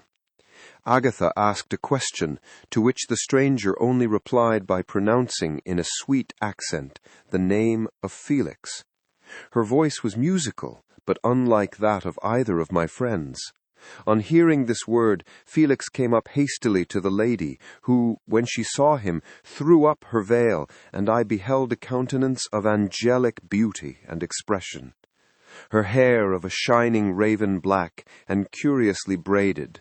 Her eyes were dark, but gentle, although animated. Her features of a regular proportion, and her complexion wondrously fair, each cheek tinged with a lovely pink. Felix seemed ravished with delight when he saw her. Every trait of sorrow vanished from his face, and it instantly expressed a degree of ecstatic joy, of which I could hardly have believed it capable. His eyes sparkled as his cheek flushed with pleasure, and at that moment I thought him as beautiful as the stranger. She appeared affected by different feelings. Wiping a few tears from her lovely eyes, she held out her hand to Felix, who kissed it rapturously, and called her, as well as I could distinguish, his sweet Arabian. She did not appear to understand him, but smiled. He assisted her to dismount, and dismissing her guide, conducted her into the cottage. Some conversation took place between him and his father, and the young stranger knelt at the old man's feet and would have kissed his hand, but he raised her and embraced her affectionately. I soon perceived that although the stranger uttered articulate sounds and appeared to have a language of her own, she was neither understood by nor herself understood the cottagers. They made many signs which I did not comprehend, but I saw that her presence diffused gladness through the cottage, dispelling their sorrow as the sun dissipates the morning mists. Felix seemed peculiarly happy, and with smiles of delight welcomed his Arabian. Agatha, the ever-gentle Agatha, kissed the hands of the lovely stranger, and pointing to her brother, made signs which appeared to me to mean that he had been sorrowful until she came. Some hours passed thus, while they, by their countenances, expressed joy, the cause of which I did not comprehend. Presently I found by the frequent recurrence of some sound, which the stranger repeated after them, that she was endeavoring to learn their language, and the idea instantly occurred to me that I should make use of the same instructions to the same end. The stranger learned about 20 words at the first lesson. Most of them, indeed, were those which I had before understood, but I profited by the others. As night came on, Agatha and the Arabian retired early. When they separated, Felix kissed the hand of the stranger and said, "Good night, sweet Safi." He sat up much longer, conversing with his father, and by the frequent repetition of her name, I conjectured that their lovely guest was the subject of their conversation. I ardently desired to understand them, and bent every faculty towards that purpose, but found it utterly impossible. The next morning, Felix went out to his work, and after the usual occupations of Agatha were finished, the Arabian sat at the feet of the old man, and taking his guitar, played some airs so entrancingly beautiful that they at once drew tears of sorrow and delight from my eyes. She sang, and her voice flowed in a rich cadence, swelling or dying away like a nightingale of the woods. When she had finished, she gave the guitar to Agatha, who at first declined it. She played a simple air, and her voice accompanied it in sweet accents, but unlike the wondrous strain of the stranger. the old man appeared enraptured, and said some words which Agatha endeavored to explain to Safie, and by which he appeared to wish to express that she bestowed on him the greatest delight by her music. The days now passed as peaceably as before, with the sole alteration that joy had taken place of sadness in the countenances of my friends. Safie was always gay and happy. She and I improved rapidly in the knowledge of language, so that in 2 months I began to comprehend most of the words uttered by my protectors. In the meanwhile also the black ground was covered with herbage, and the green banks interspersed with innumerable flowers, sweet to the scent and the eyes, stars of pale radiance among the moonlight woods. The sun became warmer, the nights clear and balmy, and my nocturnal rambles were an extreme pleasure to me, although they were considerably shortened by the late setting and early rising of the sun, for I never ventured abroad during daylight, fearful of meeting with the same treatment I had formerly endured in the first village which I entered.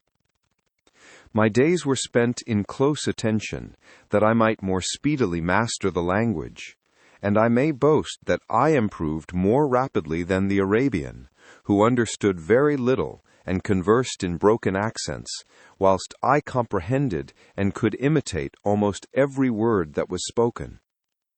While I improved in speech, I also learned the science of letters as it was taught to the stranger, and this opened before me a wide field for wonder and delight. The book from which Felix instructed Safie was Volney's Ruins of Empires. I should not have understood the purport of this book had not Felix, in reading it, given very minute explanations. He had chosen this work, he said, because the declamatory style was framed in imitation of the Eastern authors. Through this work I obtained a cursory knowledge of history and a view of the several empires at present existing in the world. I heard of the slothful Asiatics, of the stupendous genius and mental activity of the Grecians, of the wars and wonderful virtue of the early Romans, of their subsequent degenerating, of the decline of that mighty empire, of chivalry, Christianity, and kings.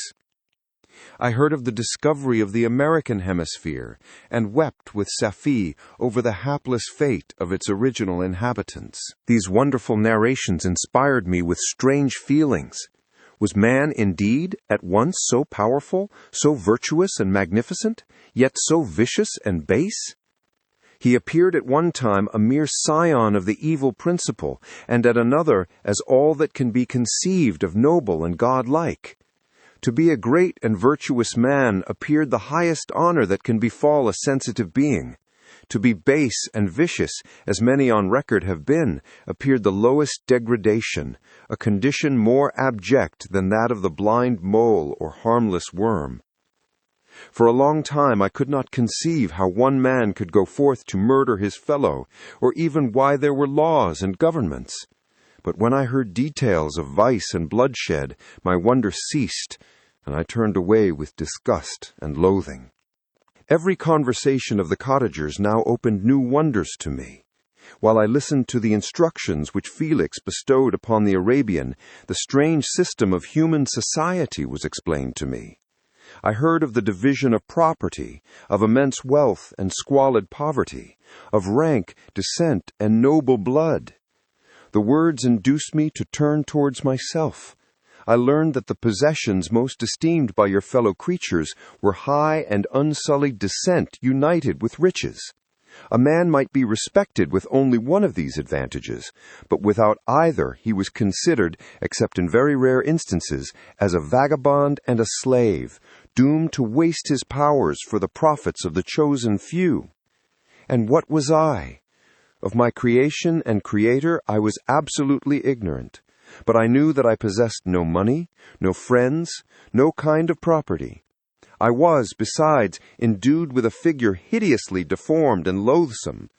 I was not even of the same nature as man. I was more agile than they, and could subsist upon coarser diet. I bore the extremes of heat and cold with less injury to my frame. My stature far exceeded theirs. When I looked around, I saw and heard of none like me. Was I then a monster, a blot upon the earth from which all men fled and whom all men disowned? I cannot describe to you the agony that these reflections inflicted upon me. I tried to dispel them, but sorrow only increased with knowledge. Oh, that I had forever remained in my native wood, nor known nor felt beyond the sensations of hunger, thirst, and heat. Of what a strange nature is knowledge! It clings to the mind when it has once seized on it like a lichen on the rock. I wished sometimes to shake off all thought and feeling, but I learned that there was but one means to overcome the sensation of pain, and that was death, a state which I feared yet did not understand. I admired virtue and good feelings, and loved the gentle manners and amiable qualities of my cottagers, but I was shut out from intercourse with them, except through means which I obtained by stealth, when I was unseen and unknown, and which rather increased than satisfied the desire I had of becoming one among my fellows. The gentle words of Agatha and the animated smiles of the charming Arabian were not for me. The mild exhortations of the old man and the lively conversation of the loved Felix were not for me. Miserable, unhappy wretch! Other lessons were impressed upon me even more deeply. I heard of the difference of sexes and the birth and growth of children, how the father doted on the smiles of the infant and the lively sallies of the older child, how all the life and cares of the mother were wrapped up in the precious charge, how the mind of youth expanded and gained knowledge, of brother, sister, and all the various relationships which bind one human being to another in mutual bonds. But where were my friends and relations? No father had watched my infant days, no mother had blessed me with smiles and caresses, or if they had, all my past life was now a blot, a blind vacancy in which I distinguished nothing. From my earliest remembrance, I had been as I then was in height and proportion. I had never yet seen a being resembling me, or who claimed any intercourse with me. What was I? The question again recurred, to be answered only with groans. I will soon explain to what these feelings tended, but allow me now to return to the cottagers, whose story excited in me such various feelings of indignation, delight, and wonder, but which all terminated in additional love and reverence for my protectors, for so I loved, in an innocent, half-painful self-deceit, to call them. Chapter 14. Some time elapsed before I learned the history of my friends. It was one which could not fail to impress itself deeply on my mind, unfolding as it did a number of circumstances, each interesting and wonderful to one so utterly inexperienced as I was. The name of the old man was Delossy. He was descended from a good family in France, where he had lived for many years in affluence, respected by his superiors and beloved by his equals. His son was bred in the service of his country, and Agatha had ranked with ladies of the highest distinction. A few months before my arrival, they had lived in a large and luxurious city called Paris, surrounded by friends and possessed of every enjoyment which virtue, refinement of intellect, or taste, accompanied by a moderate fortune, could afford. The father of Seyfi had been the cause of their ruin. He was a Turkish merchant and had inhabited Paris for many years, when, for some reason which I could not learn, he became obnoxious to the government. He was seized and cast into prison the very day that Seyfi arrived from Constantinople to join him. He was tried and condemned to death. The injustice of his sentence was very flagrant. all Paris was indignant, and it was judged that his religion and wealth, rather than the crime alleged against him, had been the cause of his condemnation. Felix had accidentally been present at the trial. His horror and indignation were uncontrollable when he heard the decision of the court. He made, at that moment, a solemn vow to deliver him, and then looked around for the means. After many fruitless attempts to gain admittance to the prison, he found a strongly grated window in an unguarded part of the building, which lighted the dungeon of the unfortunate Mohammedan, who, loaded with chains, waited in despair the execution of the barbarous sentence. Felix visited the grate at night and made known to the prisoner his intentions in his favor. The Turk, amazed and delighted, endeavored to kindle the zeal of his deliverer by promises of reward and wealth. Felix rejected his offers with contempt, yet when he saw the lovely Safie, who was allowed to visit her father, and who by her gestures expressed her lively gratitude, the youth could not help owning to his own mind that the captive possessed a treasure which would fully reward his toil and hazard. The Turk quickly perceived the impression that his daughter had made on the heart of Felix, and endeavored to secure him more entirely in his interests by the promise of her hand in marriage so soon as he should be conveyed to a place of safety. Felix was too delicate to accept this offer, yet he looked forward to the probability of the event as to the consummation of his happiness. During the ensuing days, while the preparations were going forward for the escape of the merchant, the zeal of Felix was warmed by several letters that he received from this lovely girl, who found means to express her thoughts in the language of her lover by the aid of an old man, a servant of her father, who understood French. She thanked him in the most ardent terms for his intended services towards her parent, and at the same time she gently deplored her own fate. I have copies of these letters, for I found means during my residence in the hovel to procure the implements of writing, and the letters were often in the hands of Felix or Agatha. Before I depart, I will give them to you. They will prove the truth of my tale. But at present, as the sun is already far declined, I shall only have time to repeat the substance of them to you. Safie related that her mother was a Christian Arab seized and made a slave by the Turks. Recommended by her beauty, she had won the heart of the father of Safie, who married her. The young girl spoke in high and enthusiastic terms of her mother, who, born in freedom, spurned the bondage to which she was now reduced. She instructed her daughter in the tenets of her religion, and taught her to aspire to higher powers of intellect and an independence of spirit forbidden to the female followers of Mohammed.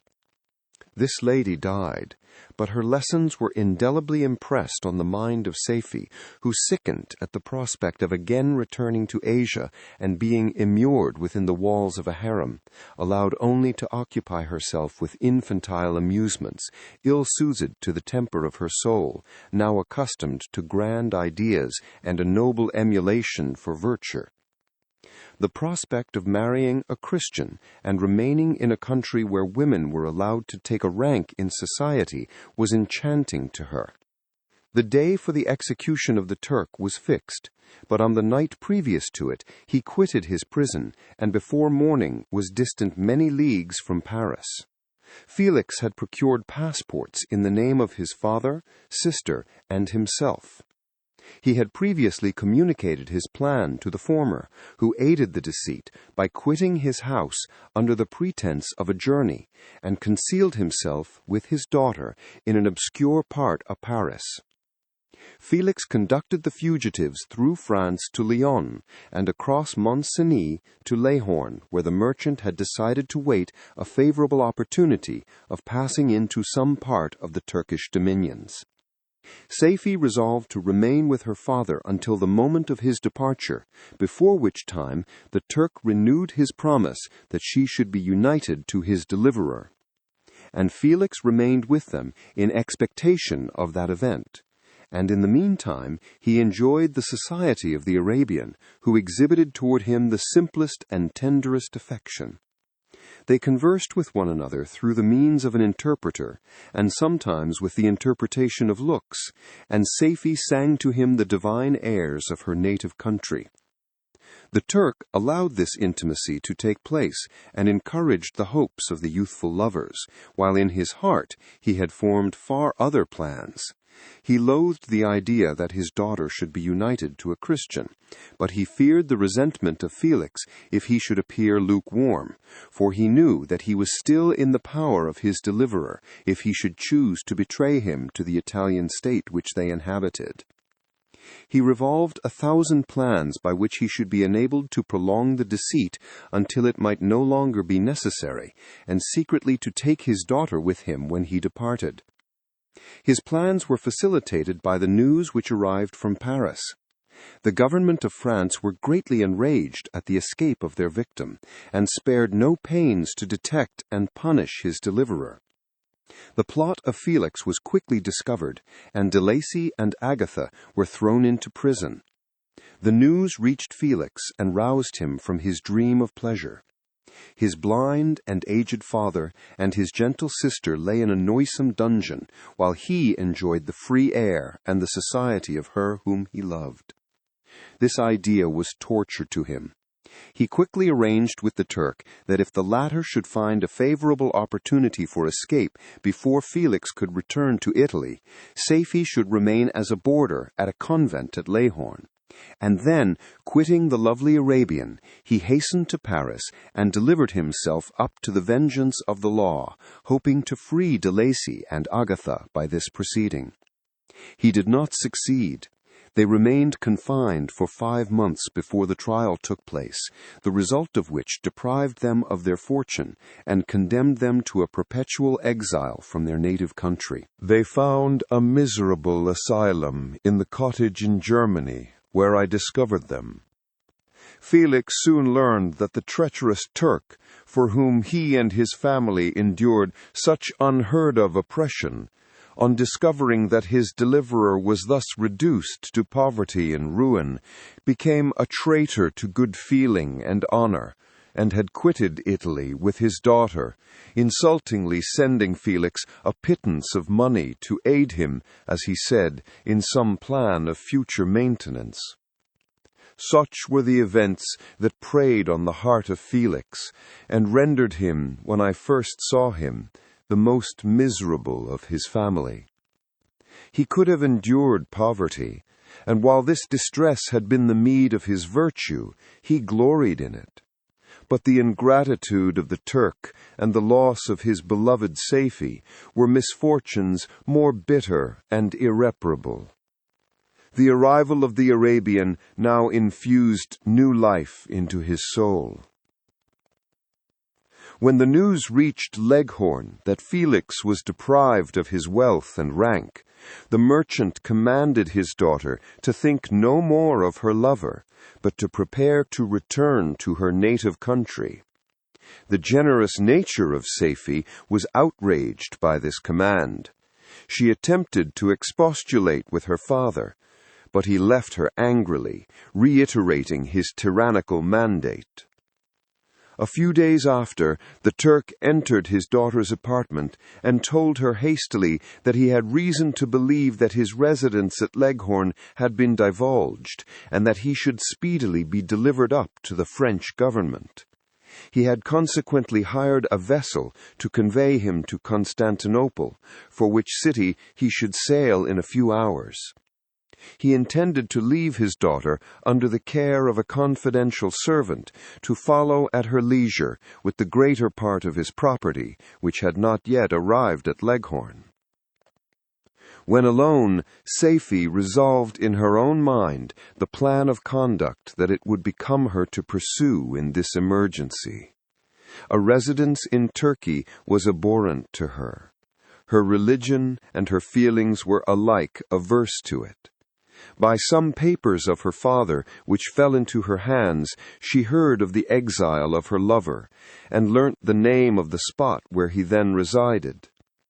She hesitated some time, but at length she formed her determination. Taking with her some jewels that belonged to her, and a sum of money, she quitted Italy with an attendant, a native of Leghorn, but who understood the common language of Turkey, and departed for Germany. She arrived in safety at a town about 20 leagues from the cottage of de Lacy, when her attendant fell dangerously ill. Safie nursed her with the most devoted affection, but the poor girl died, and the Arabian was left alone, unacquainted with the language of the country and utterly ignorant of the customs of the world. She fell, however, into good hands. The Italian had mentioned the name of the spot for which they were bound, and after her death the woman of the house in which they had lived took care that Safie should arrive in safety at the cottage of her lover. Chapter 15. Such was the history of my beloved cottagers. It impressed me deeply.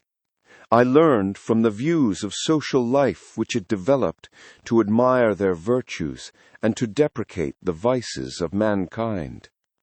As yet I looked upon crime as a distant evil.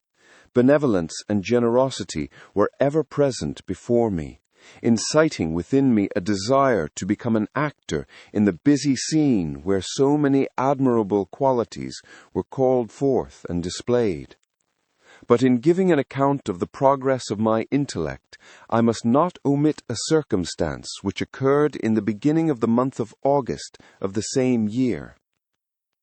One night, during my accustomed visit to the neighboring wood, where I collected my own food and brought home firing for my protectors, I found on the ground a leathern portmanteau containing several articles of dress and some books. I eagerly seized the prize and returned with it to my hovel. Fortunately, the books were written in the language, the elements of which I had acquired at the cottage. They consisted of Paradise Lost, a volume of Plutarch's Lives, and the Sorrows of Werther. The possession of these treasures gave me extreme delight. I now continually studied and exercised my mind upon these histories, whilst my friends were employed in their ordinary occupations. I can hardly describe to you the effect of these books. They produced in me an infinity of new images and feelings that sometimes raised me to ecstasy, but more frequently sunk me into the lowest dejection. In the Sorrows of Werther, besides the interest of its simple and affecting story, so many opinions are canvassed and so many lights thrown upon what had hitherto been to me obscure subjects, that I found in it a never-ending source of speculation and astonishment.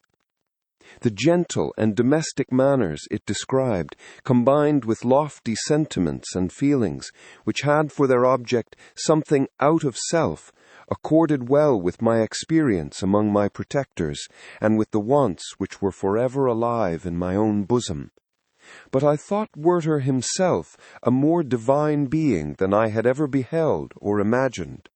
His character contained no pretension, but it sank deep.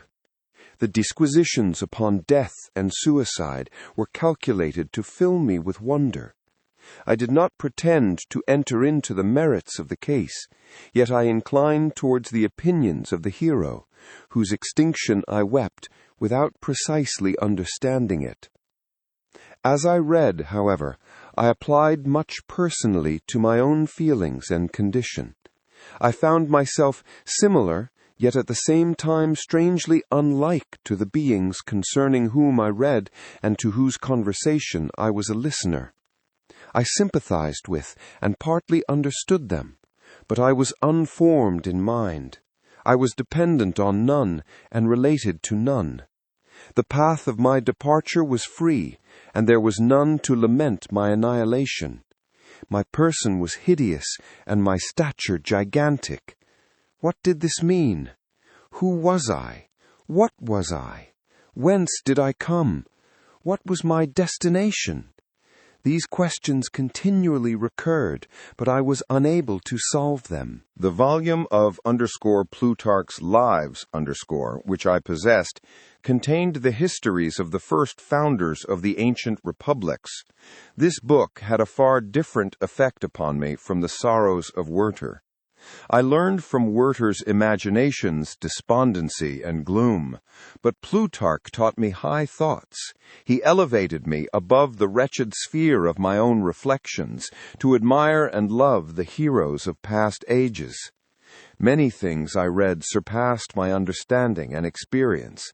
I had a very confused knowledge of kingdoms, wide extents of country, mighty rivers, and boundless seas, but I was perfectly unacquainted with towns and large assemblages of men. The cottage of my protectors had been the only school in which I had studied human nature, but this book developed new and mightier scenes of action. I read of men concerned in public affairs, governing or massacring their species. I felt the greatest ardor for virtue rise within me, and abhorrence for vice, as far as I understood the signification of those terms, relative as they were, as I applied them, to pleasure and pain alone. Induced by these feelings, I was of course led to admire peaceable lawgivers, Numa, Solon, and Lycurgus, in preference to Romulus and Theseus.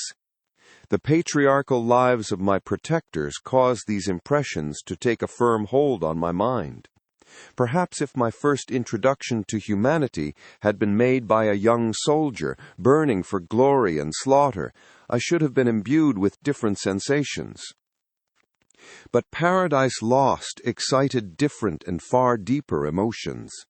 I read it as I had read the other volumes which had fallen into my hands, as a true history. It moved every feeling of wonder and awe that the picture of an omnipotent God warring with his creatures was capable of exciting. I often referred the several situations, as their similarity struck me, to my own. Like Adam, I was apparently united by no link to any other being in existence, but his state was far different from mine in every other respect. He had come forth from the hands of God, a perfect creature, happy and prosperous, guarded by the especial care of his Creator. He was allowed to converse with and acquire knowledge from beings of a superior nature. But I was wretched, helpless, and alone. Many times I considered Satan as the fitter emblem of my condition, for often, like him, when I viewed the bliss of my protectors, the bitter gall of envy rose within me. Another circumstance strengthened and confirmed these feelings. Soon after my arrival in the hovel, I discovered some papers in the pocket of the dress which I had taken from your laboratory. At first I had neglected them, but now that I was able to decipher the characters in which they were written, I began to study them with diligence. It was your journal of the 4 months that preceded my creation. You minutely described in these papers every step you took in the progress of your work. This history was mingled with accounts of domestic occurrences. You doubtless recollect these papers. Here they are. Everything is related in them which bears reference to my accursed origin. The whole detail of that series of disgusting circumstances which produced it is set in view. The minutest description of my odious and loathsome person is given in language which painted your own horrors and rendered mine indelible. I sickened as I read. "Hateful day when I received life!" I exclaimed in agony. "Accursed Creator, why do you form a monster so hideous that even you turned from me in disgust? God in pity made man beautiful and alluring after his own image, but my form is a filthy type of yours, more horrid even from the very resemblance. Satan had his companions, fellow devils, to admire and encourage him, but I am solitary and abhorred." These were the reflections of my hours of despondency and solitude. But when I contemplated the virtues of the cottagers, their amiable and benevolent dispositions, I persuaded myself that when they should become acquainted with my admiration of their virtues, they would compassionate me and overlook my personal deformity. Could they turn from their door one, however monstrous, who solicited their compassion and friendship? I resolved, at least, not to despair, but in every way to fit myself for an interview with them, which would decide my fate. I postponed this attempt for some months longer, for the importance attached to its success inspired me with a dread lest I should fail. Besides, I found that my understanding improved so much with every day's experience that I was unwilling to commence this undertaking until a few more months should have added to my sagacity. Several changes in the meantime took place in the cottage. The presence of Sophie diffused happiness among its inhabitants, and I also found that a greater degree of plenty reigned there. Felix and Agatha spent more time in amusement and conversation, and were assisted in their labors by servants. They did not appear rich, but they were contented and happy. Their feelings were serene and peaceful, while mine became every day more tumultuous. Increase of knowledge only discovered to me more clearly what a wretched outcast I was. I cherished hope, it is true, but it vanished when I beheld my person reflected in water, or my shadow in the moonshine, even as that frail image and that inconstant shade. I endeavored to crush these fears and to fortify myself for the trial which in a few months I resolved to undergo. And sometimes I allowed my thoughts, unchecked by reason, to ramble in the fields of paradise, and dared to fancy amiable and lovely creatures sympathizing with my feelings and cheering my gloom. Their angelic countenances breathed smiles of consolation. But it was all a dream. No Eve soothed my sorrows, nor shared my thoughts. I was alone. I remembered Adam's supplication to his Creator, but where was mine? He had abandoned me, and in the bitterness of my heart I cursed him. Autumn passed thus. I saw with surprise and grief the leaves decay and fall, and nature again assumed the barren and bleak appearance it had worn when I first beheld the woods and the lovely moon. Yet I did not heed the bleakness of the weather. I was better fitted by my conformation for the endurance of cold than heat. But my chief delights were the sight of the flowers, the birds, and all the gay apparel of summer. When those deserted me, I turned with more attention towards the cottagers. Their happiness was not decreased by the absence of summer. They loved and sympathized with one another, and their joys, depending on each other, were not interrupted by the casualties that took place around them. The more I saw of them, the greater became my desire to claim their protection and kindness. My heart yearned to be known and loved by these amiable creatures. To see their sweet looks directed towards me with affection was the utmost limit of my ambition. I dared not think that they would turn them from me with disdain and horror. The poor that stopped at their door were never driven away. I asked, it is true, for greater treasures than a little food or rest. I required kindness and sympathy, but I did not believe myself utterly unworthy of it. The winter advanced, and an entire revolution of the seasons had taken place since I awoke into life. My attention at this time was solely directed towards my plan of introducing myself into the cottage of my protectors. I revolved many projects, but that on which I finally fixed was to enter the dwelling when the blind old man should be alone. I had sagacity enough to discover that the unnatural hideousness of my person was the chief object of horror with those who had formerly beheld me. My voice, although harsh, had nothing terrible in it. I thought, therefore, that if in the absence of his children I could gain the goodwill and mediation of the old de Lacy, I might by his means be tolerated by my younger protectors.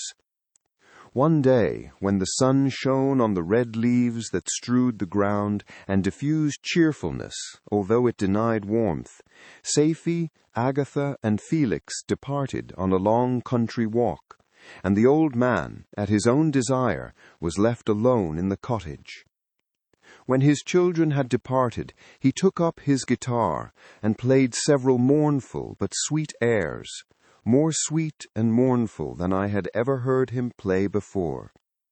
At first, his countenance was illuminated with pleasure, but as he continued, thoughtfulness and sadness succeeded. At length, laying aside the instrument, he sat absorbed in reflection. My heart beat quick. This was the hour and moment of trial, which would decide my hopes or realize my fears. The servants were gone to a neighboring fair.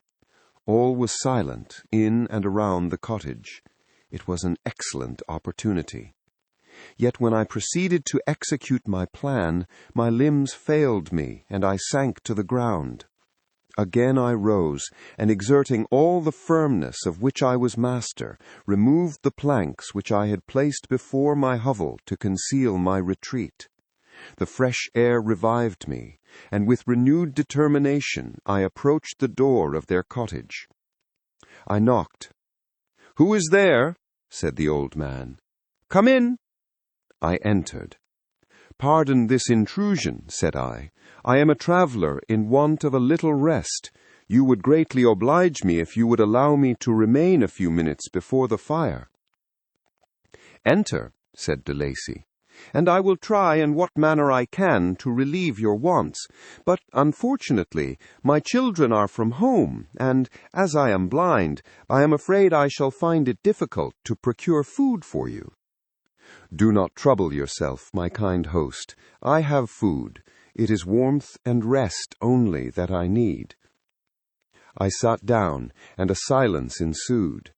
I knew that every minute was precious to me. Yet I remained irresolute in what manner to commence the interview, when the old man addressed me. "By your language, stranger, I suppose you are my countryman. Are you French?" "No, but I was educated by a French family and understand that language only. I am now going to claim the protection of some friends whom I sincerely love and of whose favor I have some hopes."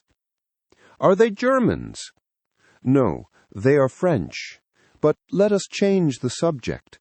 I am an unfortunate and deserted creature. I look around and I have no relation or friend upon earth. These amiable people to whom I go have never seen me and know little of me. I am full of fears, for if I fail there, I am an outcast in the world forever." "Do not despair. To be friendless is indeed to be unfortunate, but the hearts of men, when unprejudiced by any obvious self-interest, are full of brotherly love and charity. Rely therefore on your hopes, and if these friends are good and amiable, do not despair. They are kind. They are the most excellent creatures in the world, but unfortunately they are prejudiced against me. I have good dispositions. My life has been hitherto harmless and in some degree beneficial, but a fatal prejudice clouds their eyes, and where they ought to see a feeling and kind friend, they behold only a detestable monster. That is indeed unfortunate, but if you are really blameless, cannot you undeceive them? I am about to undertake that task, and it is on that account that I feel so many overwhelming terrors. I tenderly love these friends. I have, unknown to them, been for many months in the habits of daily kindness towards them, but they believe that I wish to injure them, and it is that prejudice which I wish to overcome. Where do these friends reside? Near this spot." The old man paused, and then continued, "If you will unreservedly confide to me the particulars of your tale, I perhaps may be of use in undeceiving them. I am blind, and cannot judge of your countenance, but there is something in your words which persuades me that you are sincere. I am poor and an exile, but it will afford me true pleasure to be in any way serviceable to a human creature. Excellent man, I thank you and accept your generous offer. You raise me from the dust by this kindness, and I trust that by your aid I shall not be driven from the society and sympathy of your fellow creatures. Heaven forbid, even if you were really criminal, for that can only drive you to desperation and not instigate you to virtue. I also am unfortunate. I and my family have been condemned, although innocent. Judge, therefore, if I do not feel for your misfortunes. How can I thank you, my best and only benefactor? From your lips first have I heard the voice of kindness directed towards me. I shall be forever grateful, and your present humanity assures me of success with those friends whom I am on the point of meeting. May I know the names and residence of those friends? I paused. This, I thought, was the moment of decision which was to rob me of or bestow happiness on me forever. I struggled vainly for firmness sufficient to answer him, but the effort destroyed all my remaining strength. I sank on the chair and sobbed aloud. At that moment I heard the steps of my younger protectors. I had no moment to lose, but seizing the hand of the old man, I cried, "Now is the time! Save and protect me! You and your family are the friends whom I seek. Do not you desert me in the hour of trial." "Great God!" exclaimed the old man. "Who are you?" At that instant the cottage door was opened, and Felix, Safie, and Agatha entered. Who can describe their horror and consternation on beholding me? Agatha fainted, and Safie, unable to attend to her friend, rushed out of the cottage. Felix darted forward, and with supernatural force tore me from his father, to whose knees I clung. In a transport of fury, he dashed me to the ground, and struck me violently with a stick. I could have torn him limb from limb, as the lion rends the antelope. But my heart sank within me, as with bitter sickness, and I refrained. I saw him on the point of repeating his blow, when, overcome by pain and anguish, I quitted the cottage, and in the general tumult escaped unperceived to my hovel. Chapter 16. Cursed, cursed Creator! Why did I live? Why in that instant did I not extinguish the spark of existence which you had so wantonly bestowed? I know not. Despair had not yet taken possession of me. My feelings were those of rage and revenge. I could with pleasure have destroyed the cottage and its inhabitants, and have glutted myself with their shrieks and misery. When night came, I quitted my retreat and wandered in the wood, and now, no longer restrained by the fear of discovery, I gave vent to my anguish in fearful howlings. I was like a wild beast that had broken the toils, destroying the objects that obstructed me, and ranging through the wood with a stag-like swiftness. Oh, what a miserable night I passed! The cold stars shone in mockery, and the bare trees waved their branches above me. Now and then the sweet voice of a bird burst forth amidst the universal stillness. All save I were at rest or in enjoyment. I, like the arch-fiend, bore a hell within me, and finding myself unsympathized with, wished to tear up the trees, spread havoc and destruction around me, and then to have sat down and enjoyed the ruin. But this was a luxury of sensation that could not endure. I became fatigued with excess of bodily exertion, and sank on the damp grass in the sick impotence of despair. There was none among the myriads of men that existed who would pity or assist me. And should I feel kindness towards my enemies? No. From that moment I declared everlasting war against the species, and more than all, against him who had formed me and sent me forth to this insupportable misery. The sun rose. I heard the voices of men, and knew that it was impossible to return to my retreat during that day. Accordingly, I hid myself in some thick underwood, determining to devote the ensuing hours to reflection on my situation.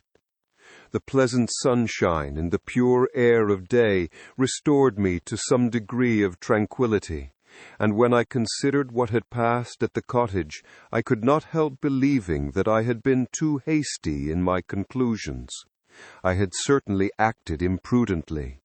It was apparent that my conversation had interested the father in my behalf, and I was a fool in having exposed my person to the horror of his children.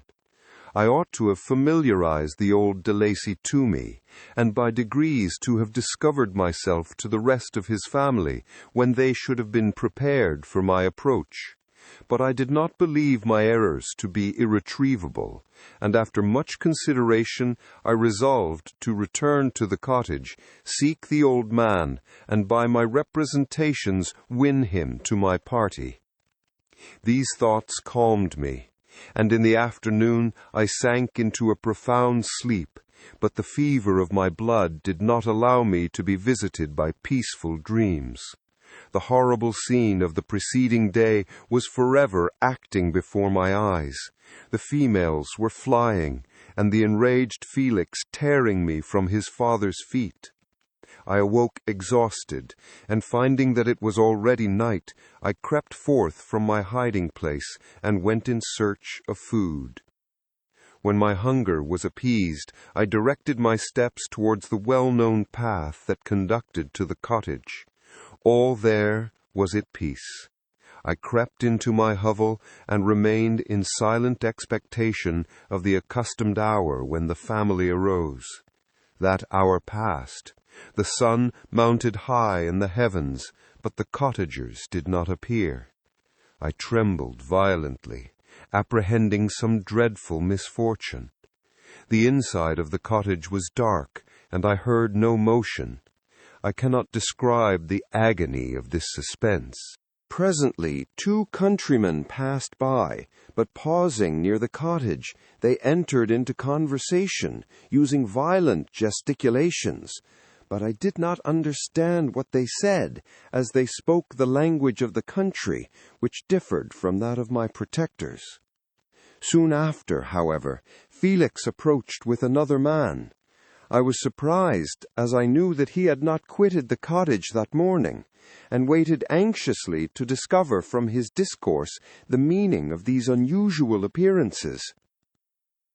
"Do you consider," said his companion to him, "that you will be obliged to pay 3 months' rent, and to lose the produce of your garden? I do not wish to take any unfair advantage, and I beg therefore that you will take some days to consider of your determination." "It is utterly useless," replied Felix. "We can never again inhabit your cottage. The life of my father is in the greatest danger, owing to the dreadful circumstance that I have related. My wife and my sister will never recover from their horror. I entreat you not to reason with me any more. Take possession of your tenement, and let me fly from this place." Felix trembled violently as he said this. He and his companion entered the cottage, in which they remained for a few minutes, and then departed. I never saw any of the family of de Lacy more. I continued for the remainder of the day in my hovel in a state of utter and stupid despair. My protectors had departed, and had broken the only link that held me to the world. For the first time, the feelings of revenge and hatred filled my bosom, and I did not strive to control them, but allowing myself to be borne away by the stream, I bent my mind towards injury and death. When I thought of my friends, of the mild voice of de Lacy, the gentle eyes of Agatha, and the exquisite beauty of the Arabian, these thoughts vanished, and a gush of tears somewhat soothed me. But again, when I reflected that they had spurned and deserted me, anger returned, a rage of anger, and unable to injure anything human, I turned my fury towards inanimate objects. As night advanced, I placed the variety of combustibles around the cottage, and after having destroyed every vestige of cultivation in the garden, I waited with forced impatience until the moon had sunk to commence my operations. As the night advanced, a fierce wind arose from the woods and quickly dispersed the clouds that had loitered in the heavens. The blast tore along like a mighty avalanche, and produced a kind of insanity in my spirits that burst all bounds of reason and reflection. I lighted the dry branch of a tree and danced with fury around the devoted cottage, my eyes still fixed on the western horizon, the edge of which the moon nearly touched. A part of its orb was at length hid, and I waved my brand. It sank, and with a loud scream I fired the straw and heath and bushes which I had collected. The wind fanned the fire, and the cottage was quickly enveloped by the flames, which clung to it and licked it with their forked and destroying tongues. As soon as I was convinced that no assistance could save any part of the habitation, I quitted the scene and sought for refuge in the woods. And now, with the world before me, whither should I bend my steps? I resolved to fly far from the scene of my misfortunes, but to me, hated and despised, every country must be equally horrible. At length the thought of you crossed my mind. I learned from your papers that you were my father, my creator, and to whom could I apply with more fitness than to him who had given me life? Among the lessons that Felix had bestowed on Safie, geography had not been omitted. I had learned from these the relative situations of the different countries of the earth. You had mentioned Geneva as the name of your native town, and towards this place I resolved to proceed. But how was I to direct myself? I knew that I must travel in a southwesterly direction to reach my destination, but the sun was my only guide. I did not know the names of the towns that I was to pass through, nor could I ask information from a single human being. But I did not despair. From you only could I hope for succor, although towards you I felt no sentiment but that of hatred. Unfeeling, heartless Creator, you had endowed me with perceptions and passions, and then cast me abroad, an object for the scorn and horror of mankind. But on you only had I any claim for pity and redress, and from you I determined to seek that justice which I vainly attempted to gain from any other being that wore the human form. My travels were long, and the sufferings I endured intense. It was late in autumn when I quitted the district where I had so long resided. I traveled only at night, fearful of encountering the visage of a human being. Nature decayed around me, and the sun became heatless. Rain and snow poured around me. Mighty rivers were frozen. The surface of the earth was hard and chill and bare, and I found no shelter. O earth, how often did I imprecate curses on the cause of my being! The mildness of my nature had fled, and all within me was turned to gall and bitterness. The nearer I approached to your habitation, the more deeply did I feel the spirit of revenge enkindled in my heart. Snow fell and the waters were hardened, but I rested not. A few incidents now and then directed me, and I possessed a map of the country, but I often wandered wide from my path. The agony of my feelings allowed me no respite. No incident occurred from which my rage and misery could extract its food, but a circumstance that happened when I arrived on the confines of Switzerland, when the sun had recovered its warmth and the earth again began to look green, confirmed in an especial manner the bitterness and horror of my feelings. I generally rested during the day, and traveled only when I was secured by night from the view of man. One morning, however, finding that my path lay through a deep wood, I ventured to continue my journey after the sun had risen. The day, which was one of the first of spring, cheered even me by the loveliness of its sunshine and the balminess of the air.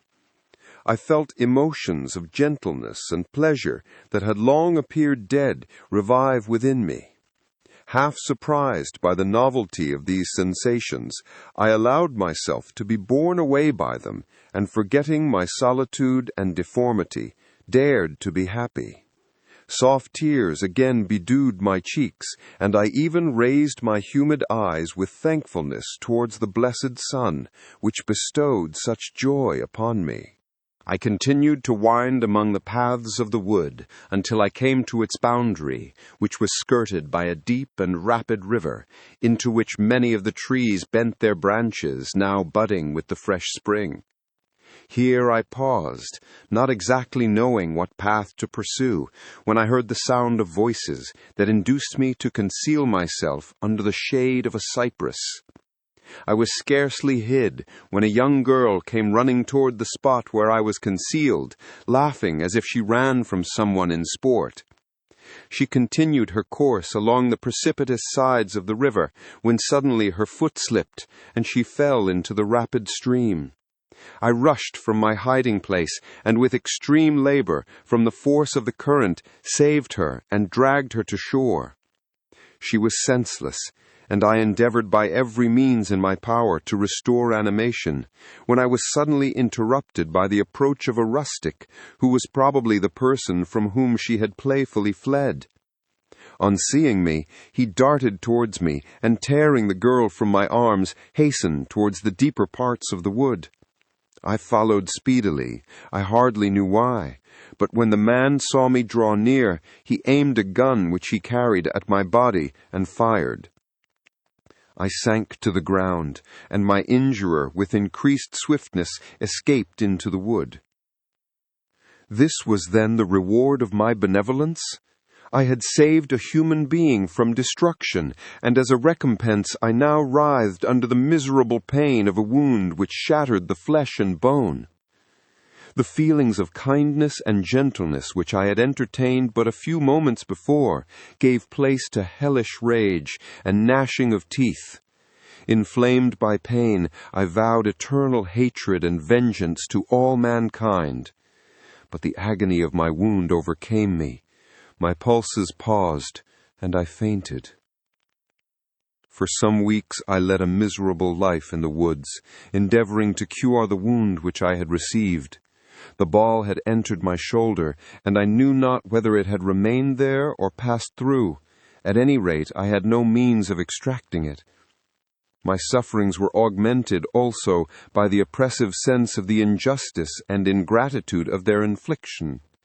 My daily vows rose for revenge, a deep and deadly revenge, such as would alone compensate for the outrages and anguish I had endured. After some weeks my wound healed, and I continued my journey.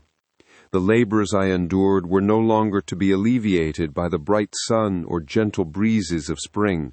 All joy was but a mockery, which insulted my desolate state, and made me feel more painfully that I was not made for the enjoyment of pleasure. But my toils now drew near a close, and in 2 months from this time I reached the environs of Geneva. It was evening when I arrived, and I retired to a hiding place among the fields that surround it to meditate in what manner I should apply to you.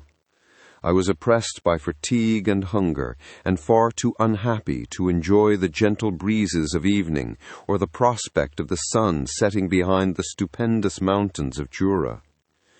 At this time a slight sleep relieved me from the pain of reflection, which was disturbed by the approach of a beautiful child who came running into the recess I had chosen with all the sportiveness of infancy.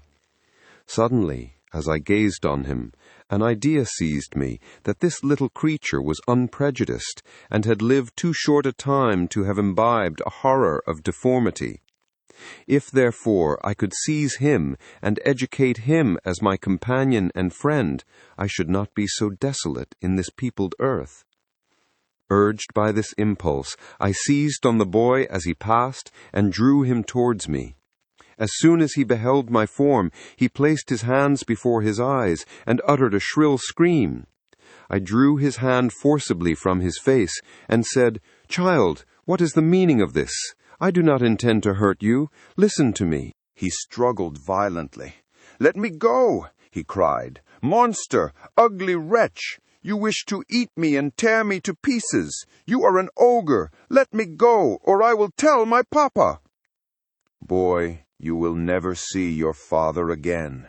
You must come with me."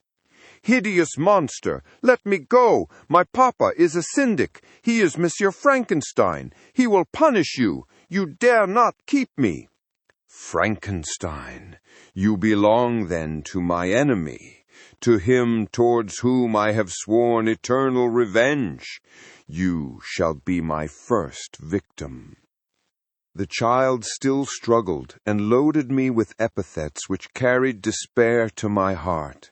I grasped his throat to silence him, and in a moment he lay dead at my feet. I gazed on my victim, and my heart swelled with exultation and hellish triumph. Clapping my hands, I exclaimed, "I, too, can create desolation. My enemy is not invulnerable. This death will carry despair to him, and 1,000 other miseries shall torment and destroy him." As I fixed my eyes on the child, I saw something glittering on his breast. I took it. It was a portrait of a most lovely woman. In spite of my malignity, it softened and attracted me. For a few moments I gazed with delight on her dark eyes, fringed by deep lashes, and her lovely lips, but presently my rage returned. I remembered that I was forever deprived of the delights that such beautiful creatures could bestow, and that she whose resemblance I contemplated would, in regarding me, have changed that air of divine benignity to one expressive of disgust and affright. Can you wonder that such thoughts transported me with rage? I only wonder that at that moment, instead of venting my sensations in exclamations and agony, I did not rush among mankind and perish in the attempt to destroy them. While I was overcome by these feelings, I left the spot where I had committed the murder, and seeking a more secluded hiding place, I entered a barn which had appeared to me to be empty. A woman was sleeping on some straw. She was young, not indeed so beautiful as hers whose portrait I held, but of an agreeable aspect and blooming in the loveliness of youth and health. Here, I thought, is one of those whose joy-imparting smiles are bestowed on all but me. And then I bent over her and whispered, "Awake, fairest, thy lover is near. He who would give his life but to obtain one look of affection from thine eyes. My beloved, awake." The sleeper stirred. A thrill of terror ran through me. Should she indeed awake and see me, and curse me, and denounce the murderer? Thus would she assuredly act if her darkened eyes opened and she beheld me. The thought was madness. It stirred the fiend within me. Not I, but she shall suffer. The murder I have committed because I am forever robbed of all that she could give me, she shall atone. The crime had its source in her. Be hers the punishment. Thanks to the lessons of Felix and the sanguinary laws of man, I had learned now to work mischief. I bent over her and placed the portrait securely in one of the folds of her dress. She moved again, and I fled. For some days I haunted the spot where these scenes had taken place, sometimes wishing to see you, sometimes resolved to quit the world and its miseries forever. At length I wandered towards these mountains and have ranged through their immense recesses, consumed by a burning passion which you alone can gratify. We may not part until you have promised to comply with my requisition. I am alone and miserable. Man will not associate with me, but one as deformed and horrible as myself would not deny herself to me. My companion must be of the same species and have the same defects. This being you must create. Chapter 17. The being finished speaking, and fixed his looks upon me in the expectation of a reply. But I was bewildered, perplexed, and unable to arrange my ideas sufficiently to understand the full extent of his proposition. He continued, You must create a female for me, with whom I can live in the interchange of those sympathies necessary for my being. This you alone can do, and I demand it of you as a right which you must not refuse to concede. The latter part of his tale had kindled anew in me the anger that had died away while he narrated his peaceful life among the cottagers. And as he said this, I could no longer suppress the rage that burned within me. "I do refuse it," I replied, "and no torture shall ever extort a consent from me. You may render me the most miserable of men, but you shall never make me base in my own eyes. Shall I create another like yourself, whose joint wickedness might desolate the world? Begone! I have answered you. You may torture me, but I will never consent." You are in the wrong, replied the fiend, and instead of threatening, I am content to reason with you. I am malicious because I am miserable. Am I not shunned and hated by all mankind? You, my Creator, would tear me to pieces and triumph. Remember that, and tell me why I should pity man more than he pities me. You would not call it murder if you could precipitate me into one of those ice rifts and destroy my frame, the work of your own hands. Shall I respect man when he condemns me? Let him live with me in the interchange of kindness, and instead of injury I would bestow every benefit upon him with tears of gratitude at his acceptance. But that cannot be. The human senses are insurmountable barriers to our union. Yet mine shall not be the submission of abject slavery. I will revenge my injuries. If I cannot inspire love, I will cause fear, and chiefly towards you, my arch-enemy, because my Creator do I swear inextinguishable hatred. Have a care. I will work at your destruction, nor finish until I desolate your heart, so that you shall curse the hour of your birth. A fiendish rage animated him as he said this. His face was wrinkled into contortions too horrible for human eyes to behold. But presently he calmed himself and proceeded. I intended to reason. This passion is detrimental to me, for you do not reflect that you are the cause of its excess. If any being felt emotions of benevolence towards me, I should return them 100 and 100-fold. For that one creature's sake, I would make peace with the whole kind. But I now indulge in dreams of bliss that cannot be realized. What I ask of you is reasonable and moderate. I demand a creature of another sex, but as hideous as myself. The gratification is small, but it is all that I can receive, and it shall content me. It is true, we shall be monsters, cut off from all the world, but on that account we shall be more attached to one another. Our lives will not be happy, but they will be harmless, and free from the misery I now feel. Oh, my Creator, make me happy. Let me feel gratitude towards you for one benefit. Let me see that I excite the sympathy of some existing thing. Do not deny me my request. I was moved. I shuddered when I thought of the possible consequences of my consent, but I felt that there was some justice in his argument.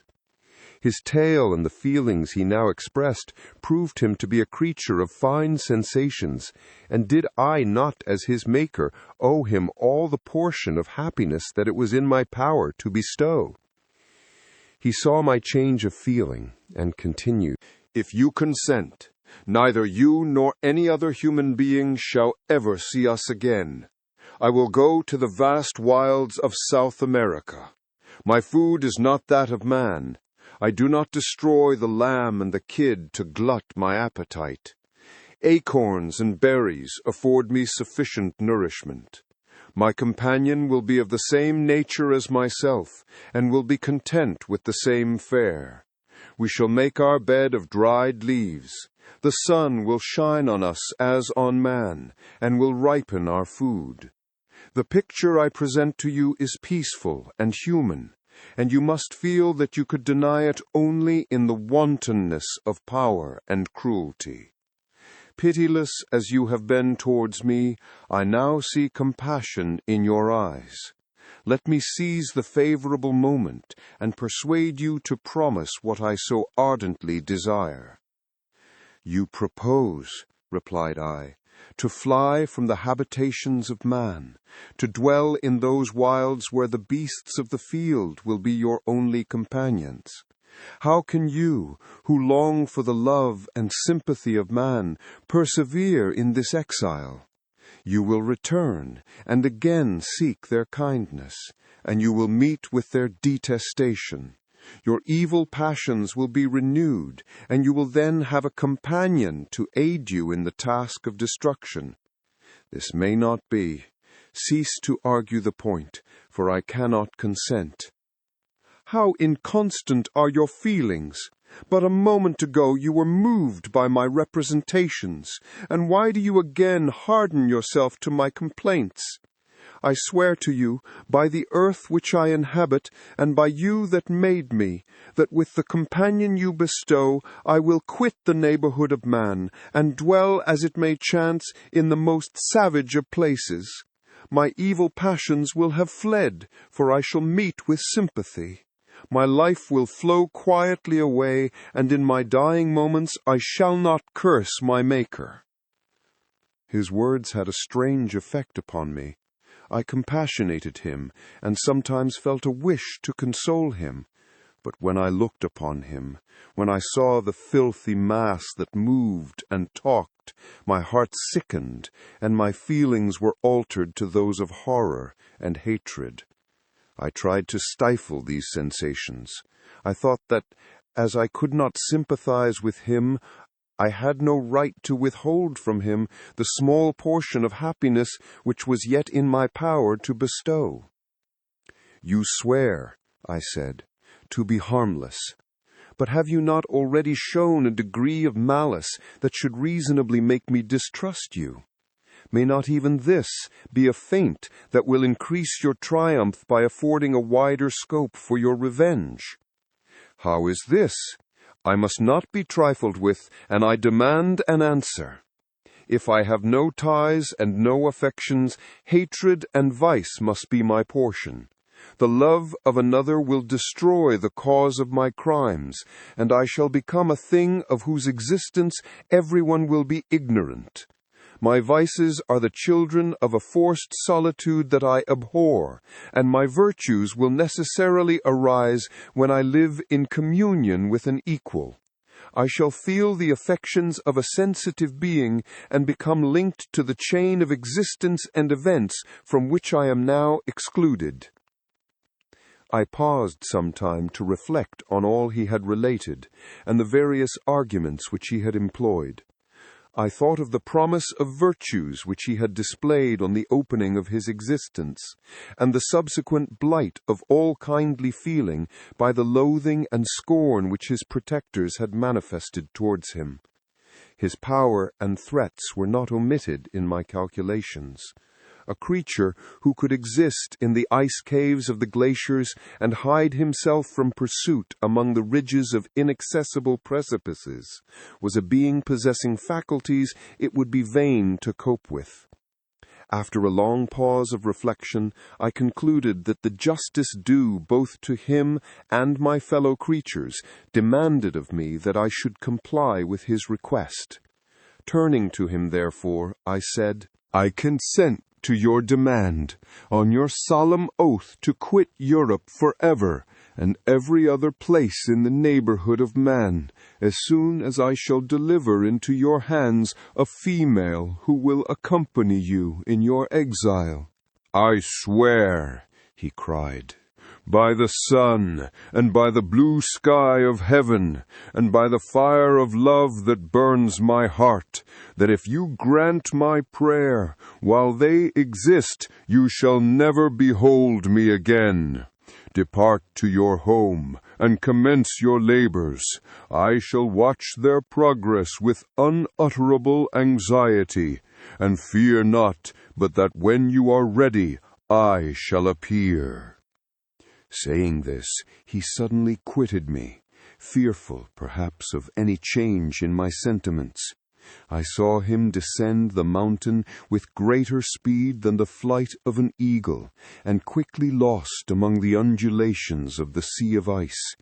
His tale had occupied the whole day, and the sun was upon the verge of the horizon when he departed. I knew that I ought to hasten my descent toward the valley, as I should soon be encompassed in darkness, but my heart was heavy, and my steps slow. The labor of winding among the little paths of the mountain, and fixing my feet firmly as I advanced, perplexed me, occupied as I was by the emotions which the occurrences of the day had produced.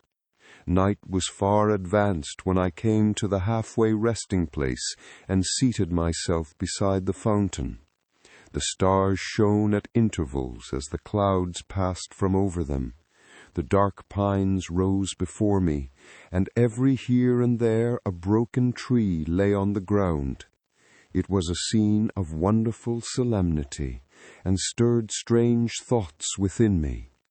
I wept bitterly, and clasping my hands in agony, I exclaimed, "O stars and clouds and winds, ye are all about to mock me. If ye really pity me, crush sensation and memory. Let me become as naught. But if not, depart, depart, and leave me in darkness." These were wild and miserable thoughts, but I cannot describe to you how the eternal twinklings of the stars weighed upon me, and how I listened to every blast of wind as if it were a dull, ugly siroc on its way to consume me. Morning dawned before I arrived at the village of Chamonix. I took no rest, but returned immediately to Geneva. Even in my own heart, I could give no expression to my sensations. They weighed upon me with a mountain's weight, and their excess destroyed my agony beneath them. Thus I returned home, and entering the house, presented myself to the family. My haggard and wild appearance awoke intense alarm, but I answered no question. Scarcely did I speak. I felt as if I were placed under a ban, as if I had no right to claim their sympathies, as if never more might I enjoy companionship with them. Yet even thus I loved them to adoration, and to save them I resolved to dedicate myself to my most abhorred task. The prospect of such an occupation made every other circumstance of existence pass before me like a dream, and that thought only had to me the reality of life. Chapter 18. Day after day, week after week, passed away on my return to Geneva, and I could not collect the courage to recommence my work. I feared the vengeance of the disappointed fiend, yet I was unable to overcome my repugnance to the task which was enjoined me. I found that I could not compose a female without again devoting several months to profound study and laborious disquisition. I had heard of some discoveries having been made by an English philosopher, the knowledge of which was material to my success, and I sometimes thought of obtaining my father's consent to visit England for this purpose. But I clung to every pretense of delay, and shrank from taking the first step in an undertaking whose immediate necessity began to appear less absolute to me.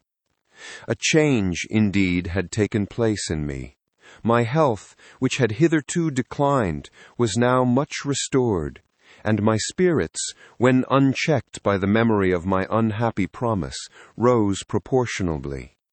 My father saw this change with pleasure, and he turned his thoughts towards the best method of eradicating the remains of my melancholy, which every now and then would return by fits, and with a devouring blackness overcast the approaching sunshine. At these moments I took refuge in the most perfect solitude. I passed whole days on the lake alone in a little boat, watching the clouds and listening to the rippling of the waves, silent and listless. But the fresh air and bright sun seldom failed to restore me to some degree of composure, and on my return I met the salutations of my friends with a readier smile and a more cheerful heart. It was after my return from one of these rambles that my father, calling me aside, thus addressed me. "I am happy to remark, my dear son, that you have resumed your former pleasures, and seem to be returning to yourself. And yet you are still unhappy, and still avoid our society. For some time I was lost in conjecture as to the cause of this. But yesterday an idea struck me, and if it is well founded, I conjure you to avow it. Reserve on such a point would be not only useless, but draw down treble misery on us all."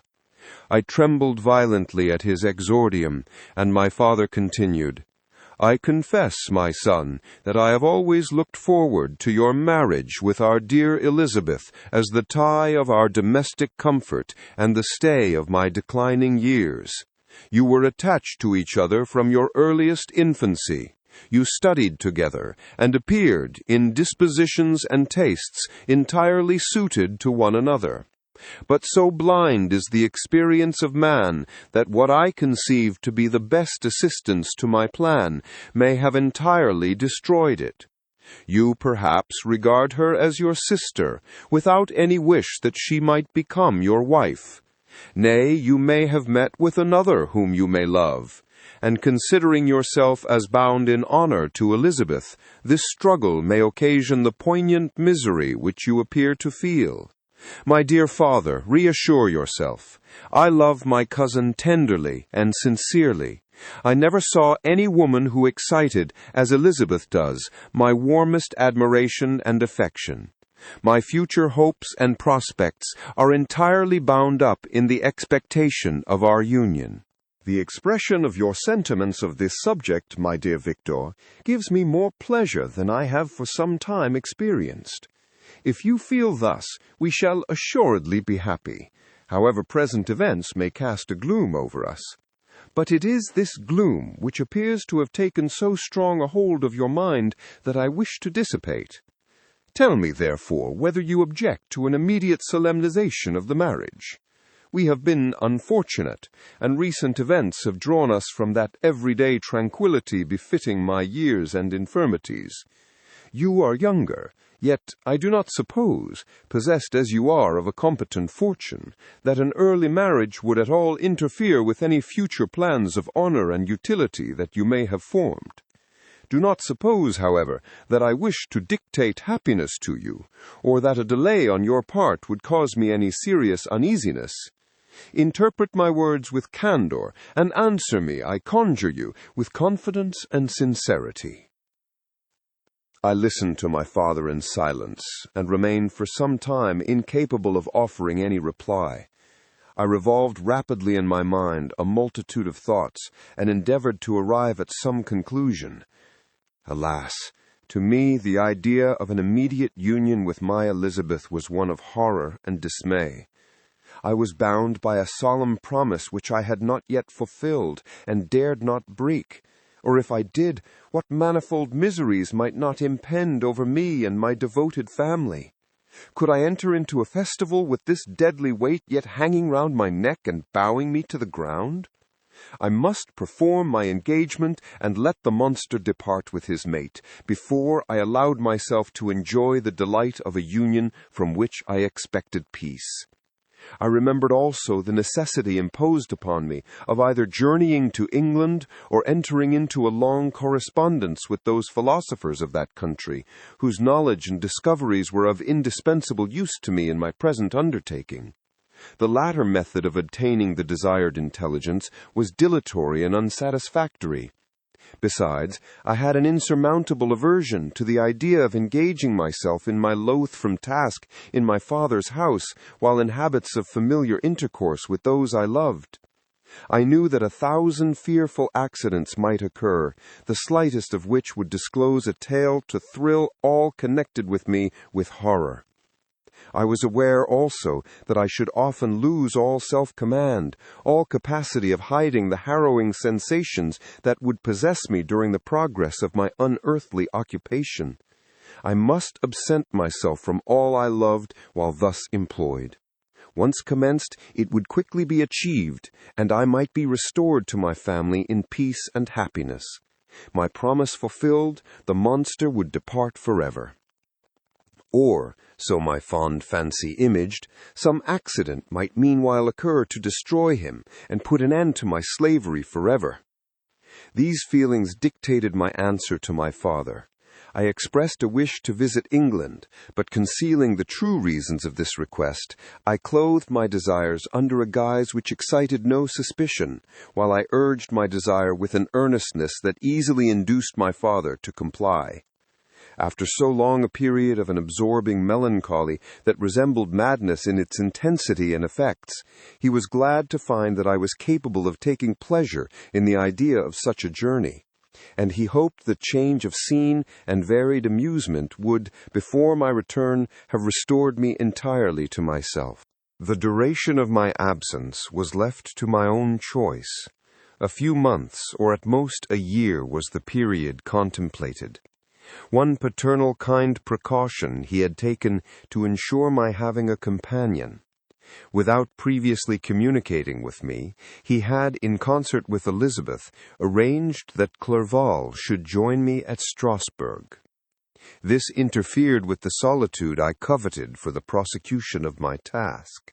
Yet at the commencement of my journey, the presence of my friend could in no way be an impediment, and truly I rejoiced that thus I should be saved many hours of lonely, maddening reflection.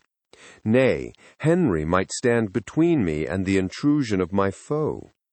If I were alone, would he not at times force his abhorred presence on me, to remind me of my task, or to contemplate its progress?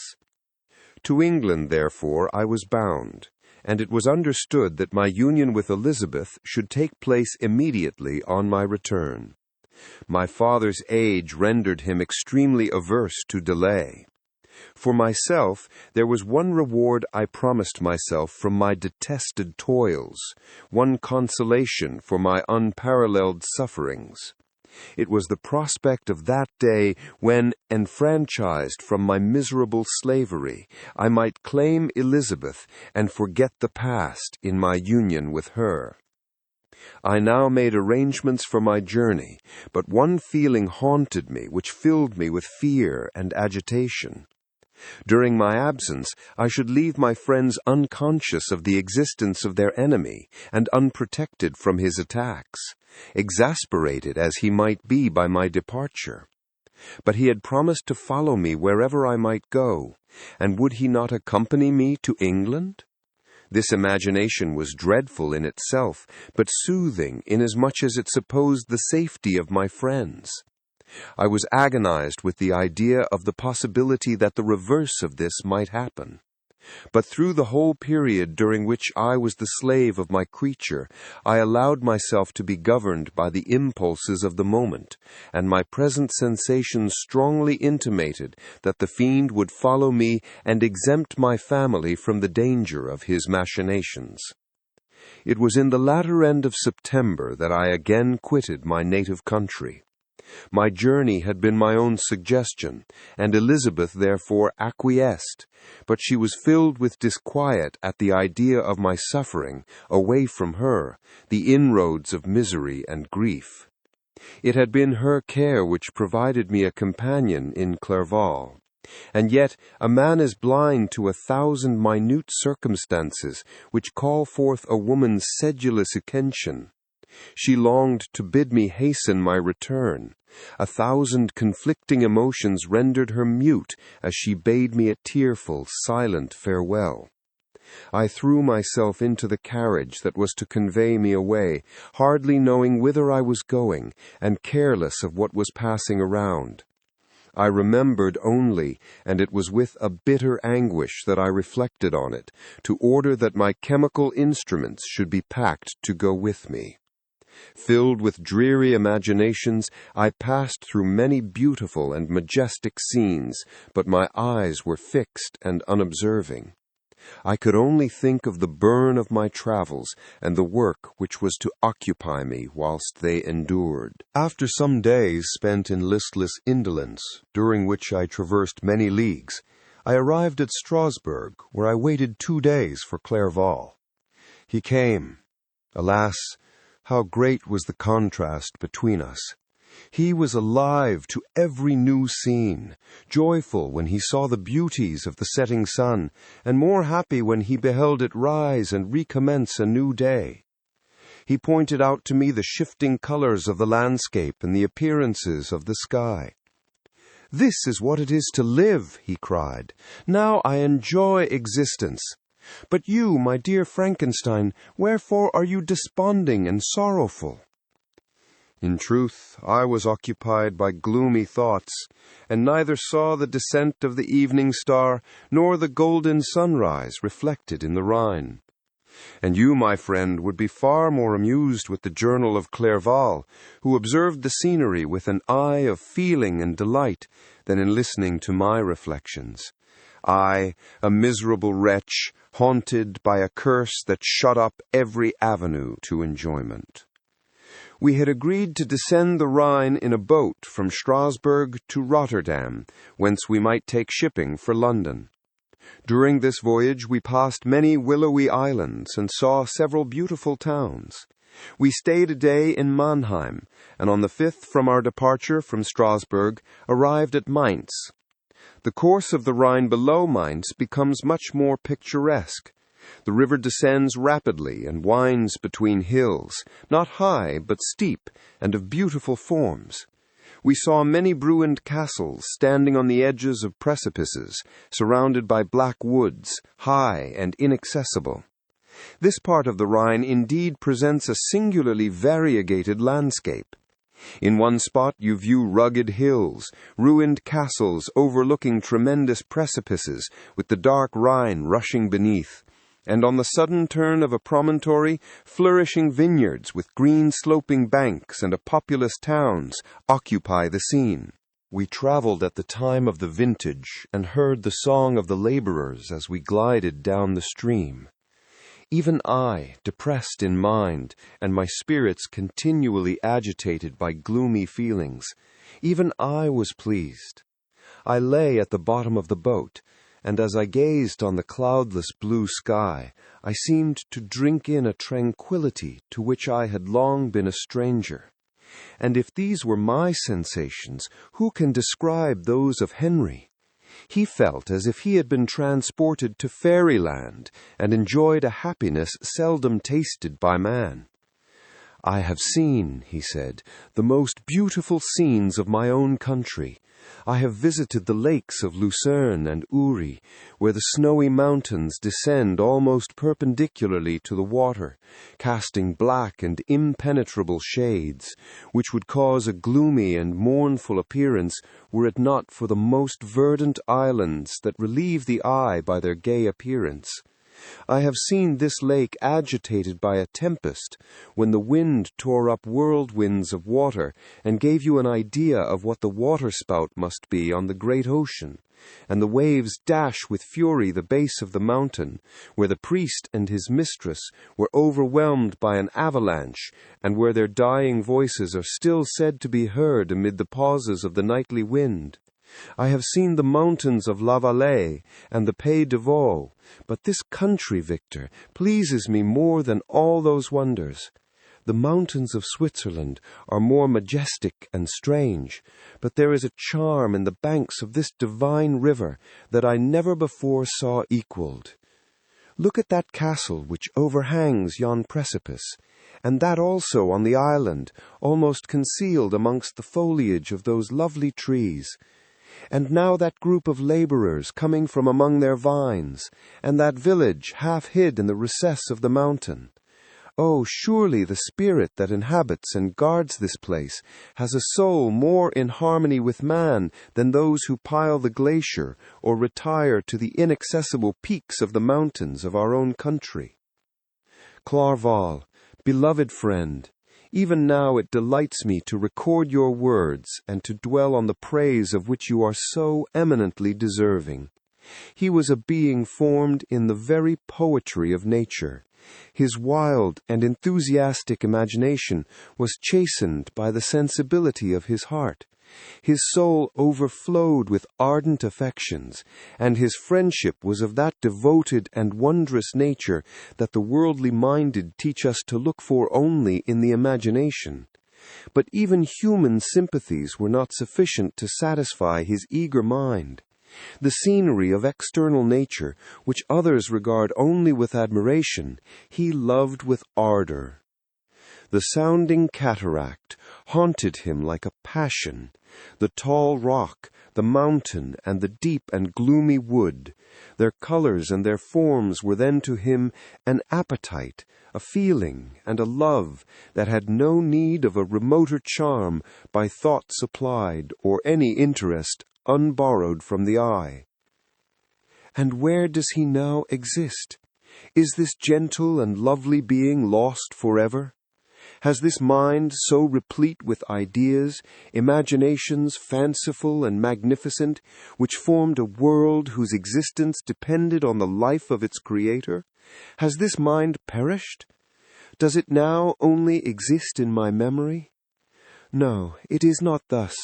Your form so divinely wrought and beaming with beauty has decayed, but your spirit still visits and consoles your unhappy friend. Pardon this gush of sorrow. These ineffectual words are but a slight tribute to the unexampled worth of Henry, but they soothe my heart, overflowing with the anguish which his remembrance creates. I will proceed with my tale. Beyond Cologne, we descended to the plains of Holland, and we resolved to post the remainder of our way, for the wind was contrary, and the stream of the river was too gentle to aid us. Our journey here lost the interest arising from beautiful scenery, but we arrived in a few days at Rotterdam, whence we proceeded by sea to England. It was on a clear morning in the latter days of December that I first saw the white cliffs of Britain. The banks of the Thames presented a new scene.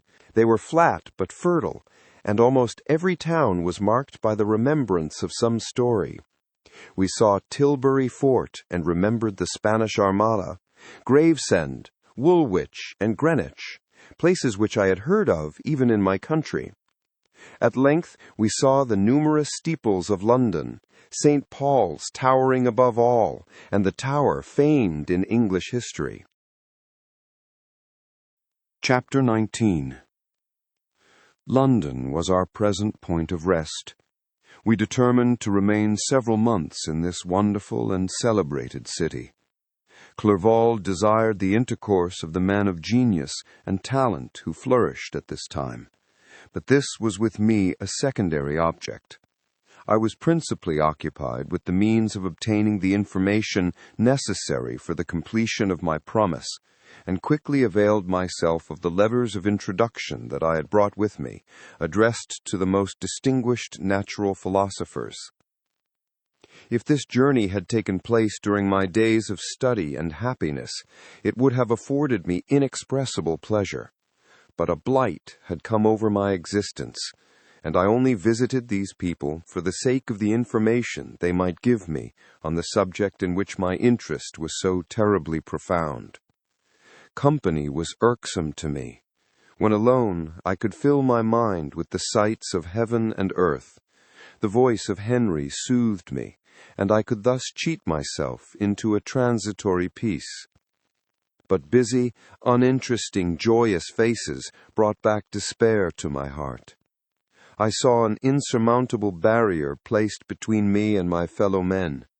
This barrier was sealed with the blood of William and Justine, and to reflect on the events connected with those names filled my soul with anguish.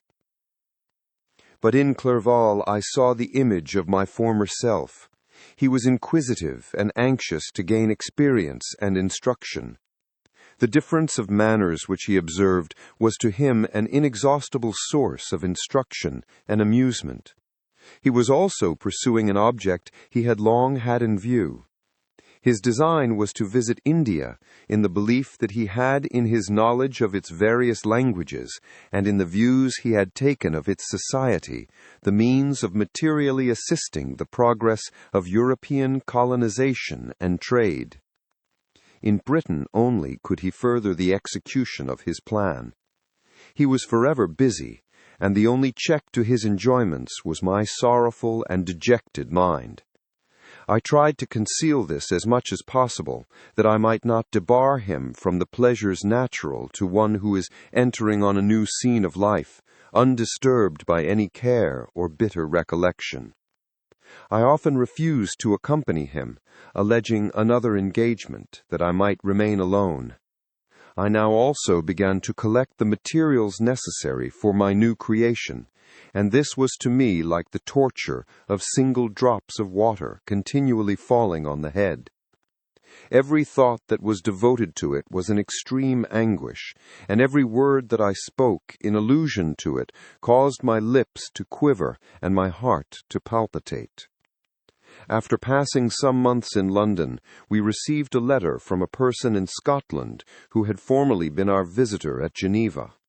He mentioned the beauties of his native country, and asked us if those were not sufficient allurements to induce us to prolong our journey as far north as Perth, where he resided. Clerval eagerly desired to accept this invitation, and I, although I abhorred society, wished to view again mountains and streams and all the wondrous works with which nature adorns her chosen dwelling places. We had arrived in England at the beginning of October, and it was now February. We accordingly determined to commence our journey towards the north at the expiration of another month. In this expedition we did not intend to follow the great road to Edinburgh, but to visit Windsor, Oxford, Matlock, and the Cumberland Lakes, resolving to arrive at the completion of this tour about the end of July. I packed up my chemical instruments and the materials I had collected, resolving to finish my labors in some obscure nook in the northern highlands of Scotland. We quitted London on the 27th of March, and remained a few days at Windsor, rambling in its beautiful forest. This was a new scene to us mountaineers. The majestic oaks, the quantity of game, and the herds of stately deer were all novelties to us. From thence we proceeded to Oxford. As we entered this city, our minds were filled with the remembrance of the events that had been transacted there more than a century and a half before. It was here that Charles had collected his forces. This city had remained faithful to him after the whole nation had forsaken his cause to join the standard of Parliament and liberty. The memory of that unfortunate king and his companions, the amiable Falkland, the insolent Goring, his queen and son, gave a peculiar interest to every part of the city which they might be supposed to have inhabited. The spirit of elder days found a dwelling here, and we delighted to trace its footsteps. If these feelings had not found an imaginary gratification, the appearance of the city had yet in itself sufficient beauty to obtain our admiration. The colleges are ancient and picturesque, the streets are almost magnificent, and the lovely Isis, which flows beside it through meadows of exquisite verdure, is spread forth into a placid expanse of waters, which reflects its majestic assemblage of towers and spires and domes, embosomed among aged trees.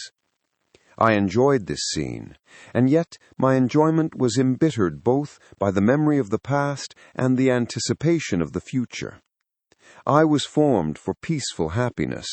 During my youthful days, discontent never visited my mind, and if I was ever overcome by ennui, the sight of what is beautiful in nature, or the study of what is excellent and sublime in the productions of man, could always interest my heart and communicate elasticity to my spirits. But now I am a blasted tree. The bolt has entered my soul, and I felt then that I should survive to exhibit what I shall soon cease to be, a miserable spectacle of wrecked humanity, pitiable to others and intolerable to myself. We passed a considerable period at Oxford, rambling among its environs and endeavoring to identify every spot which might relate to the most animating epoch of English history. Our little voyages of discovery were often prolonged by the successive objects that presented themselves. We visited the tomb of the illustrious Hampden and the field on which that patriot fell. For a moment, my soul was elevated from its debasing and miserable fears to contemplate the divine ideas of liberty and self-sacrifice of which these sites were the monuments and the remembrancers. For an instant, I dared to shake off my chains and look around me with a free and lofty spirit. But the iron had eaten into my flesh, and I sank again, trembling and hopeless, into my miserable self. We left Oxford with regret, and proceeded to Matlock, which was our next place of rest. The country in the neighborhood of this village resembled, to a greater degree, the scenery of Switzerland, but everything is on a lower scale, and the green hills want the crown of distant white Alps which always attend on the piny mountains of my native country. We visited the wondrous cave and the little cabinets of natural history, where the curiosities are disposed in the same manner as in the collections at Servox and Chamonix. The latter name made me tremble when pronounced by Henry, and I hastened to quit Matlock, with which that terrible scene was thus associated. From Derby, still journeying northwards, we passed 2 months in Cumberland and Westmoreland. I could now almost fancy myself among the Swiss mountains. The little patches of snow which yet lingered on the northern sides of the mountains, the lakes, and the dashing of the rocky streams were all familiar and dear sights to me. Here also we made some acquaintances, who almost contrived to cheat me into happiness. The delight of Clerval was proportionably greater than mine. His mind expanded in the company of men of talent, and he found in his own nature greater capacities and resources than he could have imagined himself to have possessed while he associated with his inferiors. "I could pass my life here," he said to me, "and among these mountains I should scarcely regret Switzerland and the Rhine." But he found that a traveller's life is one that includes much pain amidst its enjoyments. His feelings are forever on the stretch, and when he begins to sink into repose, he finds himself obliged to quit that on which he rests in pleasure for something new, which again engages his attention, and which also he forsakes for other novelties.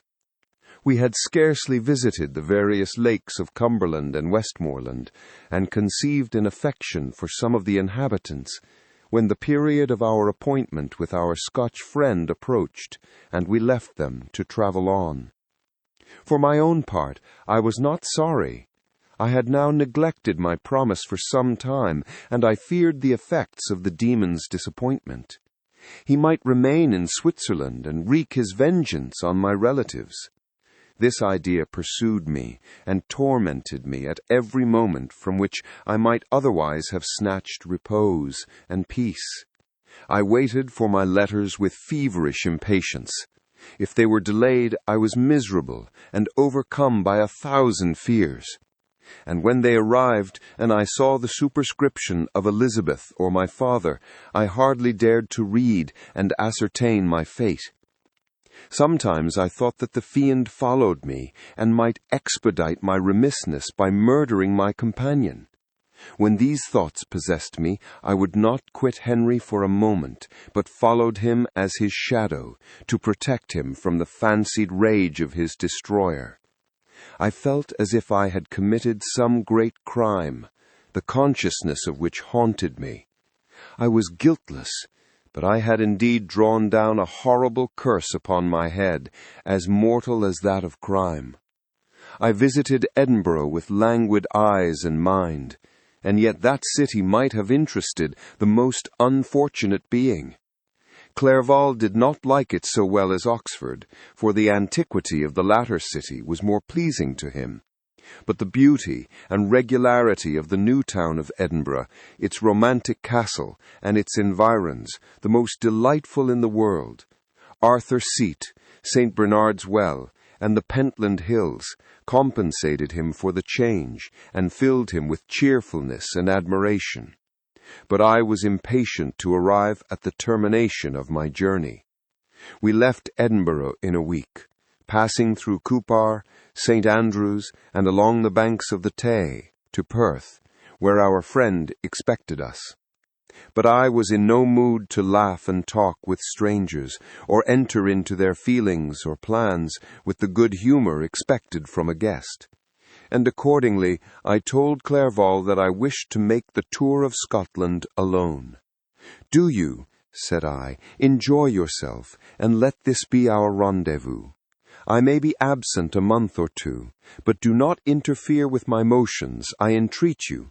Leave me to peace and solitude for a short time, and when I return, I hope it will be with a lighter heart, more congenial to your own temper."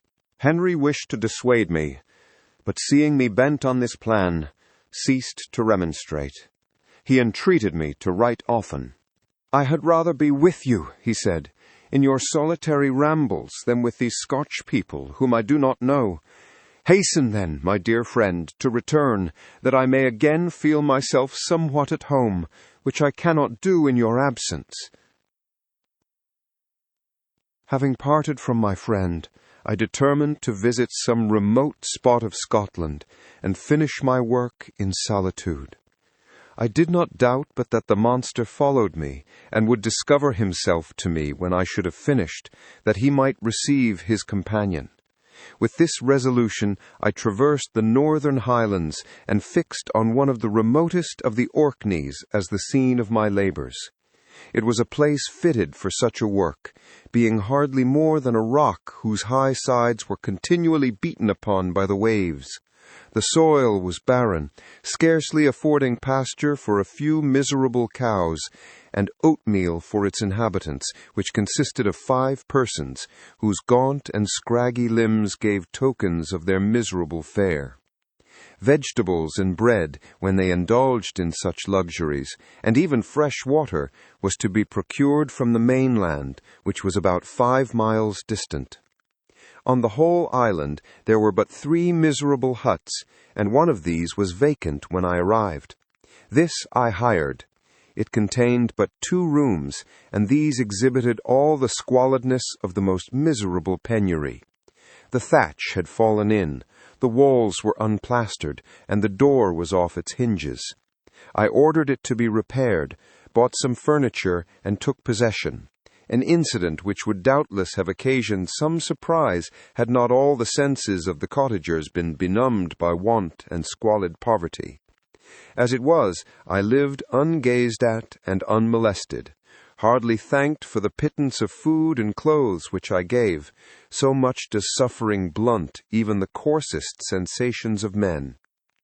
In this retreat I devoted the morning to labor, but in the evening, when the weather permitted, I walked on the stony beach of the sea to listen to the waves as they roared and dashed at my feet. It was a monotonous, yet ever-changing scene. I thought of Switzerland. It was far different from this desolate and appalling landscape. Its hills are covered with vines, and its cottages are scattered thickly in the plains. Its fair lakes reflect a blue and gentle sky, and when troubled by the winds, their tumult is but as the play of a lively infant when compared to the roarings of the giant ocean. In this manner I distributed my occupations when I first arrived, but as I proceeded in my labor, it became every day more horrible and irksome to me. Sometimes I could not prevail on myself to enter my laboratory for several days, and at other times I toiled day and night in order to complete my work. It was indeed a filthy process in which I was engaged. During my first experiment, a kind of enthusiastic frenzy had blinded me to the horror of my employment.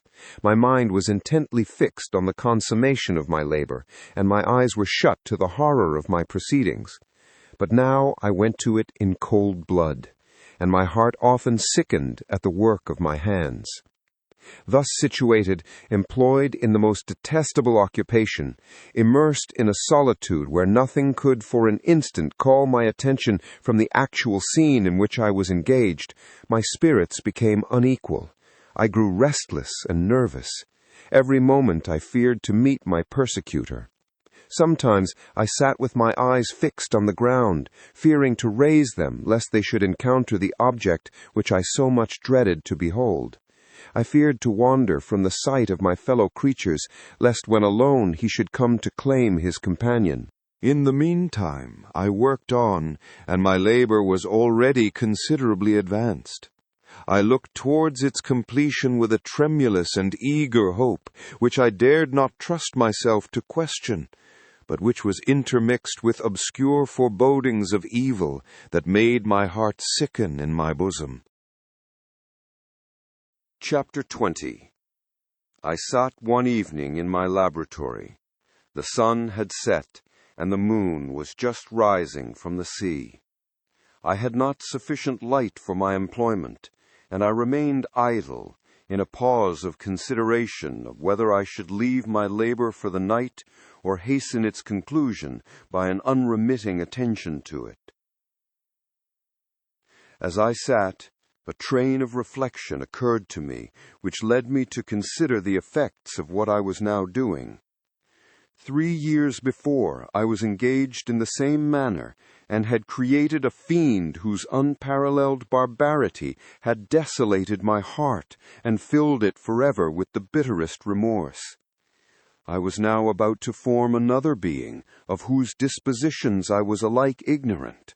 She might become 10,000 times more malignant than her mate, and delight, for its own sake, in murder and wretchedness. He had sworn to quit the neighborhood of man and hide himself in deserts, but she had not, and she who in all probability was to become a thinking and reasoning animal might refuse to comply with a compact made before her creation. They might even hate each other. The creature who already lived loathed his own deformity, and might he not conceive a greater abhorrence for it when it came before his eyes in the female form? She also might turn with disgust from him to the superior beauty of man. She might quit him, and he be again alone, exasperated by the fresh provocation of being deserted by one of his own species. Even if they were to leave Europe and inhabit the deserts of the New World, yet one of the first results of those sympathies for which the demon thirsted would be children, and a race of devils would be propagated upon the earth who might make the very existence of the species of man a condition precarious and full of terror. Had I right, for my own benefit, to inflict this curse upon everlasting generations? I had before been moved by the sophisms of the being I had created. I had been struck senseless by his fiendish threats, but now, for the first time, the wickedness of my promise burst upon me. I shuddered to think that future ages might curse me as their pest, whose selfishness had not hesitated to buy its own peace at the price, perhaps, of the existence of the whole human race. I trembled, and my heart failed within me, when, on looking up, I saw by the light of the moon the demon at the casement. A ghastly grin wrinkled his lips as he gazed on me, where I sat fulfilling the task which he had allotted to me. Yes, he had followed me in my travels. He had loitered in forests, hid himself in caves, or taken refuge in wide and desert heaths, and he now came to mark my progress and claim the fulfillment of my promise. As I looked on him, his countenance expressed the utmost extent of malice and treachery. I thought with a sensation of madness on my promise of creating another like to him, and trembling with passion, tore to pieces the thing on which I was engaged. The wretch saw me destroy the creature on whose future existence he depended for happiness, and with a howl of devilish despair and revenge, withdrew. I left the room, and locking the door, made a solemn vow in my own heart never to resume my labors, and then, with trembling steps, I sought my own apartment. I was alone. None were near me to dissipate the gloom and relieve me from the sickening oppression of the most terrible reveries. Several hours passed, and I remained near my window gazing on the sea. It was almost motionless, for the winds were hushed, and all nature reposed under the eye of the quiet moon. A few fishing vessels alone specked the water, and now and then the gentle breeze wafted the sound of voices as the fishermen called to one another. I felt the silence, although I was hardly conscious of its extreme profundity, until my ear was suddenly arrested by the paddling of oars near the shore, and a person landed close to my house. In a few minutes after, I heard the creaking of my door, as if someone endeavored to open it softly. I trembled from head to foot. I felt a presentiment of who it was, and wished to rouse one of the peasants who dwelt in a cottage not far from mine.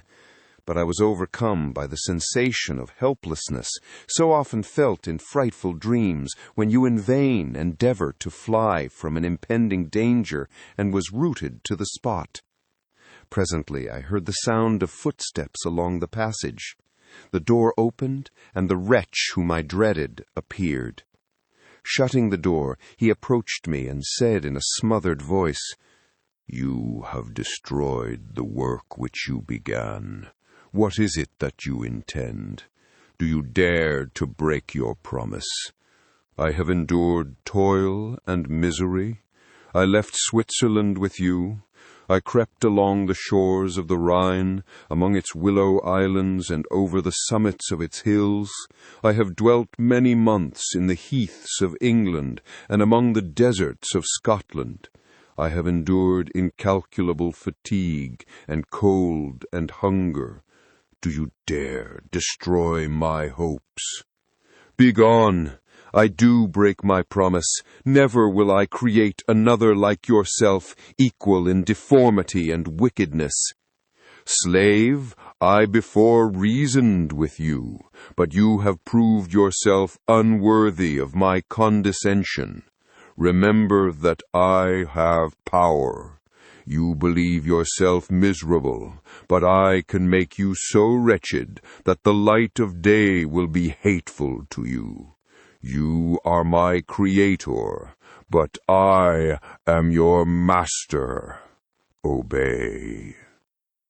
The hour of my irresolution is past, and the period of your power is arrived. Your threats cannot move me to do an act of wickedness, but they confirm me in a determination of not creating you a companion in vice. Shall I, in cool blood, set loose upon the earth a demon whose delight is in death and wretchedness? Begone, I am firm, and your words will only exasperate my rage. The monster saw my determination in my face, and gnashed his teeth in the impotence of anger. "Shall each man," cried he, "find a wife for his bosom, and each beast have his mate, and I be alone? I had feelings of affection, and they were requited by detestation and scorn. Man, you may hate, but beware. Your hours will pass in dread and misery, and soon the bolt will fall which must ravish from you your happiness forever. Are you to be happy while I grovel in the intensity of my wretchedness? You can blast my other passions, but revenge remains. Revenge, henceforth dearer than light or food. I may die, but first you, my tyrant and tormentor, shall curse the sun that gazes on your misery. Beware, for I am fearless, and therefore powerful. I will watch with the wildness of a snake, that I may sting with its venom. Man, you shall repent of the injuries you inflict. Devil, cease, and do not poison the air with these sounds of malice. I have declared my resolution to you, and I am no coward to bend beneath words. Leave me, I am irresolute. It is well, I go, but remember, I shall be with you on your wedding night." I started forward and exclaimed, "Villain, before you sign my death warrant, be sure that you are yourself safe." I would have seized him, but he eluded me and quitted the house with precipitation. In a few moments I saw him in his boat, which shot across the waters with an arrowy swiftness and was soon lost amidst the waves. All was again silent, but his words rang in my ears. I burned with rage to pursue the murderer of my peace and precipitate him into the ocean. I walked up and down my room hastily and perturbed, while my imagination conjured up 1,000 images to torment and sting me. Why had I not followed him and closed with him in mortal strife? But I had suffered him to depart, and he had directed his course towards the mainland. I shuddered to think who might be the next victim sacrificed to his insatiate revenge. And then I thought again of his words, "I will be with you on your wedding night." That, then, was the period fixed for the fulfillment of my destiny. In that hour I should die, and at once satisfy and extinguish his malice. The prospect did not move me to fear. Yet, when I thought of my beloved Elizabeth, of her tears and endless sorrow when she should find her lover so barbarously snatched from her, tears, the first I had shed for many months, streamed from my eyes, and I resolved not to fall before my enemy without a bitter struggle. The night passed away, and the sun rose from the ocean. My feelings became calmer, if it may be called calmness, when the violence of rage sinks into the depths of despair. I left the house, the horrid scene of the last night's contention, and walked on the beach of the sea, which I almost regarded as an insuperable barrier between me and my fellow creatures. Nay, a wish that such should prove the fact stole across me. I desired that I might pass my life on that barren rock, wearily, it is true, but uninterrupted by any sudden shock of misery. If I returned, it was to be sacrificed, or to see those whom I most loved die under the grasp of a demon whom I had myself created. I walked about the isle like a restless spectre, separated from all it loved and miserable in the separation. When it became noon and the sun rose higher, I lay down on the grass and was overpowered by a deep sleep. I had been awake the whole of the preceding night. My nerves were agitated and my eyes inflamed by watching and misery. The sleep into which I now sank refreshed me, and when I awoke, I again felt as if I belonged to a race of human beings like myself, and I began to reflect upon what had passed with greater composure. Yet still the words of the fiend rang in my ears like a death knell. They appeared like a dream, yet distinct and oppressive as a reality. The sun had far descended, and I still sat on the shore, satisfying my appetite, which had become ravenous, with an oaten cake, when I saw a fishing boat land close to me, and one of the men brought me a packet. It contained letters from Geneva, and one from Clerval, entreating me to join him. He said that he was wearing away his time fruitlessly where he was, that letters from the friends he had formed in London desired his return to complete the negotiation they had entered into for his Indian enterprise. He could not any longer delay his departure, but as his journey to London might be followed even sooner than he now conjectured by his longer voyage, he entreated me to bestow as much of my society on him as I could spare. He besought me, therefore, to leave my solitary isle and to meet him at Perth, that we might proceed southwards together. This letter, in a degree, recalled me to life, and I determined to quit my island at the expiration of 2 days. Yet, before I departed, there was a task to perform on which I shuddered to reflect. I must pack up my chemical instruments, and for that purpose I must enter the room which had been the scene of my odious work, and I must handle those utensils, the sight of which was sickening to me. The next morning, at daybreak, I summoned sufficient courage and unlocked the door of my laboratory. The remains of the half-finished creature whom I had destroyed lay scattered on the floor, and I almost felt as if I had mangled the living flesh of a human being. I paused to collect myself, and then entered the chamber. With trembling hand, I conveyed the instruments out of the room, but I reflected that I ought not to leave the relics of my work to excite the horror and suspicion of the peasants, and I accordingly put them into a basket with a great quantity of stones, and laying them up, determined to throw them into the sea that very night. And in the meantime I sat upon the beach, employed in cleaning and arranging my chemical apparatus. Nothing could be more complete than the alteration that had taken place in my feelings since the night of the appearance of the demon. I had before regarded my promise with a gloomy despair as a thing that, with whatever consequences, must be fulfilled, but I now felt as if a film had been taken from before my eyes, and that I for the first time saw clearly. The idea of renewing my labors did not for one instant occur to me.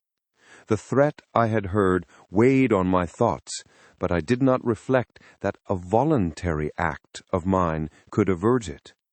I had resolved in my own mind that to create another like the fiend I had first made would be an act of the basest and most atrocious selfishness, and I banished from my mind every thought that could lead to a different conclusion.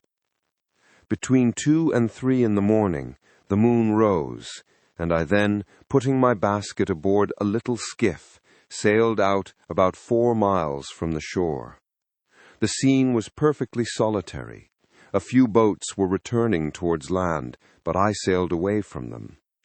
I felt as if I was about the commission of a dreadful crime, and avoided with shuddering anxiety any encounter with my fellow creatures.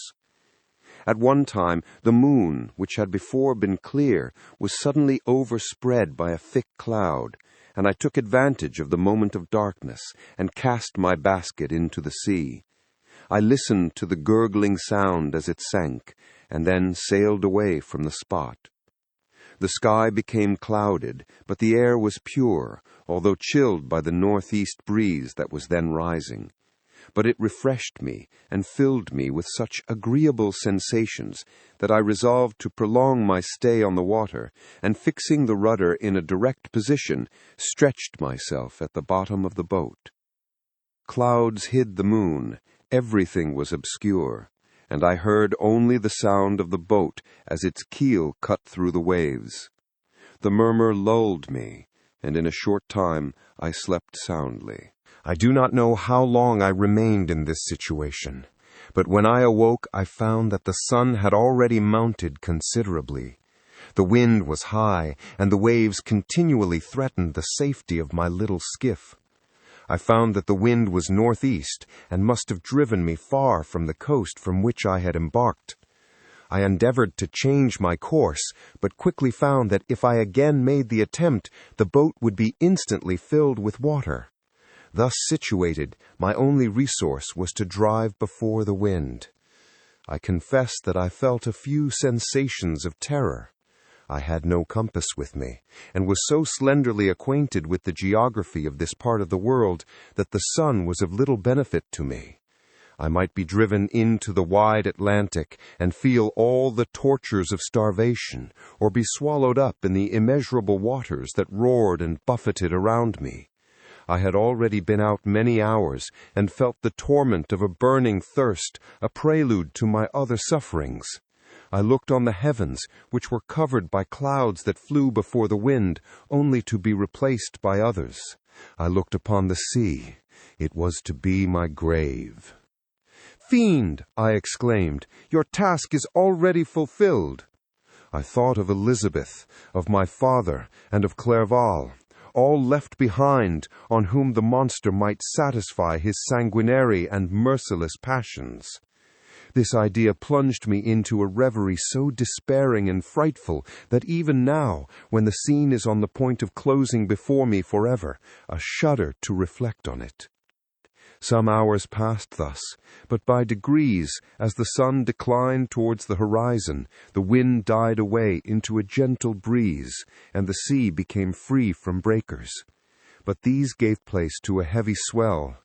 I felt sick and hardly able to hold the rudder, when suddenly I saw a line of high land toward the south.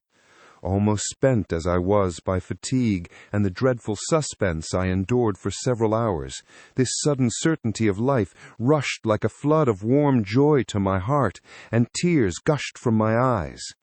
How mutable are our feelings, and how strange is that clinging love we have of life, even in the excess of misery. I constructed another sail with a part of my dress, and eagerly steered my course towards the land. It had a wild and rocky appearance, but as I approached nearer, I easily perceived the traces of cultivation. I saw vessels near the shore, and found myself suddenly transported back to the neighborhood of civilized man. I carefully traced the windings of the land, and hailed a steeple which I at length saw issuing from behind a small promontory. As I was in a state of extreme debility, I resolved to sail directly towards the town, as a place where I could most easily procure nourishment. Fortunately, I had money with me. As I turned the promontory, I perceived a small, neat town and a good harbor, which I entered, my heart bounding with joy at my unexpected escape. As I was occupied in fixing the boat and arranging the sails, several people crowded toward the spot. They seemed much surprised at my appearance, but instead of offering me any assistance, whispered together with gestures that at any other time might have produced in me a slight sensation of alarm. As it was, I merely remarked that they spoke English, and I therefore addressed them in that language. "My good friends," said I, "will you be so kind as to tell me the name of this town, and inform me where I am?" "You will know that soon enough," replied a man with a hoarse voice. "Maybe you're come to a place that will not prove much to your taste, but you will not be consulted as to your quarters, I promise you." I was exceedingly surprised on receiving so rude an answer from a stranger, and I was also disconcerted on perceiving the frowning and angry countenances of his companions. "Why do you answer me so roughly?" I replied. "Surely it is not the custom of Englishmen to receive strangers so inhospitably." "I do not know," said the man, "what the custom of the English may be, but it is the custom of the Irish to hate villains."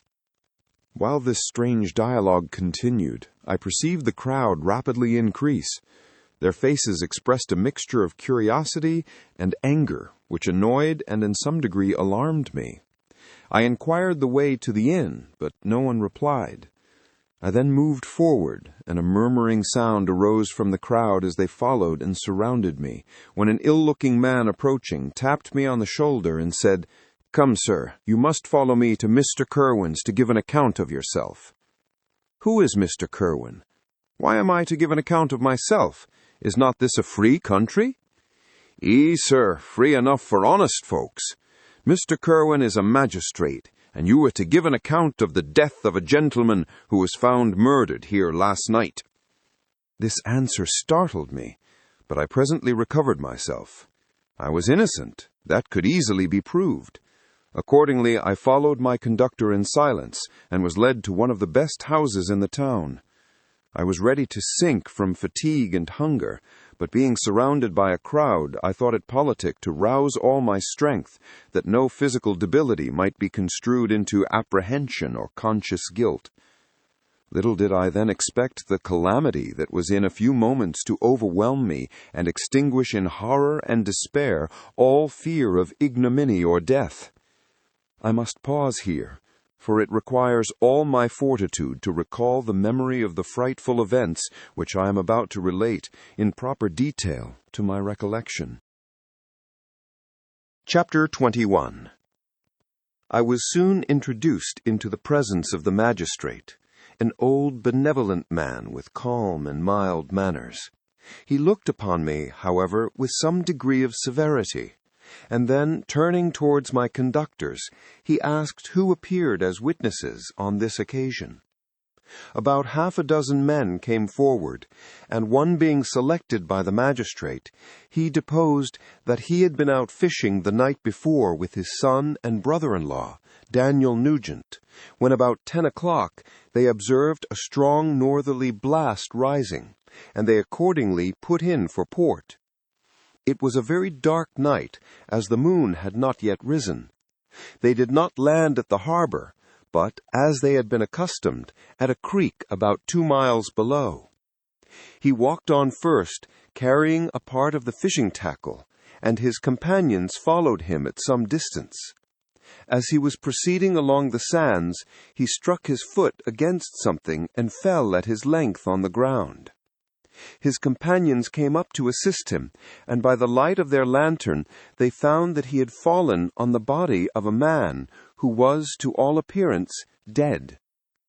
Their first supposition was that it was the corpse of some person who had been drowned and was thrown on shore by the waves, but on examination they found that the clothes were not wet, and even that the body was not then cold. They instantly carried it to the cottage of an old woman near the spot, and endeavored, but in vain, to restore it to life. It appeared to be a handsome young man, about 25 years of age. He had apparently been strangled, for there was no sign of any violence, except the black mark of fingers on his neck. The first part of this deposition did not in the least interest me, but when the mark of the fingers was mentioned, I remembered the murder of my brother, and felt myself extremely agitated.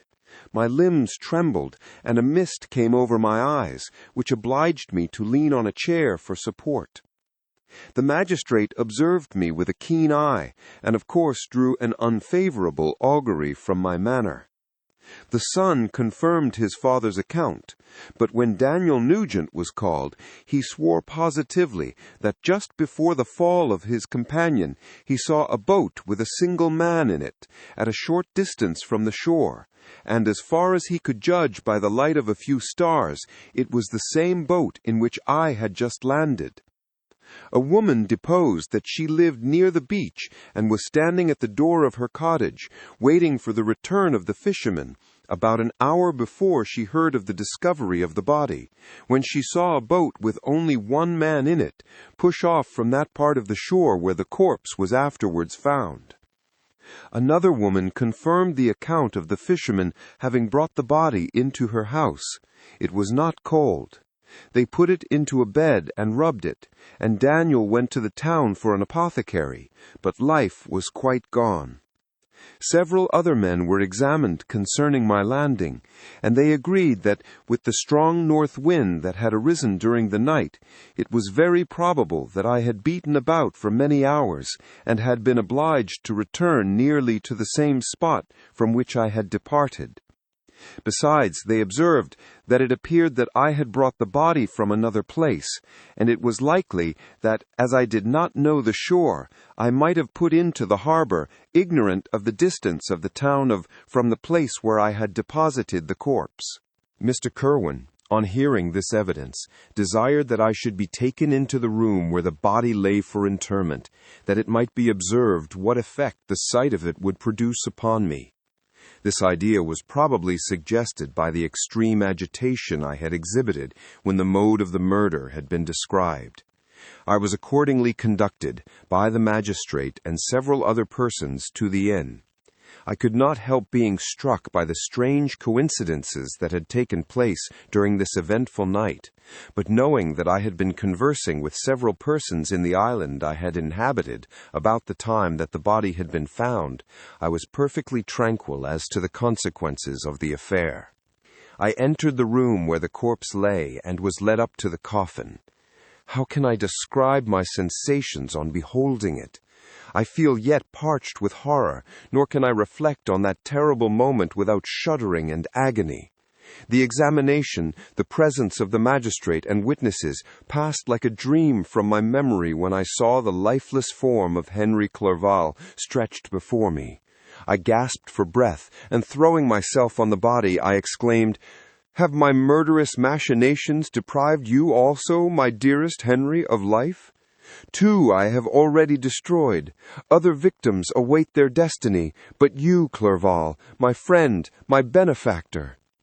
The human frame could no longer support the agonies that I endured, and I was carried out of the room in strong convulsions. A fever succeeded to this. I lay for 2 months on the point of death. My ravings, as I afterwards heard, were frightful. I called myself the murderer of William, of Justine, and of Clerval. Sometimes I entreated my attendants to assist me in the destruction of the fiend by whom I was tormented, and at others I felt the fingers of the monster already grasping my neck, and screamed aloud with agony and terror. Fortunately, as I spoke my native language, Mr. Kirwin alone understood me, but my gestures and bitter cries were sufficient to affright the other witnesses. Why did I not die? More miserable than man ever was before, why did I not sink into forgetfulness and rest? Death snatches away many blooming children, the only hopes of their doting parents. How many brides and youthful lovers have been one day in the bloom of health and hope, and the next a prey for worms and the decay of the tomb? Of what materials was I made that I could thus resist so many shocks, which, like the turning of the wheel, continually renewed the torture? But I was doomed to live, and in 2 months found myself as awaking from a dream in a prison, stretched on a wretched bed, surrounded by jailers, turnkeys, bolts, and all the miserable apparatus of a dungeon. It was morning, I remember, when I thus awoke to understanding. I had forgotten the particulars of what had happened, and only felt as if some great misfortune had suddenly overwhelmed me. But when I looked around and saw the barred windows and the squalidness of the room in which I was, all flashed across my memory, and I groaned bitterly. This sound disturbed an old woman who was sleeping in a chair beside me. She was a hired nurse, the wife of one of the turnkeys, and her countenance expressed all those bad qualities which often characterize that class. The lines of her face were hard and rude, like that of persons accustomed to see without sympathizing in sights of misery. Her tone expressed her entire indifference. She addressed me in English, and the voice struck me as one that I had heard during my sufferings. "Are you better now, sir?" she said. I replied in the same language, with a feeble voice, "I believe I am, but if it be all true, if I indeed did not dream, I am sorry that I am still alive to feel this misery and horror." "For that matter," replied the old woman, "if you mean about the gentleman you murdered, I believe that it were better for you if you were dead, for I fancy it will go hard with you. However, that's none of my business. I'm sent to nurse you and get you well. I do my duty with a safe conscience. It were well if everybody did the same." I turned with loathing from the woman who could utter so unfeeling a speech to a person just saved, on the very edge of death. But I felt languid and unable to reflect on all that had passed. The whole series of my life appeared to me as a dream. I sometimes doubted if indeed it were all true, for it never presented itself to my mind with the force of reality. As the images that floated before me became distinct, I grew feverish. A darkness pressed around me. No one was near me who soothed me with the gentle voice of love. No dear hand supported me. The physician came and prescribed medicines, and the old woman prepared them for me. But utter carelessness was visible in the first, and the expression of brutality was strongly marked in the visage of the second. Who could be interested in the fate of a murderer but the hangman who would gain his fee? These were my first reflections, but I soon learned that Mr. Kerwin had shown me extreme kindness. He had caused the best room in the prison to be prepared for me. Wretched indeed was the best, and it was he who had provided a physician and a nurse.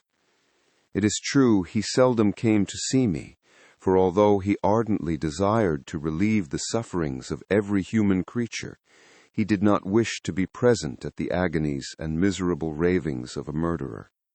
He came, therefore, sometimes to see that I was not neglected, but his visits were short and with long intervals. One day, while I was gradually recovering, I was seated in a chair, my eyes half open and my cheeks livid like those in death. I was overcome by gloom and misery, and often reflected I had better seek death than desire to remain in a world which to me was replete with wretchedness. At one time I considered whether I should not declare myself guilty and suffer the penalty of the law, less innocent than poor Justine had been. Such were my thoughts when the door of my apartment was opened, and Mr. Kerwin entered. His countenance expressed sympathy and compassion. He drew a chair close to mine and addressed me in French. "I fear that this place is very shocking to you. Can I do anything to make you more comfortable?" "I thank you, but all that you mention is nothing to me. On the whole earth there is no comfort which I am capable of receiving. I know that the sympathy of a stranger can be but of little relief to one borne down as you are by so strange a misfortune. But you will, I hope, soon quit this melancholy abode, for doubtless evidence can easily be brought to free you from the criminal charge." "That is my least concern. I am, by a course of strange events, become the most miserable of mortals. Persecuted and tortured as I am and have been, can death be any evil to me? Nothing indeed could be more unfortunate and agonizing than the strange chances that have lately occurred. You are thrown by some surprising accident on this shore, renowned for its hospitality, seized immediately and charged with murder. The first sight that was presented to your eyes was the body of your friend, murdered in so unaccountable a manner, and placed, as it were, by some fiend across your path."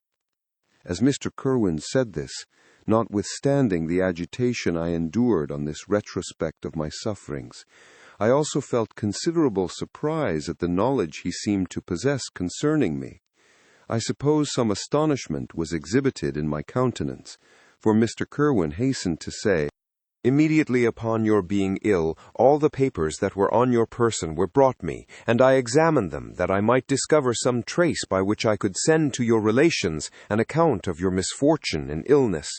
I found several letters, and among others one which I discovered from its commencement to be from your father. I instantly wrote to Geneva.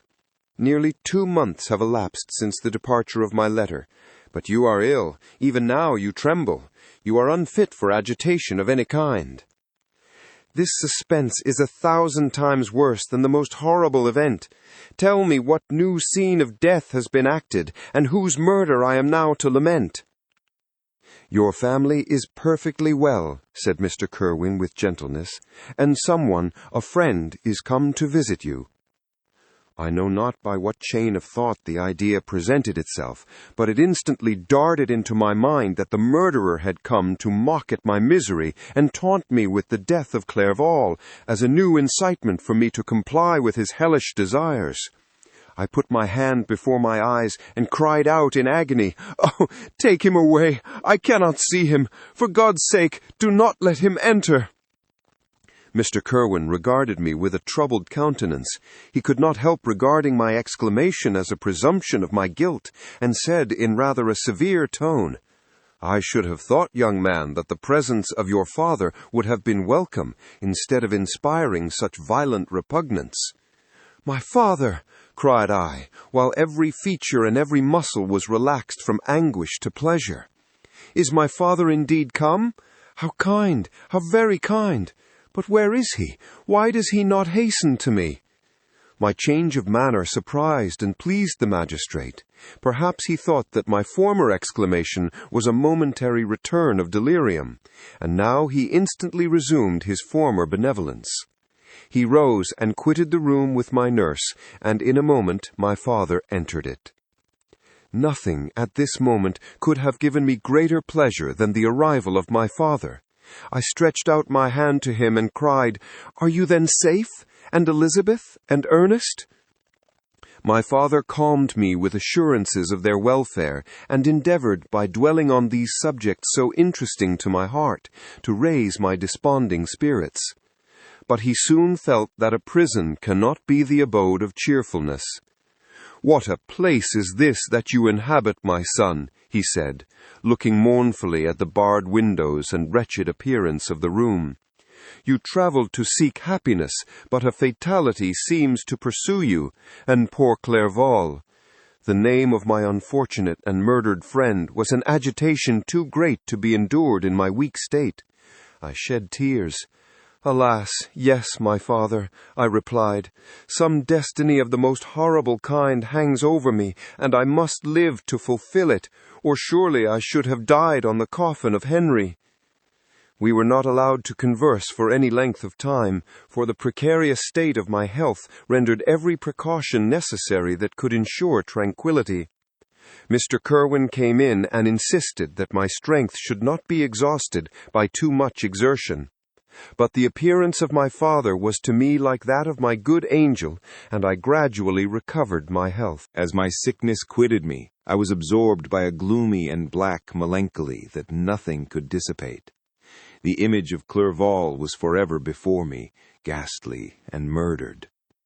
More than once the agitation into which these reflections threw me made my friends dread a dangerous relapse. Alas, why did they preserve so miserable and detested a life? It was surely that I might fulfill my destiny, which is now drawing to a close. Soon, oh, very soon, will death extinguish these throbbings, and relieve me from the mighty weight of anguish that bears me to the dust.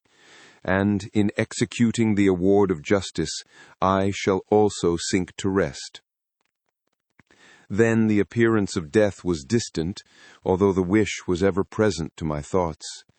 And I often sat for hours motionless and speechless, wishing for some mighty revolution that might bury me and my destroyer in its ruins. The season of the assizes approached. I had already been 3 months in prison, and although I was still weak and in continual danger of a relapse, I was obliged to travel nearly 100 miles to the country town where the court was held. Mr. Kerwin charged himself with every care of collecting witnesses and arranging my defense. I was spared the disgrace of appearing publicly as a criminal, as the case was not brought before the court that decides on life and death. The grand jury rejected the bill, on its being proved that I was on the Orkney Islands at the hour the body of my friend was found, and a fortnight after my removal I was liberated from prison. My father was enraptured on finding me freed from the vexations of a criminal charge, that I was again allowed to breathe the fresh atmosphere and permitted to return to my native country. I did not participate in these feelings, for to me the walls of a dungeon or a palace were alike hateful. The cup of life was poisoned forever, and although the sun shone upon me, as upon the happy and gay of heart, I saw around me nothing but a dense and frightful darkness, penetrated by no light but the glimmer of two eyes that glared upon me. Sometimes they were the expressive eyes of Henry, languishing in death, the dark orbs nearly covered by the lids and the long black lashes that fringed them. Sometimes it was the watery, clouded eyes of the monster, as I first saw them in my chamber at Ingolstadt. My father tried to awaken in me the feelings of affection. He talked of Geneva, which I should soon visit, of Elizabeth and Ernest, but these words only drew deep groans from me. Sometimes, indeed, I felt a wish for happiness, and thought with melancholy delight of my beloved cousin, or longed with a devouring Mélodie de Pays to see once more the blue lake and rapid Rhone that had been so dear to me in early childhood. But my general state of feeling was a torpor, in which a prison was as welcome a residence as the divinest scene in nature, and these fits were seldom interrupted but by paroxysms of anguish and despair. At these moments I often endeavored to put an end to the existence I loathed, and it required unceasing attendance and vigilance to restrain me from committing some dreadful act of violence. Yet one duty remained to me, the recollection of which finally triumphed over my selfish despair.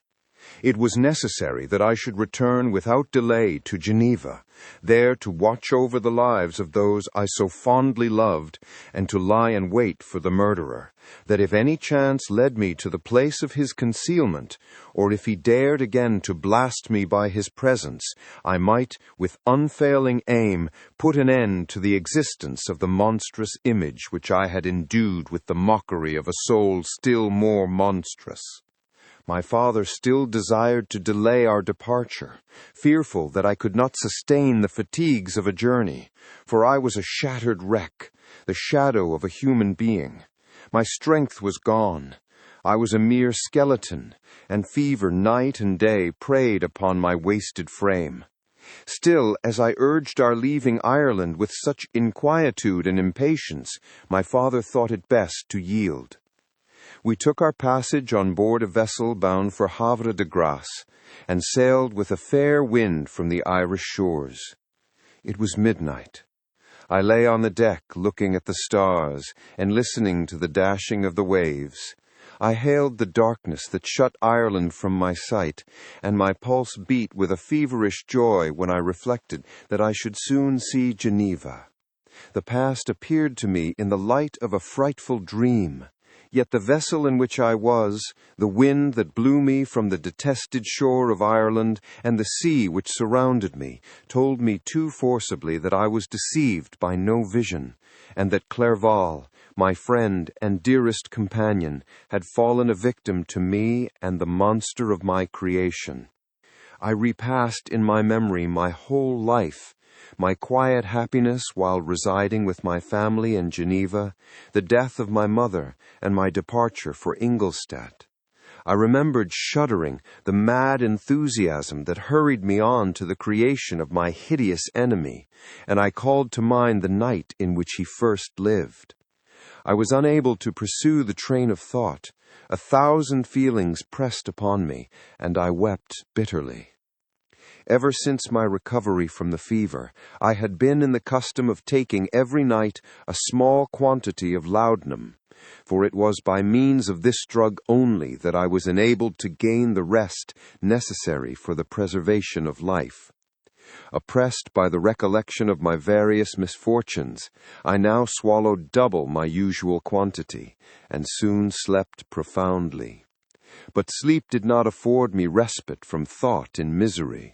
My dreams presented 1,000 objects that scared me. Towards morning I was possessed by a kind of nightmare. I felt the fiend's grasp in my neck and could not free myself from it. Groans and cries rang in my ears. My father, who was watching over me, perceiving my restlessness, awoke me. The dashing waves were around, the cloudy sky above. The fiend was not here.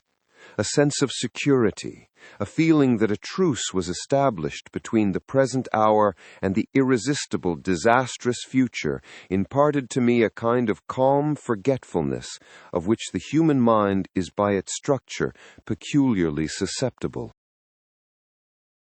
Chapter 22.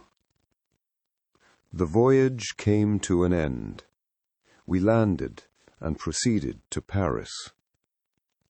I soon found that I had overtaxed my strength and that I must repose before I could continue my journey.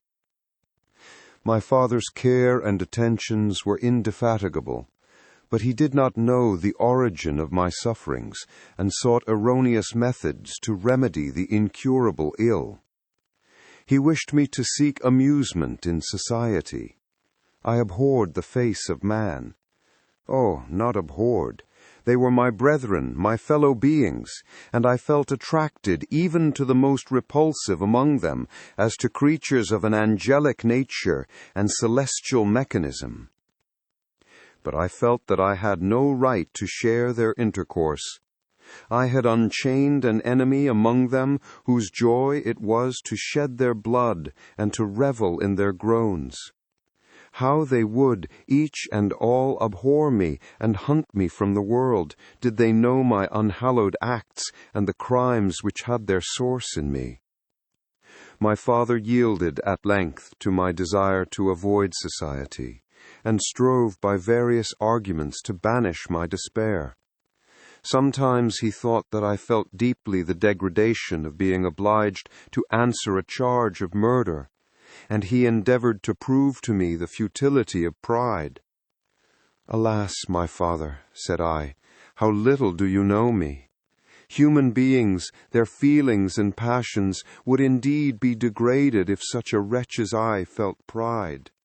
Justine, poor unhappy Justine, was as innocent as I, and she suffered the same charge. She died for it, and I am the cause of this. I murdered her. William, Justine, and Henry, they all died by my hands." My father had often, during my imprisonment, heard me make the same assertion.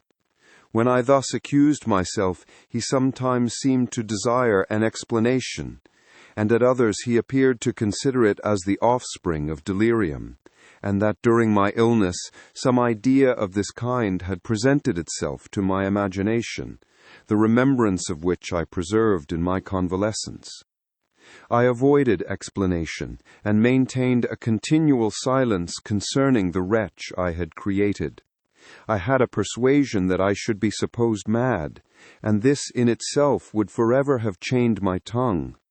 But besides, I could not bring myself to disclose a secret which would fill my hearer with consternation, and make fear and unnatural horror the inmates of his breast.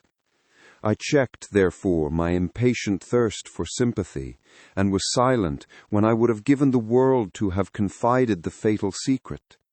Yet still, words like those I have recorded would burst uncontrollably from me. I could offer no explanation of them, but their truth, in part, relieved the burden of my mysterious woe. Upon this occasion, my father said with an expression of unbounded wonder, "My dearest Victor, what infatuation is this? My dear son, I entreat you never to make such an assertion again." "I am not mad," I cried energetically. "The sun and the heavens who have viewed my operations can bear witness of my truth. I am the assassin of those most innocent victims. They died by my machinations. 1,000 times would I have shed my own blood, drop by drop, to have saved their lives. But I could not, my father. Indeed, I could not sacrifice the whole human race." The conclusion of this speech convinced my father that my ideas were deranged, and he instantly changed the subject of our conversation and endeavored to alter the course of my thoughts. He wished as much as possible to obliterate the memory of the scenes that had taken place in Ireland, and never alluded to them or suffered me to speak of my misfortunes. As time passed away, I became more calm. Misery had her dwelling in my heart, but I no longer talked in the same incoherent manner of my own crimes. Sufficient for me was the consciousness of them. By the utmost self-violence, I curbed the imperious voice of wretchedness, which sometimes desired to declare itself to the whole world, and my manners were calmer and more composed than they had ever been since my journey to the Sea of Ice. A few days before we left Paris on our way to Switzerland, I received the following letter from Elizabeth. My dear friend, it gave me the greatest pleasure to receive a letter from my uncle dated at Paris. You are no longer at a formidable distance, and I may hope to see you in less than a fortnight. My poor cousin, how much you must have suffered! I expect to see you looking even more ill than when you quitted Geneva.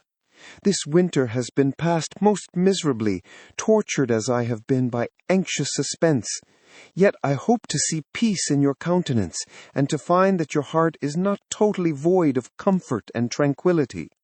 Yet I fear that the same feelings now exist that made you so miserable a year ago, even perhaps augmented by time.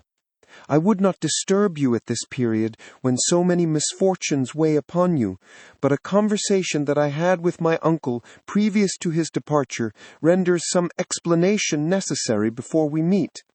Explanation? You may possibly say, what can Elizabeth have to explain? If you really say this, my questions are answered and all my doubts satisfied. But you are distant from me, and it is possible that you may dread and yet be pleased with this explanation, and in a probability of this being the case, I dare not any longer postpone writing what, during your absence, I have often wished to express to you, but have never had the courage to begin. You well know, Victor, that our union had been the favorite plan of your parents ever since our infancy. We were told this when young and taught to look forward to it as an event that would certainly take place. We were affectionate playfellows during childhood, and I believe dear and valued friends to one another as we grew older. But as brother and sister often entertain a lively affection towards each other without desiring a more intimate union, may not such also be our case? Tell me, dearest Victor, answer me, I conjure you by our mutual happiness with simple truth. Do you not love another? You have traveled. You have spent several years of your life at Ingolstadt, and I confess to you, my friend, that when I saw you last autumn so unhappy, flying to solitude from the society of every creature, I could not help supposing that you might regret our connection and believe yourself bound in honor to fulfill the wishes of your parents, although they oppose themselves to your inclinations. But this is false reasoning. I confess to you, my friend, that I love you, and that in my airy dreams of futurity you have been my constant friend and companion. But it is your happiness I desire, as well as my own, when I declare to you that our marriage would render me eternally miserable unless it were the dictate of your own free choice. Even now I weep to think that, borne down as you are by the cruelest misfortunes, you may stifle by the word honor all hope of that love and happiness which would alone restore you to yourself. I, who have so disinterested an affection for you, may increase your miseries tenfold by being an obstacle to your wishes. Ah, Victor, be assured that your cousin and playmate has too sincere a love for you not to be made miserable by this supposition. Be happy, my friend, and if you obey me in this one request, remain satisfied that nothing on earth will have the power to interrupt my tranquillity. Do not let this letter disturb you. Do not answer tomorrow, or the next day, or even until you come, if it will give you pain. My uncle will send me news of your health, and if I see but one smile on your lips when we meet, Occasioned by this or any other exertion of mine, I shall need no other happiness. Elizabeth Lavenza, Geneva, May 18th, 17. This letter revived in my memory what I had before forgotten, the threat of the fiend, "I will be with you on your wedding night." Such was my sentence, and on that night would the demon employ every art to destroy me and tear me from the glimpse of happiness which promised partly to console my sufferings. On that night he had determined to consummate his crimes by my death. Well, be it so. A deadly struggle would then assuredly take place, in which, if he were victorious, I should be at peace, and his power over me be at an end. If he were vanquished, I should be a free man. Alas, what freedom! Such as the peasant enjoys when his family have been massacred before his eyes, his cottage burnt, his lands laid waste, and he is turned adrift, homeless, penniless, and alone, but free. Such would be my liberty, except that in my Elizabeth I I possessed a treasure, alas, balanced by those horrors of remorse and guilt which would pursue me until death. Sweet and beloved Elizabeth, I read and reread her letter, and some softened feeling stole into my heart and dared to whisper paradisiacal dreams of love and joy. But the apple was already eaten, and the angel's arm bared to drive me from all hope. Yet I would die to make her happy. If the monster executed his threat, death was inevitable. Yet again I considered whether my marriage would hasten my fate. My destruction might indeed arrive a few months sooner, but if my torturer should suspect that I postponed it, influenced by his menaces, he would surely find other and perhaps more dreadful means of revenge. He had vowed to be with me on my wedding night. Yet he did not consider that threat as binding him to peace in the meantime, for, as if to show me that he was not yet satiated with blood, he had murdered Clerval immediately after the enunciation of his threats. I resolved, therefore, that if my immediate union with my cousin would conduce either to hers or my father's happiness, my adversary's designs against my life should not retard it a single hour. In this state of mind I wrote to Elizabeth. My letter was calm and affectionate. "I fear, my beloved girl," I said, "little happiness remains for us on earth. Yet all that I may one day enjoy is centered in you. Chase away your idle fears. To you alone do I consecrate my life and my endeavors for contentment. I have one secret, Elizabeth, a dreadful one. When revealed to you, it will chill your frame with horror. And then, far from being surprised at my misery, you will only wonder that I survived what I have endured. I will confide this tale of misery and terror to you the day after our marriage shall take place. For, my sweet cousin, there must be perfect confidence between us. But until then, I conjure you, do not mention or allude to it. This I most earnestly entreat, and I know you will comply." In about a week after the arrival of Elizabeth's letter, we returned to Geneva. The sweet girl welcomed me with warm affection, yet tears were in her eyes as she beheld my emaciated frame and feverish cheeks.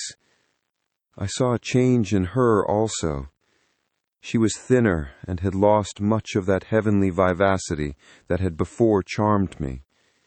But her gentleness and soft looks of compassion made her more fit a companion for one blasted and miserable as I was. The tranquillity which I now enjoyed did not endure. Memory brought madness with it, and when I thought of what had passed, a real insanity possessed me. Sometimes I was furious and burnt with rage, sometimes low and despondent.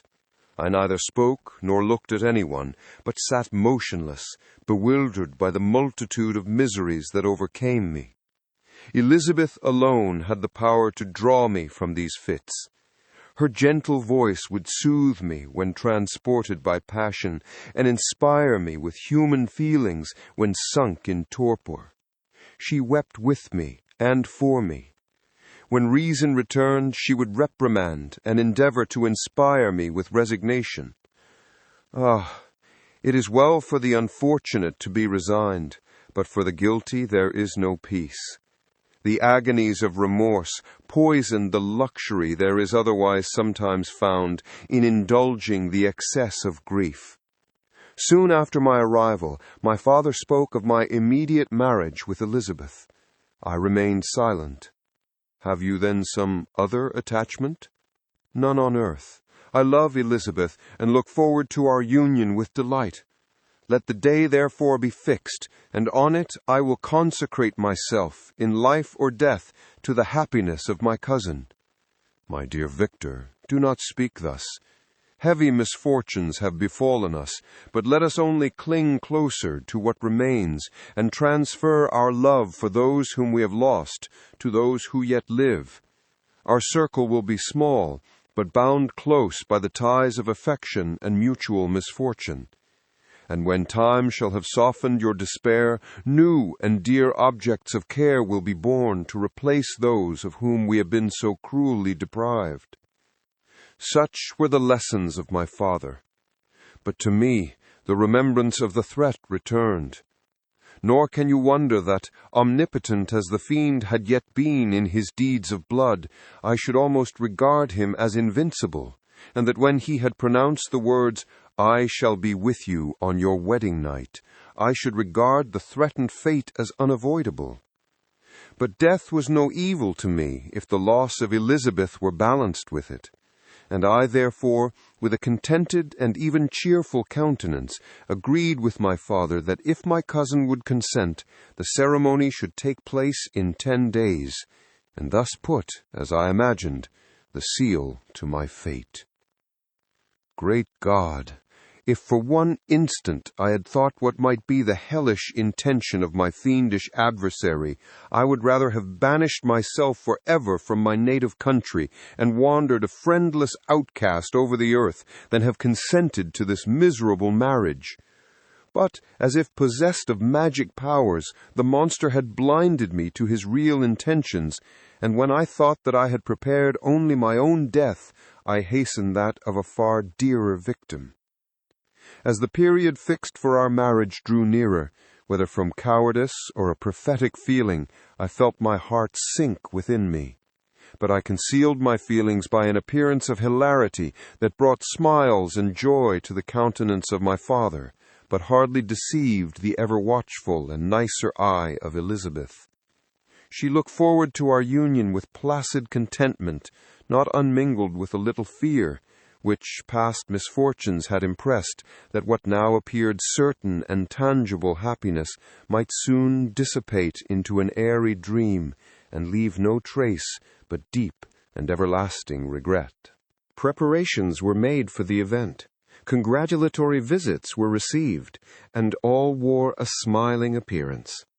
I shut up, as well as I could, in my own heart, the anxiety that preyed there, and entered with seeming earnestness into the plans of my father, although they might only serve as the decorations of my tragedy. Through my father's exertions, a part of the inheritance of Elizabeth had been restored to her by the Austrian government. A small possession on the shores of Como belonged to her. It was agreed that, immediately after our union, we should proceed to Villa Lavenza and spend our first days of happiness beside the beautiful lake near which it stood. In the meantime, I took every precaution to defend my person in case the fiend should openly attack me. I carried pistols and a dagger constantly about me, and was ever on the watch to prevent artifice, and by these means gained a greater degree of tranquillity. Indeed, as the period approached, the threat appeared more as a delusion, not to be regarded as worthy to disturb my peace, while the happiness I hoped for in my marriage wore a greater appearance of certainty as the day fixed for its solemnization drew nearer. and I heard it continually spoken of as an occurrence which no accident could possibly prevent. Elizabeth seemed happy. My tranquil demeanor contributed greatly to calm her mind. But on the day that was to fulfill my wishes and my destiny, she was melancholy, and a presentiment of evil pervaded her. And perhaps also she thought of the dreadful secret which I had promised to reveal to her on the following day. My father was in the meantime overjoyed, and in the bustle of preparation only recognized in the melancholy of his niece the diffidence of a bride. After the ceremony was performed, a large party assembled at my father's, but it was agreed that Elizabeth and I should commence our journey by water, sleeping that night at Evian, and continuing our voyage on the following day. The day was fair, the wind favorable. All smiled on our nuptial embarkation. Those were the last moments of my life during which I enjoyed the feeling of happiness. We passed rapidly along. The sun was hot, but we were sheltered from its rays by a kind of canopy while we enjoyed the beauty of the scene, sometimes on one side of the lake, where we saw Mont Salive, the pleasant banks of Montalegre, and at a distance, surmounting all, the beautiful Mont Blanc, and the assemblage of snowy mountains that in vain endeavor to emulate her. Sometimes coasting the opposite banks, we saw the mighty Jura opposing its dark side to the ambition that would quit its native country, and an almost insurmountable barrier to the invader who should wish to enslave it. I took the hand of Elizabeth. "You are sorrowful, my love. Ah, if you knew what I have suffered and what I may yet endure, you would endeavor to let me taste the quiet and freedom from despair that this one day at least permits me to enjoy." "Be happy, my dear Victor," replied Elizabeth. "There is, I hope, nothing to distress you, and be assured that if a lively joy is not painted in my face, my heart is contented. Something whispers to me not to depend too much on the prospect that is opened before us, but I will not listen to such a sinister voice. Observe how fast we move along, and how the clouds, which sometimes obscure and sometimes rise above the dome of Mont Blanc, render the scene of beauty still more interesting. Look also at the innumerable fish that are swimming in the clear waters, where we can distinguish every pebble that lies at the bottom. What a divine day! How happy and serene all nature appears!" Thus Elizabeth endeavored to divert her thoughts and mine from all reflection upon melancholy subjects. But her temper was fluctuating. Joy for a few instants shone in her eyes, but it continually gave place to distraction and reverie. The sun sank lower in the heavens. We passed the river Drance and observed its path through the chasms of the higher and the glens of the lower hills. The Alps here come closer to the lake, and we approach the amphitheater of mountains which forms its eastern boundary. The spire of Evian shone under the woods that surrounded it, and the range of mountain above mountain by which it was overhung. The wind, which had hitherto carried us along with amazing rapidity, sank at sunset to a light breeze. The soft air just ruffled the water and caused a pleasant motion among the trees as we approached the shore, from which it wafted the most delightful scent of flowers and hay. The sun sank beneath the horizon as we landed, and as I touched the shore, I felt those cares and fears revive, which soon were to clasp me and cling to me forever. Chapter 23.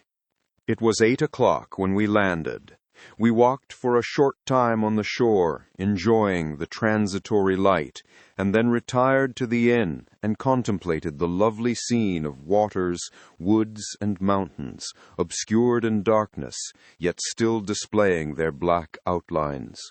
The wind, which had fallen in the south, now rose with great violence in the west. The moon had reached her summit in the heavens and was beginning to descend.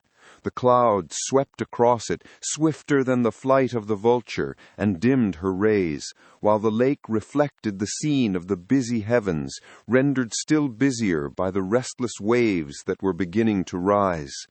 Suddenly, a heavy storm of rain descended. I had been calm during the day, but so soon as night obscured the shapes of objects, 1,000 fears arose in my mind. I was anxious and watchful, while my right hand grasped a pistol, which was hidden in my bosom. Every sound terrified me, but I resolved that I would sell my life dearly, and not shrink from the conflict until my own life or that of my adversary was extinguished. Elizabeth observed my agitation for some time in timid and fearful silence, but there was something in my glance which communicated terror to her, and trembling she asked, "What is it that agitates you, my dear Victor? What is it you fear?" "Oh, peace, peace, my love," replied I. "This night and all will be safe, but this night is dreadful, very dreadful." I passed an hour in this state of mind, when suddenly I reflected how fearful the combat which I momentarily expected would be to my wife, and I earnestly entreated her to retire, resolving not to join her until I had obtained some knowledge as to the situation of my enemy. She left me, and I continued some time walking up and down the passages of the house, and inspecting every corner that might afford a retreat to my adversary. But I discovered no trace of him, and was beginning to conjecture that some fortunate chance had intervened to prevent the execution of his menaces, when suddenly I heard a shrill and dreadful scream. It came from the room into which Elizabeth had retired. As I heard it, the whole truth rushed into my mind. My arms dropped, the motion of every muscle and fiber was suspended. I could feel the blood trickling in my veins and tingling in the extremities of my limbs. This state lasted but for an instant. The scream was repeated, and I rushed into the room. Great God, why did I not then expire? Why am I here to relate the destruction of the best hope and the purest creature on earth? She was there, lifeless and inanimate, thrown across the bed, her head hanging down, and her pale and distorted features half covered by her hair. Everywhere I turn I see the same figure, her bloodless arms and relaxed form flung by the murderer on its bridal bier. Could I behold this and live? Alas, life is obstinate and clings closest where it is most hated. For a moment only did I lose recollection. I fell senseless on the ground. When I recovered, I found myself surrounded by the people of the inn. Their countenances expressed a breathless terror, but the horror of others appeared only as a mockery, a shadow of the feelings that oppressed me. I escaped from them to the room where lay the body of Elizabeth, my love, my wife, so lately living, so dear, so worthy. She had been moved from the posture in which I had first beheld her, and now, as she lay, her head upon her arm, and a handkerchief thrown across her face and neck, I might have supposed her asleep. I rushed towards her and embraced her with ardor, but the deadly languor and coldness of the limbs told me that what I now held in my arms had ceased to be the Elizabeth whom I had loved and cherished. The murderous mark of the fiend's grasp was on her neck, and the breath had ceased to issue from her lips. While I still hung over her in the agony of despair, I happened to look up. The windows of the room had before been darkened, and I felt a kind of panic on seeing the pale yellow light of the moon illuminate the chamber. The shutters had been thrown back, and with a sensation of horror not to be described, I saw at the open window a figure the most hideous and abhorred. A grin was on the face of the monster. He seemed to jeer, as with his fiendish finger he pointed towards the corpse of my wife. I rushed toward the window, and drawing a pistol from my bosom, fired. But he eluded me, leaped from his station, and running with the swiftness of lightning, plunged into the lake. The report of the pistol brought a crowd into the room. I pointed to the spot where he had disappeared, and we followed the track with boats. Nets were cast, but in vain. After passing several hours, we returned hopeless, most of my companions believing it to have been a form conjured up by my fancy. After having landed, they proceeded to search the country, parties going in different directions among the woods and vines. I attempted to accompany them and proceeded a short distance from the house, but my head whirled round. My steps were like those of a drunken man. I fell at last in a state of utter exhaustion. A film covered my eyes, and my skin was parched with the heat of fever. In this state, I was carried back and placed on a bed, hardly conscious of what had happened. My eyes wandered round the room as if to seek something that I had lost.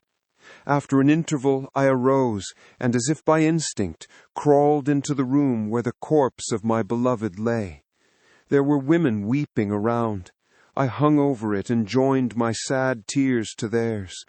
All this time, no distinct idea presented itself to my mind, but my thoughts rambled to various subjects, reflecting confusedly on my misfortunes and their cause. I was bewildered, in a cloud of wonder and horror. The death of William, the execution of Justine, the murder of Clerval, and lastly of my wife. Even at that moment I knew not that my only remaining friends were safe from the malignity of the fiend. My father even now might be writhing under his grasp, and Ernest might be dead at his feet. This idea made me shudder, and recalled me to action. I started up, and resolved to return to Geneva with all possible speed. There were no horses to be procured, and I must return by the lake, but the wind was unfavorable, and the rain fell in torrents. However, it was hardly morning, and I might reasonably hope to arrive by night.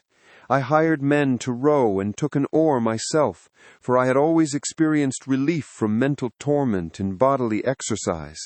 But the overflowing misery I now felt, and the excess of agitation that I endured, rendered me incapable of any exertion.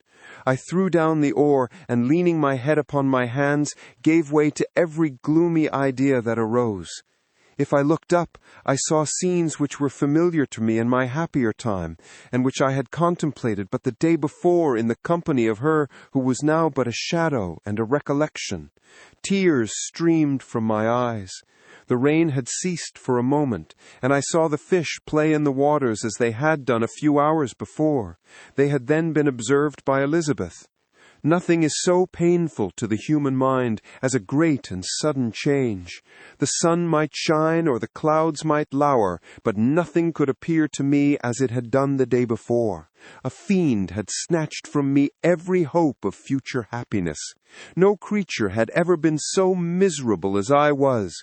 So frightful an event is single in the history of man. But why should I dwell upon the incidents that followed this last overwhelming event? Mine has been a tale of horrors. I have reached their acme, and what I must now relate can but be tedious to you. Know that one by one my friends were snatched away. I was left desolate. My own strength is exhausted, and I must tell in a few words what remains of my hideous narration. I arrived at Geneva. My father and Ernest yet lived, but the former sunk under the tidings that I bore. I see him now, excellent and venerable old man. His eyes wandered in vacancy, for they had lost their charm and their delight. His Elizabeth, his more than daughter, whom he doted on with all that affection which a man feels, who, in the decline of life, having few affections, clings more earnestly to those that remain.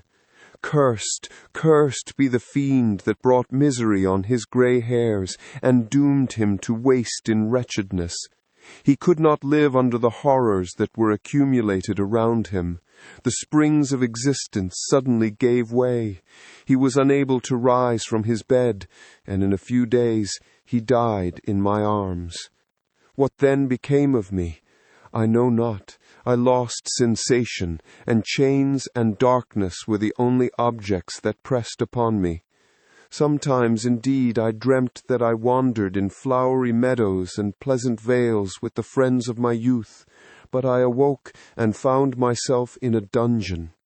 Melancholy followed, but by degrees I gained a clear conception of my miseries and situation, and was then released from my prison. For they had called me mad, and during many months, as I understood, a solitary cell had been my habitation. Liberty, however, had been a useless gift to me, had I not, as I awakened to reason, at the same time awakened to revenge.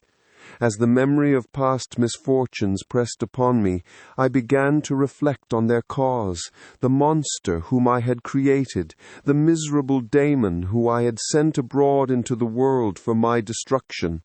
I was possessed by a maddening rage when I thought of him, and desired, and ardently prayed that I might have him within my grasp, to wreak a great and signal revenge on his cursed head. Nor did my hate long confine itself to useless wishes. I began to reflect on the best means of securing him, and for this purpose, about a month after my release, I repaired to a criminal judge in the town, and told him that I had an accusation to make, that I knew the destroyer of my family, and that I required him to exert his whole authority for the apprehension of the murderer. The magistrate listened to me with attention and kindness. "Be assured, sir," said he, "no pains or exertions on my part shall be spared to discover the villain." "I thank you," replied I. "Listen, therefore, to the deposition that I have to make. It is indeed a tale so strange that I should fear you would not credit it, were there not something in truth which, however wonderful, forces conviction. The story is too connected to be mistaken for a dream, and I have no motive for falsehood. My manner as I thus addressed him was impressive, but calm. I had formed in my own heart a resolution to pursue my destroyer to death, and this purpose quieted my agony, and for an interval reconciled me to life. I now related my history briefly, but with firmness and precision, marking the dates with accuracy and never deviating into invective or exclamation. The magistrate appeared at first perfectly incredulous, but as I continued, he became more attentive and interested. I saw him sometimes shudder with horror. At others, a lively surprise, unmingled with disbelief, was painted on his countenance. When I had concluded my narration, I said, "This is the being whom I accuse, and for whose seizure and punishment I call upon you to exert your whole power. It is your duty as a magistrate, and I believe and hope that your feelings as a man will not revolt from the execution of those functions on this occasion." This address caused a considerable change in the physiognomy of my own auditor. He had heard my story with that half kind of belief that is given to a tale of spirits and supernatural events.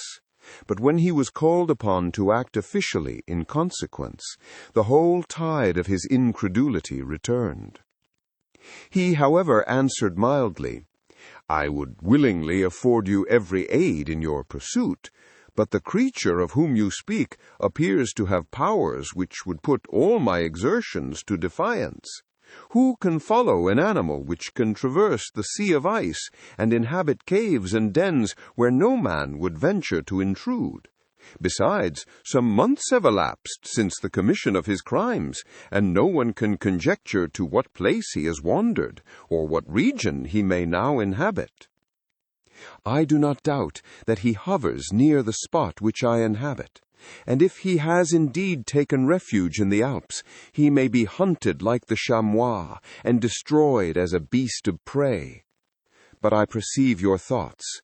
You do not credit my narrative, and do not intend to pursue my enemy with the punishment which is his desert." As I spoke, rage sparkled in my eyes. The magistrate was intimidated. "You are mistaken," said he. "I will exert myself, and if it is in my power to seize the monster, be assured that he shall suffer punishment proportionate to his crimes. But I fear, from what you have yourself described to be his properties, that this will prove impracticable, and thus, while every proper measure is pursued, you should make up your mind to disappointment. That cannot be, but all that I can say will be of little avail. My revenge is of no moment to you, yet while I allow it to be a vice, I confess that it is the devouring and only passion of my soul. My rage is unspeakable when I reflect that the murderer, whom I have turned loose upon society, still exists. You refuse my just demand. I have but one resource, and I devote myself, either in my life or death, to his destruction." I trembled with excessive agitation as I said this. There was a frenzy in my manner, and something, I doubt not, of that haughty fierceness which the martyrs of old are said to have possessed. But to a Genevan magistrate, whose mind was occupied by far other ideas than those of devotion and heroism, this elevation of mind had much the appearance of madness. He endeavored to soothe me as a nurse does a child, and reverted to my tale as the effects of delirium. "Man," I cried, "how ignorant art thou in thy pride of wisdom! Cease, you know not what it is you say." I broke from the house angry and disturbed, and retired to meditate on some other mode of action. Chapter 24. My present situation was one in which all voluntary thought was swallowed up and lost. I was hurried away by fury. Revenge alone endowed me with strength and composure. It molded my feelings and allowed me to be calculating and calm at periods when otherwise delirium or death would have been my portion. My first resolution was to quit Geneva forever. My country, which, when I was happy and beloved, was dear to me, now, in my adversity, became hateful. I provided myself with a sum of money, together with a few jewels which had belonged to my mother, and departed. And now my wanderings began, which are to cease but with life. I have traversed a vast portion of the earth, and have endured all the hardships which travelers in deserts and barbarous countries are wont to meet. How I have lived, I hardly know. Many times have I stretched my failing limbs upon the sandy plain and prayed for death. But revenge kept me alive. I dared not die and leave my adversary in being. When I quitted Geneva, my first labor was to gain some clue by which I might trace the steps of my fiendish enemy. But my plan was unsettled, and I wandered many hours round the confines of the town, uncertain what path I should pursue. As night approached, I found myself at the entrance of the cemetery where William, Elizabeth, and my father reposed. I entered it and approached the tomb which marked their graves. Everything was silent except the leaves of the trees, which were gently agitated by the wind. The night was nearly dark, and the scene would have been solemn and affecting even to an uninterested observer. The spirits of the departed seemed to flit around and to cast a shadow, which was felt but not seen, around the head of the mourner. The deep grief which this scene had at first excited quickly gave way to rage and despair. They were dead, and I lived. Their murderer also lived, and to destroy him I must drag out my weary existence. I knelt on the grass and kissed the earth, and with quivering lips exclaimed, "By the sacred earth on which I kneel, by the shades that wander near me, by the deep and eternal grief that I feel, I swear, and by thee, O night, and the spirits that preside over thee, to pursue the demon who caused this misery until he or I shall perish in mortal conflict. For this purpose I will preserve my life. To execute this dear revenge will I again behold the sun and tread the green herbage of earth, which otherwise should vanish from my eyes forever. And I call on you, spirits of the dead, and on you, wandering ministers of vengeance, to aid and conduct me in my work. Let the cursed and hellish monster drink deep of agony. Let him feel the despair that now torments me. I had begun my adjuration with solemnity and an awe which almost assured me that the shades of my murdered friends heard and approved my devotion. But the Furies possessed me as I concluded, and rage choked my utterance. I was answered through the stillness of night by a loud and fiendish laugh. It rang on my ears long and heavily. The mountains re-echoed it, and I felt as if all hell surrounded me with mockery and laughter. Surely in that moment I should have been possessed by frenzy and have destroyed my miserable existence, but that my vow was heard, and that I was reserved for vengeance. The laughter died away, when a well-known and abhorred voice, apparently close to my ear, addressed me in an audible whisper. "I am satisfied, miserable wretch. You have determined to live, and I am satisfied." I darted towards the spot from which the sound proceeded, but the devil eluded my grasp. Suddenly, the broad disk of the moon arose and shone full upon his ghastly and distorted shape as he fled with more than mortal speed. I pursued him, and for many months this has been my task. Guided by a slight clue, I followed the windings of the Rhone, but vainly. The blue Mediterranean appeared, and by a strange chance I saw the fiend enter by night and hide himself in a vessel bound for the Black Sea. I took my passage in the same ship, but he escaped. I know not how. Amidst the wilds of Tartary and Russia, although he still evaded me, I have ever followed in his track. Sometimes the peasants, scared by this horrid apparition, informed me of his path. Sometimes he himself, who feared that if I lost all trace of him I should despair and die, left some mark to guide me. The snows descended on my head, and I saw the print of his huge step on the white plain. To you, first entering on life, to whom care is new and agony unknown, how can you understand what I have felt and still feel? Cold, want, and fatigue were the least pains which I was destined to endure. I was cursed by some devil, and carried about with me my eternal hell. Yet still a spirit of good followed and directed my steps, and when I most murmured would suddenly extricate me from seemingly insurmountable difficulties. Sometimes, when nature, overcome by hunger, sank under the exhaustion, a repast was prepared for me in the desert that restored and inspirited me. The fare was indeed coarse, such as the peasants of the country ate, but I will not doubt that it was set there by the spirits that I had invoked to aid me.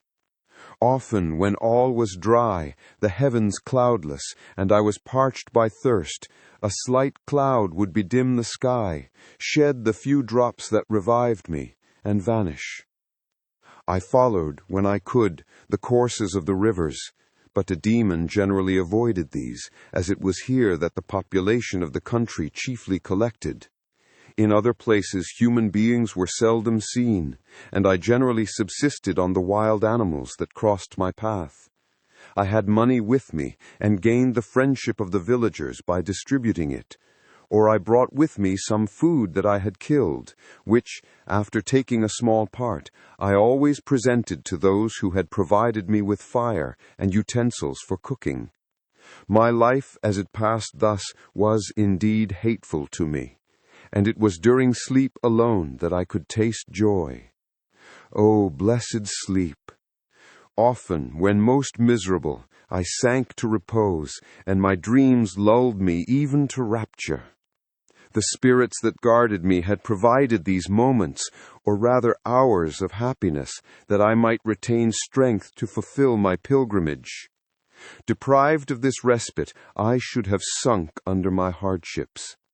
During the day I was sustained and inspirited by the hope of night, for in sleep I saw my friends, my wife, and my beloved country.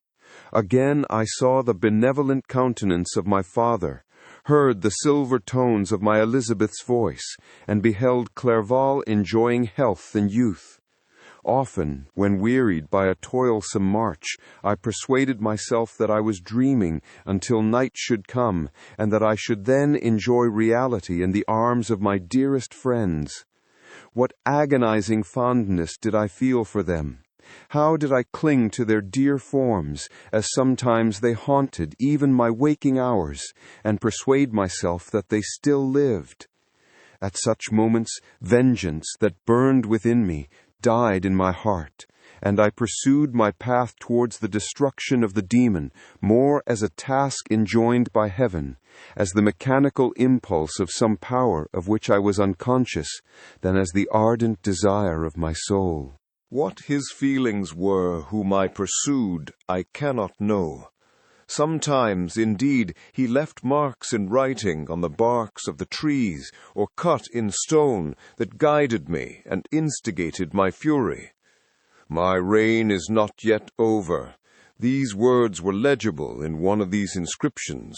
You live, and my power is complete. Follow me. I seek the everlasting ices of the north, where you will feel the misery of cold and frost, to which I am impassive. You will find near this place, if you follow not too tardily, a dead hare. Eat and be refreshed. Come on, my enemy. We have yet to wrestle for our lives, but many hard and miserable hours must you endure, until that period shall arrive. Scoffing devil, again do I vow vengeance, again do I devote thee, miserable fiend, to torture and death. Never will I give up my search until he or I perish. And then with what ecstasy shall I join my Elizabeth and my departed friends, who even now prepare for me the reward of my tedious toil and horrible pilgrimage. As I still pursued my journey to the northward, the snows thickened and the cold increased in a degree almost too severe to support. The peasants were shut up in their hovels, and only a few of the most hardy ventured forth to seize the animals whom starvation had forced from their hiding places to seek for prey. The rivers were covered with ice, and no fish could be procured, and thus I was cut off from my chief article of maintenance. The triumph of my enemy increased with the difficulty of my labors. One inscription that he left was in these words: "Prepare, your toils only begin. Wrap yourself in furs and provide food, for we shall soon enter upon a journey where your sufferings will satisfy my everlasting hatred." My courage and perseverance were invigorated by these scoffing words. I resolved not to fail in my purpose, and calling on heaven to support me, I continued with unabated fervor to traverse immense deserts until the ocean appeared at a distance and formed the outmost boundary of the horizon. Oh, how unlike it was to the blue seasons of the south! Covered with ice, it was only to be distinguished from land by its superior wildness and ruggedness. The Greeks wept for joy when they beheld the Mediterranean from the hills of Asia, and hailed with rapture the boundary of their toils. I did not weep, but I knelt down and with a full heart thanked my guiding spirit for conducting me in safety to the place where I hoped, notwithstanding my adversary's jibe, to meet and grapple with him. Some weeks before this period, I had procured a sledge and dogs, and thus traversed the snows with inconceivable speed. I know not whether the fiend possessed the same advantages, but I found that, as before I had daily lost ground in the pursuit, I now gained on him, so much so that when I first saw the ocean he was but 1 day's journey in advance, and I hoped to intercept him before he should reach the beach. With new courage, therefore, I pressed on, and in 2 days arrived at a wretched hamlet on the seashore. I inquired of the inhabitants concerning the fiend, and gained accurate information. A gigantic monster, they said, had arrived the night before, armed with a gun and many pistols, putting to flight the inhabitants of a solitary cottage for fear of his terrific appearance. He had carried off their store of winter food, and placing it in a sledge, to draw which he had seized on a numerous drove of trained dogs, he had harnessed them, and the same night, to the joy of the horror-struck villagers, had pursued his journey across the sea in a direction that led to no land. And they conjectured that he must speedily be destroyed by the breaking of the ice or frozen by the eternal frosts. On hearing this information, I suffered a temporary access of despair. He had escaped me, and I must commence a destructive and almost endless journey across the mountainous ices of the ocean, a mixed cold that few of the inhabitants could long endure, and which I, the native of a genial and sunny climate, could not hope to survive. Yet at the idea that the fiend should live and be triumphant, my rage and vengeance returned, and like a mighty tide overwhelmed every other feeling. After a slight repose, during which the spirits of the dead hovered round and instigated me to toil and revenge, I prepared for my journey. I exchanged my land sledge for one fashioned for the inequalities of the frozen ocean, and purchasing a plentiful stock of provisions, I departed from land. I cannot guess how many days have passed since then, but I have endured misery which nothing but the eternal sentiment of a just retribution burning within my heart could have enabled me to support. Immense and rugged mountains of ice often barred up my passage, and I often heard the thunder of the ground sea which threatened my destruction. But again the frost came and made the paths of the sea secure. By the quantity of provision which I had consumed, I should guess that I had passed 3 weeks in this journey, and the continual protraction of hope returning back upon the heart often wrung bitter drops of despondency and grief from my eyes. Despair had indeed almost secured her prey, and I should soon have sunk beneath this misery.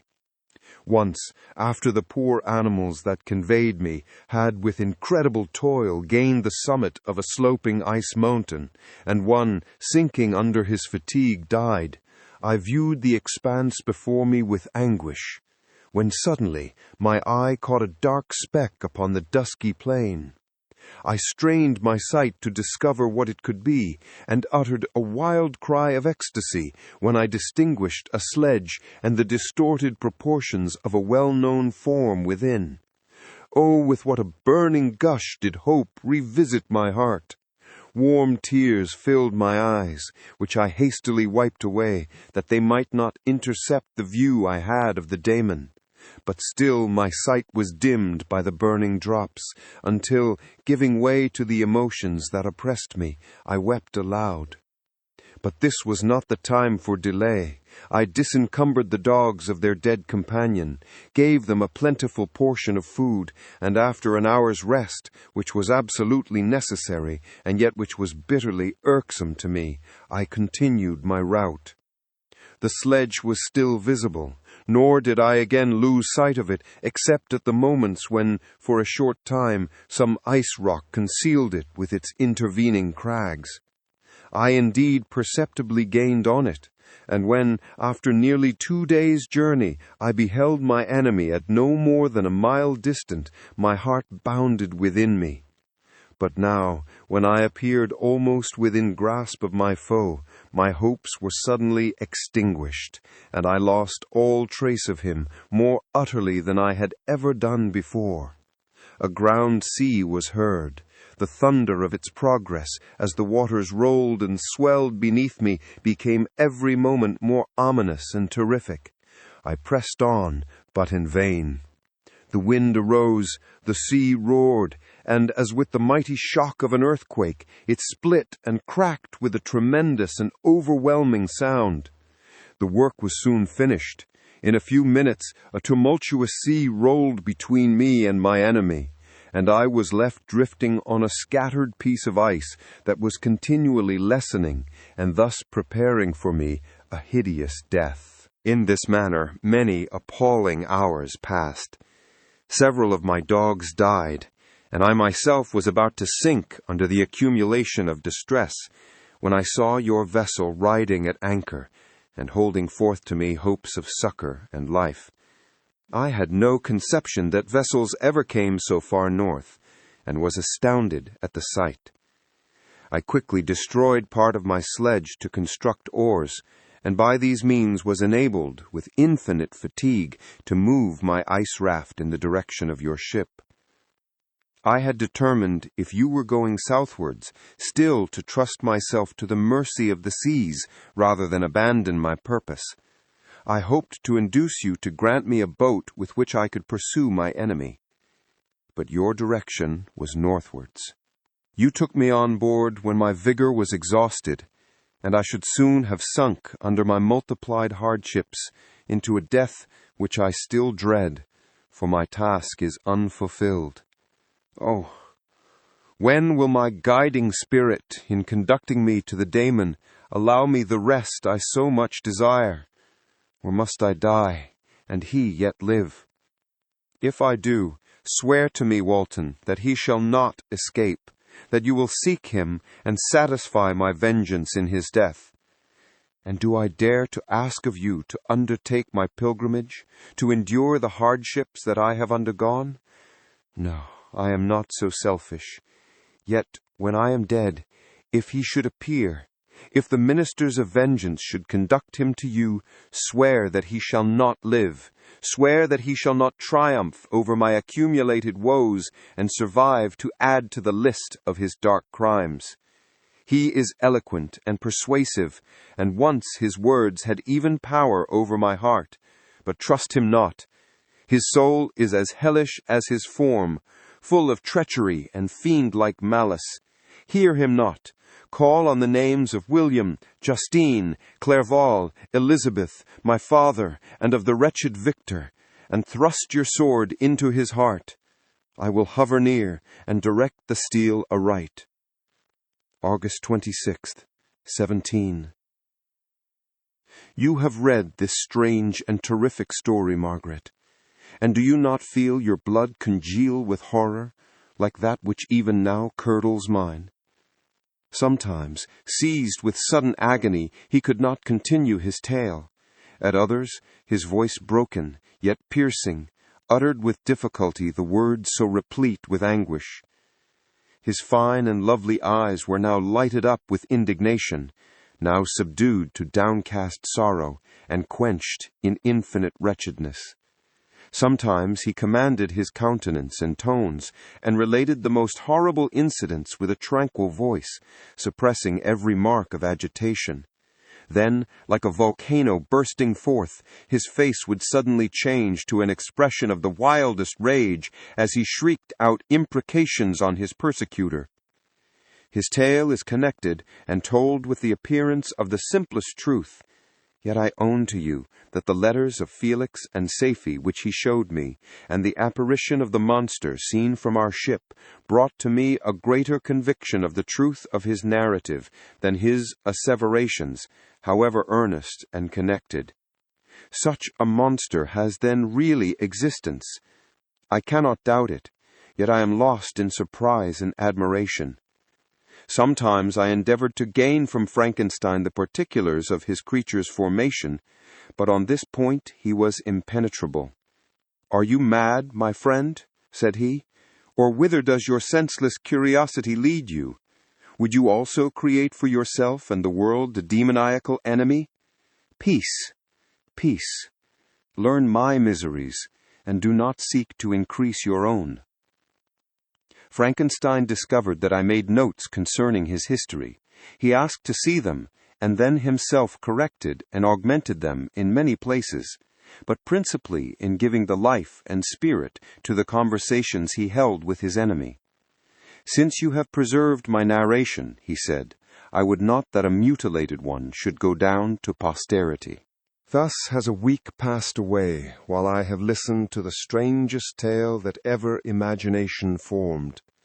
My thoughts and every feeling of my soul have been drunk up by the interest for my guest which this tale and his own elevated and gentle manners have created.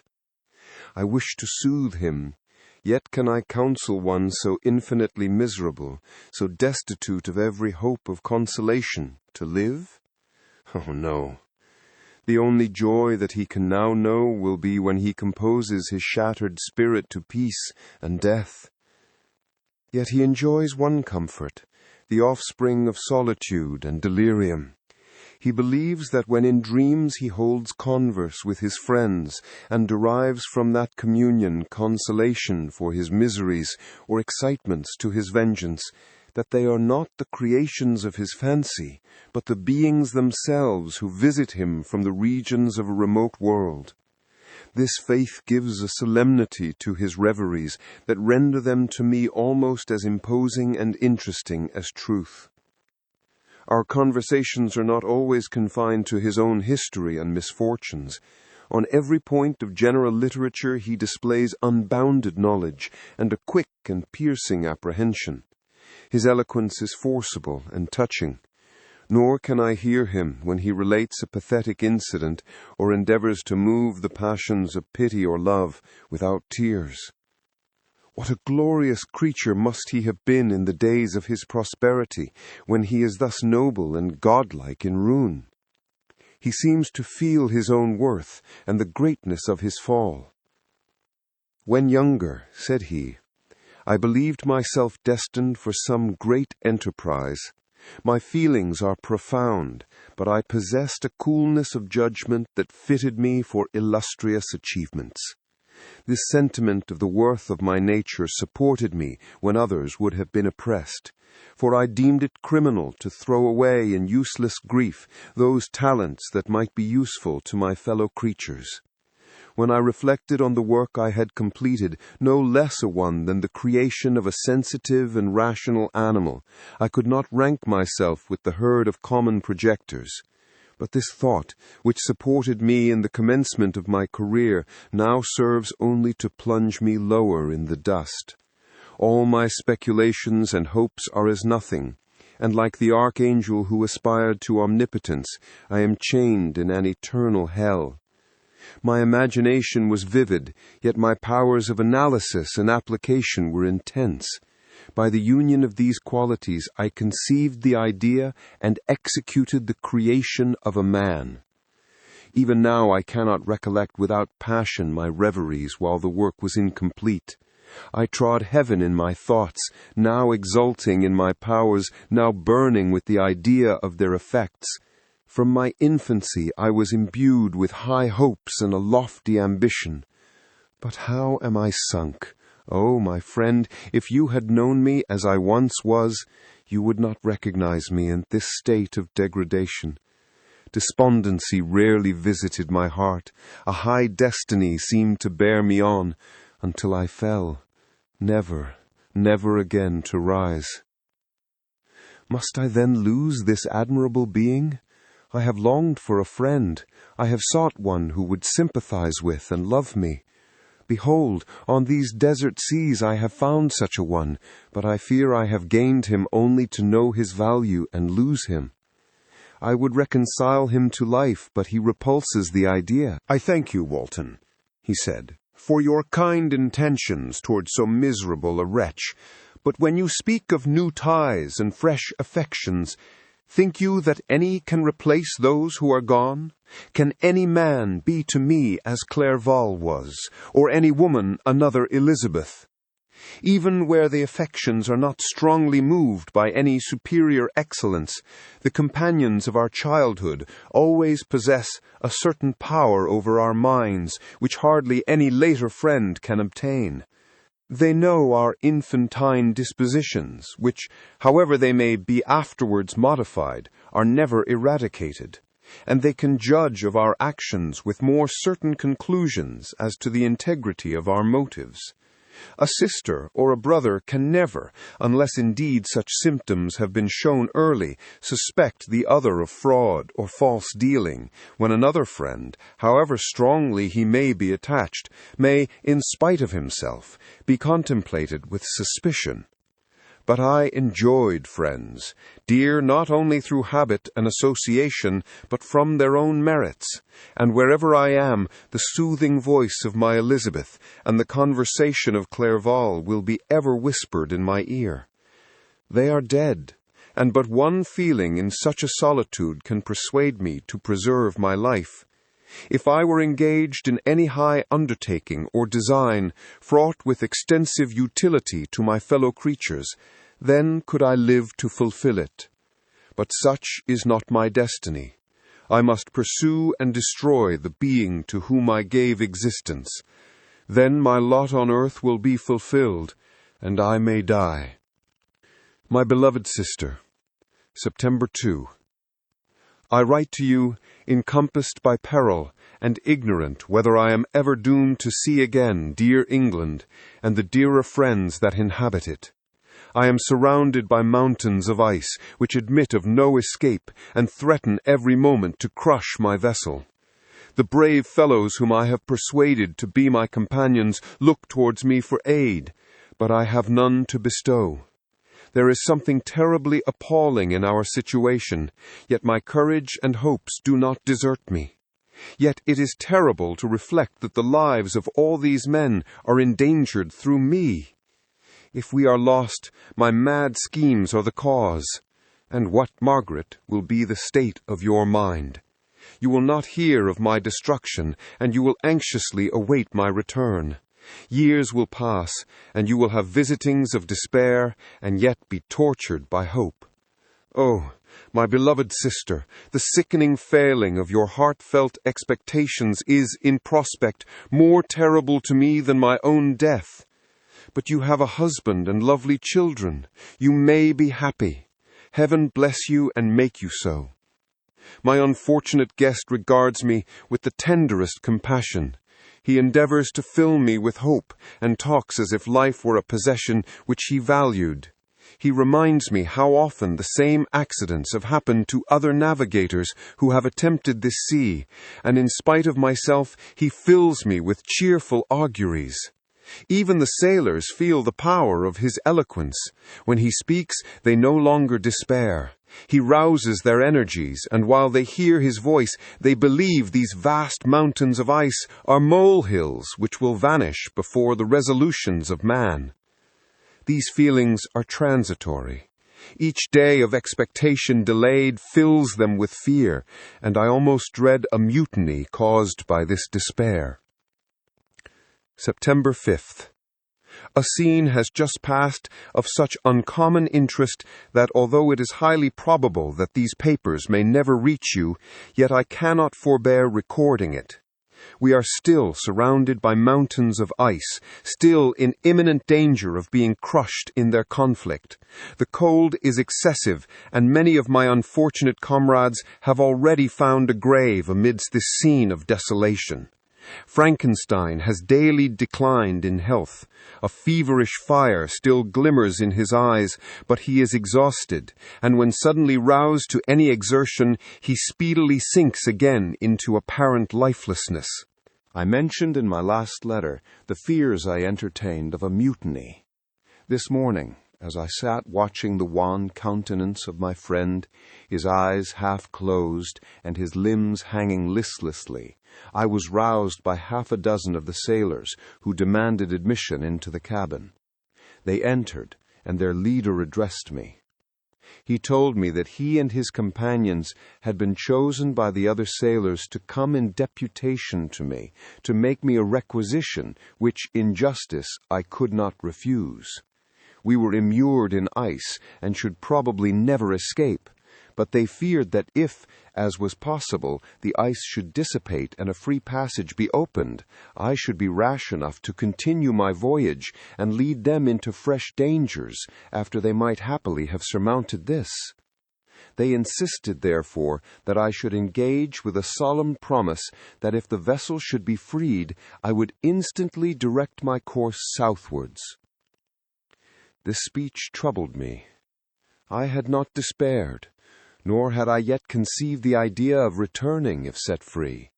Yet could I, in justice, or even in possibility, refuse this demand?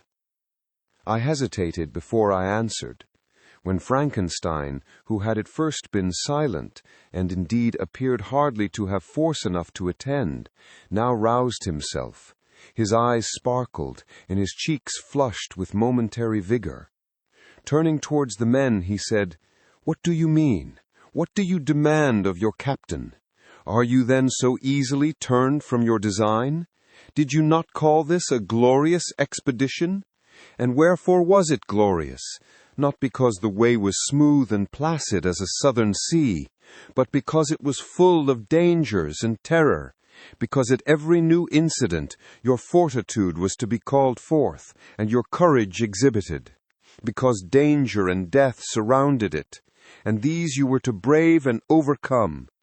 For this was it a glorious, for this was it an honorable undertaking. You were hereafter to be hailed as the benefactors of your species, your names adored as belonging to brave men who encountered death for honor and the benefit of mankind. And now, behold, with the first imagination of danger, or, if you will, the first mighty and terrific trial of your courage, you shrink away and are content to be handed down as men who had not strength enough to endure cold and peril. And so, poor souls, they were chilly and returned to their warm firesides. Why, that requires not this preparation. Ye need not have come thus far, and dragged your captain to the shame of a defeat, merely to prove yourselves cowards. Oh, be men, or be more than men. Be steady to your purposes and firm as a rock.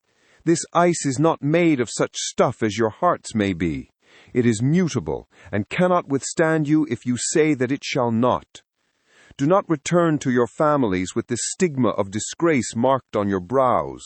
Return as heroes who have fought and conquered, and who know not what it is to turn their backs on the foe."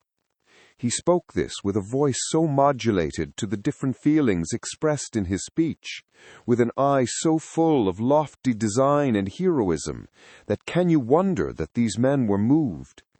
They looked at one another and were unable to reply. I spoke.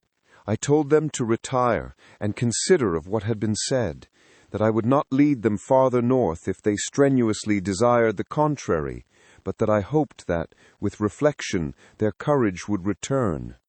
They retired, and I turned towards my friend, but he was sunk in languor and almost deprived of life. How all this will terminate, I know not. But I had rather die than return shamefully, my purpose unfulfilled. Yet I fear such will be my fate. The men, unsupported by ideas of glory and honor, can never willingly continue to endure their present hardships. September 7th. The die is cast. I have consented to return if we are not destroyed. Thus are my hopes blasted by cowardice and indecision. I come back ignorant and disappointed. It requires more philosophy than I possess to bear this injustice with patience. September 12th. It is past. I am returning to England. I have lost my hopes of utility and glory. I have lost my friend. But I will endeavor to detail these bitter circumstances to you, my dear sister, and while I am wafted towards England and towards you, I will not despond. September 9th. The ice began to move, and roarings like thunder were heard at a distance, as the island split and cracked in every direction. We were in the most imminent peril, but as we could only remain passive, my chief attention was occupied by my unfortunate guest, whose illness increased in such a degree that he was entirely confined to his bed. The ice cracked behind us, and was driven with force toward the north. A breeze sprang from the west, and on the 11th the passage toward the south became perfectly free. When the sailors saw this, and that their return to their native country was apparently assured, a shout of tumultuous joy broke from them, loud and long continued. Frankenstein, who was dozing, awoke and asked the cause of the tumult. "They shout," I said, "because they will soon return to England." "Do you then really return?" "Alas, yes. I cannot withstand their demands. I cannot lead them unwillingly to danger, and I must return." "Do so if you will, but I will not. You may give up your purpose, but mine is assigned to me by heaven, and I dare not. I am weak, but surely the spirits who assist my vengeance will endow me with sufficient strength." Saying this, he endeavored to spring from the bed, but the exertion was too great for him. He fell back and fainted. It was long before he was restored, and I often thought that life was entirely extinct. At length he opened his eyes. He breathed with difficulty, and was unable to speak. The surgeon gave him a composing draught, and ordered us to leave him undisturbed. In the meantime, he told me that my friend had certainly not many hours to live. His sentence was pronounced, and I could only grieve and be patient. I sat by his bed, watching him. His eyes were closed, and I thought he slept, but presently he called to me in a feeble voice, and bidding me come near, said, "Alas, the strength I relied on is gone. I feel that I shall soon die, and he, my enemy and persecutor, may still be in being. Think not, Walton, that in the last moments of my existence I feel that burning hatred and ardent desire of revenge I once expressed, but I feel myself justified in desiring the death of my adversary. During these last days I have been occupied in examining my past conduct, and now I do not find it blamable. In a fit of enthusiastic madness I created a rational creature, and was bound towards him to assure, as far as was in my power, his happiness and well-being. This was my duty, but there was another still paramount to that. My duties towards the beings of my own species had greater claims to my attention, because they included a greater proportion of happiness or misery. Urged by this view, I refused, and I did right in refusing, to create a companion for the first creature. He showed unparalleled malignity and selfishness in evil. He destroyed my friends. He devoted to destruction beings who possessed exquisite sensations, happiness, and wisdom. Nor do I know where this thirst for vengeance may end. Miserable himself, that he may render no other wretched, he ought to die. The task of his destruction was mine, but I have failed.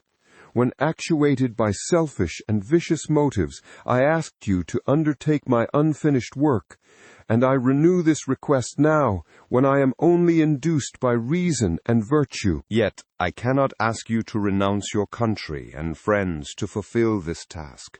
And now that you are returning to England, you will have little chance of meeting with him. But the consideration of these points, and the well-balancing of what you may esteem your duties, I leave to you. My judgment and ideas are already disturbed by the near approach of death. I dare not ask you to do what I think right, for I may still be misled by passion. That he should live to be an instrument of mischief disturbs me. In other respects, this hour when I momentarily expect my release is the only happy one which I have enjoyed for several years. The forms of the beloved dead flit before me, and I hasten to their arms. Farewell, Walton. Seek happiness in tranquillity, and avoid ambition, even if it be only the apparently innocent one of distinguishing yourself in science and discoveries. Yet why do I say this? I have myself been blasted in these hopes, yet another may succeed.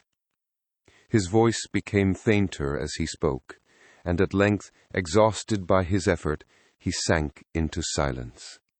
About half an hour afterwards, he attempted again to speak, but was unable. He pressed my hand feebly, and his eyes closed forever, while the aeration of a gentle smile passed away from his lips. Margaret, what comment can I make on the untimely extinction of this glorious spirit? What can I say that will enable you to understand the depth of my sorrow? All that I should express would be inadequate and feeble. My tears flow, my mind is overshadowed by a cloud of disappointment. But I journey towards England, and I may there find consolation. I am interrupted. What do these sounds portend? It is midnight. The breeze blows fairly, and the watch on deck scarcely stir. Again there is a sound as of a human voice, but hoarser. It comes from the cabin where the remains of Frankenstein still lie. I must arise and examine. Good night, my sister. Great God, what a scene has just taken place! I am yet dizzy with the remembrance of it. I hardly know whether I shall have the power to detail it, yet the tale which I have recorded would be incomplete without this final and wonderful catastrophe. I entered the cabin where lay the remains of my ill-fated and admirable friend. Over him hung a form which I cannot find words to describe, gigantic in stature, yet uncouth and distorted in its proportions. As he hung over the coffin, his face was concealed by long locks of ragged hair, but one vast hand was extended, in color and apparent texture, like that of a mummy. When he heard the sound of my approach, he ceased to utter exclamations of grief and horror, and sprung towards the window. Never did I behold a vision so horrible as his face, of such loathsome yet appalling hideousness. I shut my eyes involuntarily, and endeavored to recollect what were my duties with regard to this destroyer. I called on him to stay. He paused, looking on me with wonder, and again turning toward the lifeless form of his creator, he seemed to forget my presence, and every feature and gesture seemed instigated by the wildest rage of some uncontrollable passion. "That is also my victim," he exclaimed. "In his murder my crimes are consummated. The miserable series of my being is wound to its close. O Frankenstein, generous and self-devoted being, what does it avail that I now ask you to pardon me, I who irretrievably destroyed thee by destroying all thou lovest? Alas, he is cold. He cannot answer me." His voice seemed suffocated, and my first impulses, which had suggested to me the duty of obeying the dying request of my friend in destroying his enemy, were now suspended by a mixture of curiosity and compassion. I approached this tremendous being. I dared not again raise my eyes to his face. There was something so scaring and unearthly in his ugliness. I attempted to speak, but the words died away on my lips. The monster continued to utter wild and incoherent self-reproaches. At length I gathered resolution to address him in a pause of the tempest of his passion. "Your repentance," I said, "is now superfluous. If you had listened to the voice of conscience and heeded the stings of remorse before you had urged your diabolical vengeance to this extremity, Frankenstein would yet have lived." "And do you dream," said the demon, "do you think that I was then dead to agony and remorse? He continued, pointing to the corpse, he suffered not in the consummation of the deed. Oh, not the 10,000th portion of the anguish that was mine during the lingering detail of its execution. A frightful selfishness hurried me on, while my heart was poisoned with remorse. Think you that the groans of Clerval were music to my ears? My heart was fashioned to be susceptible to love and sympathy, and when wrenched by misery to vice and hatred, it did not endure the violence of the change without torture, such as you cannot even imagine. After the murder of Clerval, I returned to Switzerland, heartbroken and overcome. I pitied Frankenstein. My pity amounted to horror. I abhorred myself. But when I discovered that he, the author at once of my existence and of its unspeakable torments, dared to hope for happiness, that while he accumulated wretchedness and despair upon me, he sought his own enjoyment in feelings and passions from the indulgence of which I was forever barred, then impotent envy and bitter indignation filled me with an insatiable thirst for vengeance. I recollected my threat and resolved that it should be accomplished. I knew that I was preparing for myself a deadly torture, but I was the slave, not the master, of an impulse which I detested, yet could not disobey. Yet when she died, nay, then I was not miserable. I had cast off all feeling, subdued all anguish, to riot in the excess of my despair. Evil thenceforth became my good. Urged thus far, I had no choice but to adapt my nature to an element which I had willingly chosen. The completion of my demoniacal design became an insatiable passion, and now it is ended. There is my last victim. I was at first touched by the expressions of his misery. Yet when I called to mind what Frankenstein had said of his powers of eloquence and persuasion, and when I again cast my eyes on the lifeless form of my friend, indignation was rekindled within me. "Wretch," I said, "it is well that you come here to whine over the desolation that you have made. You throw a torch into a pile of buildings, and when they are consumed, you sit among the ruins and lament the fall. Hypocritical fiend! If he whom you mourn still lived, still would he be the object, again would he become the prey of your accursed vengeance. It is not pity that you feel, you lament only because the victim of your malignity is withdrawn from your power." "Oh, it is not thus, not thus," interrupted the being. "Yet such must be the impression conveyed to you by what appears to be the purport of my actions. Yet I seek not a fellow feeling in my misery. No sympathy may I ever find. When I first sought it, it was the love of virtue, the feelings of happiness and affection with which my whole being overflowed, that I wished to be participated. But now that virtue has become to me a shadow, and that happiness and affection are turned into bitter and loathing despair, in what should I seek for sympathy? I am content to suffer alone while my sufferings shall endure. When I die, I am well satisfied that abhorrence and opprobrium should load my memory. Once my fancy was soothed with dreams of virtue, of fame, and of enjoyment. Once I falsely hoped to meet with beings who, pardoning my outward form, would love me for the excellent qualities which I was capable of unfolding. I was nourished with high thoughts of honor and devotion. But now crime has degraded me beneath the meanest animal. No guilt, no mischief, no malignity, no misery can be found comparable to mine. When I run over the frightful catalogue of my sins, I cannot believe that I am the same creature whose thoughts were once filled with sublime and transcendent visions of the beauty and the majesty of goodness. But it is even so. The fallen angel becomes a malignant devil. Yet even that enemy of God and man had friends and associates in his desolation. I am alone. You who call Frankenstein your friend seem to have a knowledge of my crimes and his misfortunes, but in the detail which he gave you of them, he could not sum up the hours and months of misery which I endured wasting in impotent passions. For while I destroyed his hopes, I did not satisfy my own desires. They were forever ardent and craving. Still I desired love and fellowship, and I was still spurned. Was there no injustice in this?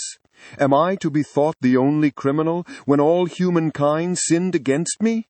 Why do you not hate Felix, who drove his friend from his door with contumely?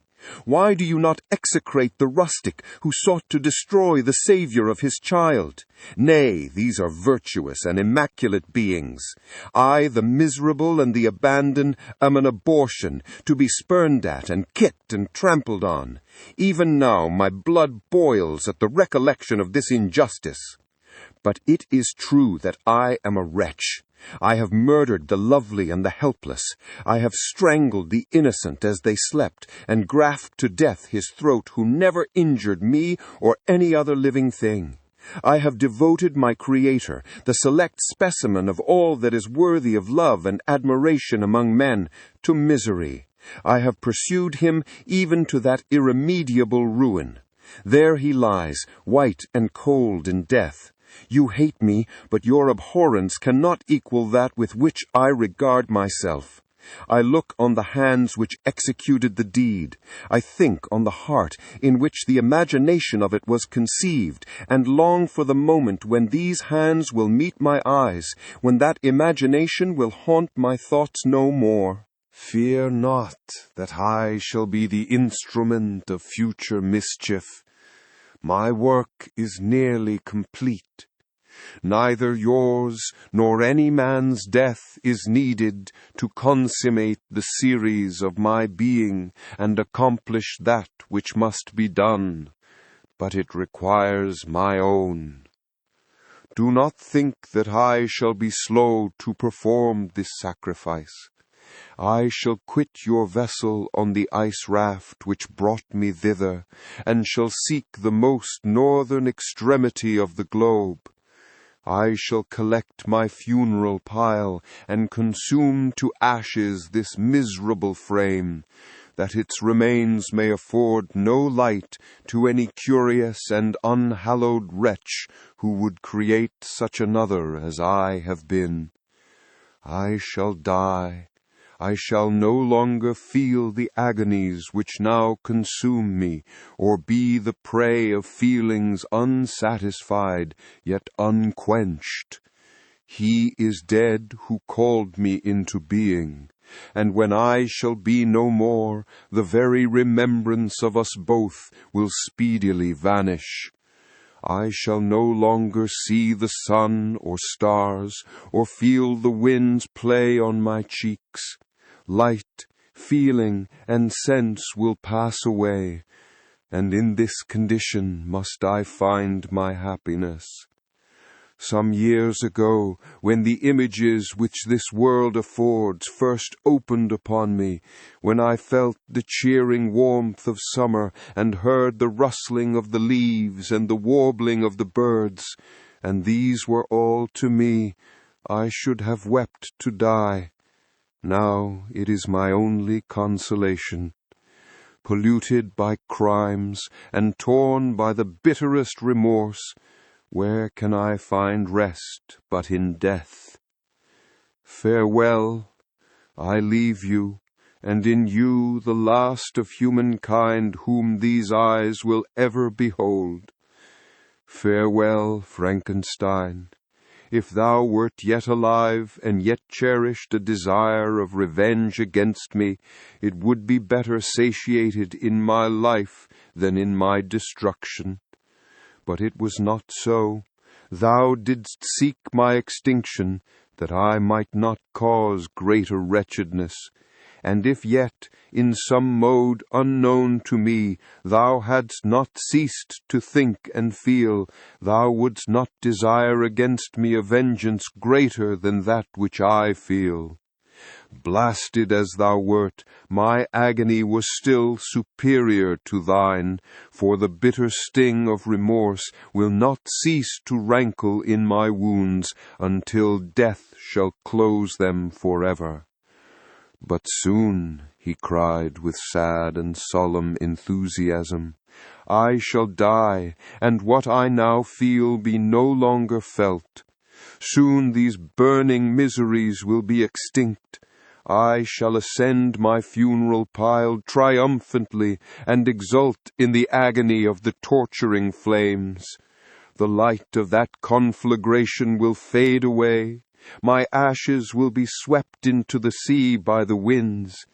my spirit will sleep in peace, or if it thinks, it will not surely think thus. Farewell." He sprang from the cabin window as he said this, upon the ice raft which lay close to the vessel. He was soon borne away by the waves, and lost in darkness and distance. You've reached the end of this audiobook. Thank you for listening. If you enjoyed it, consider subscribing for more classic audiobooks. Until next time.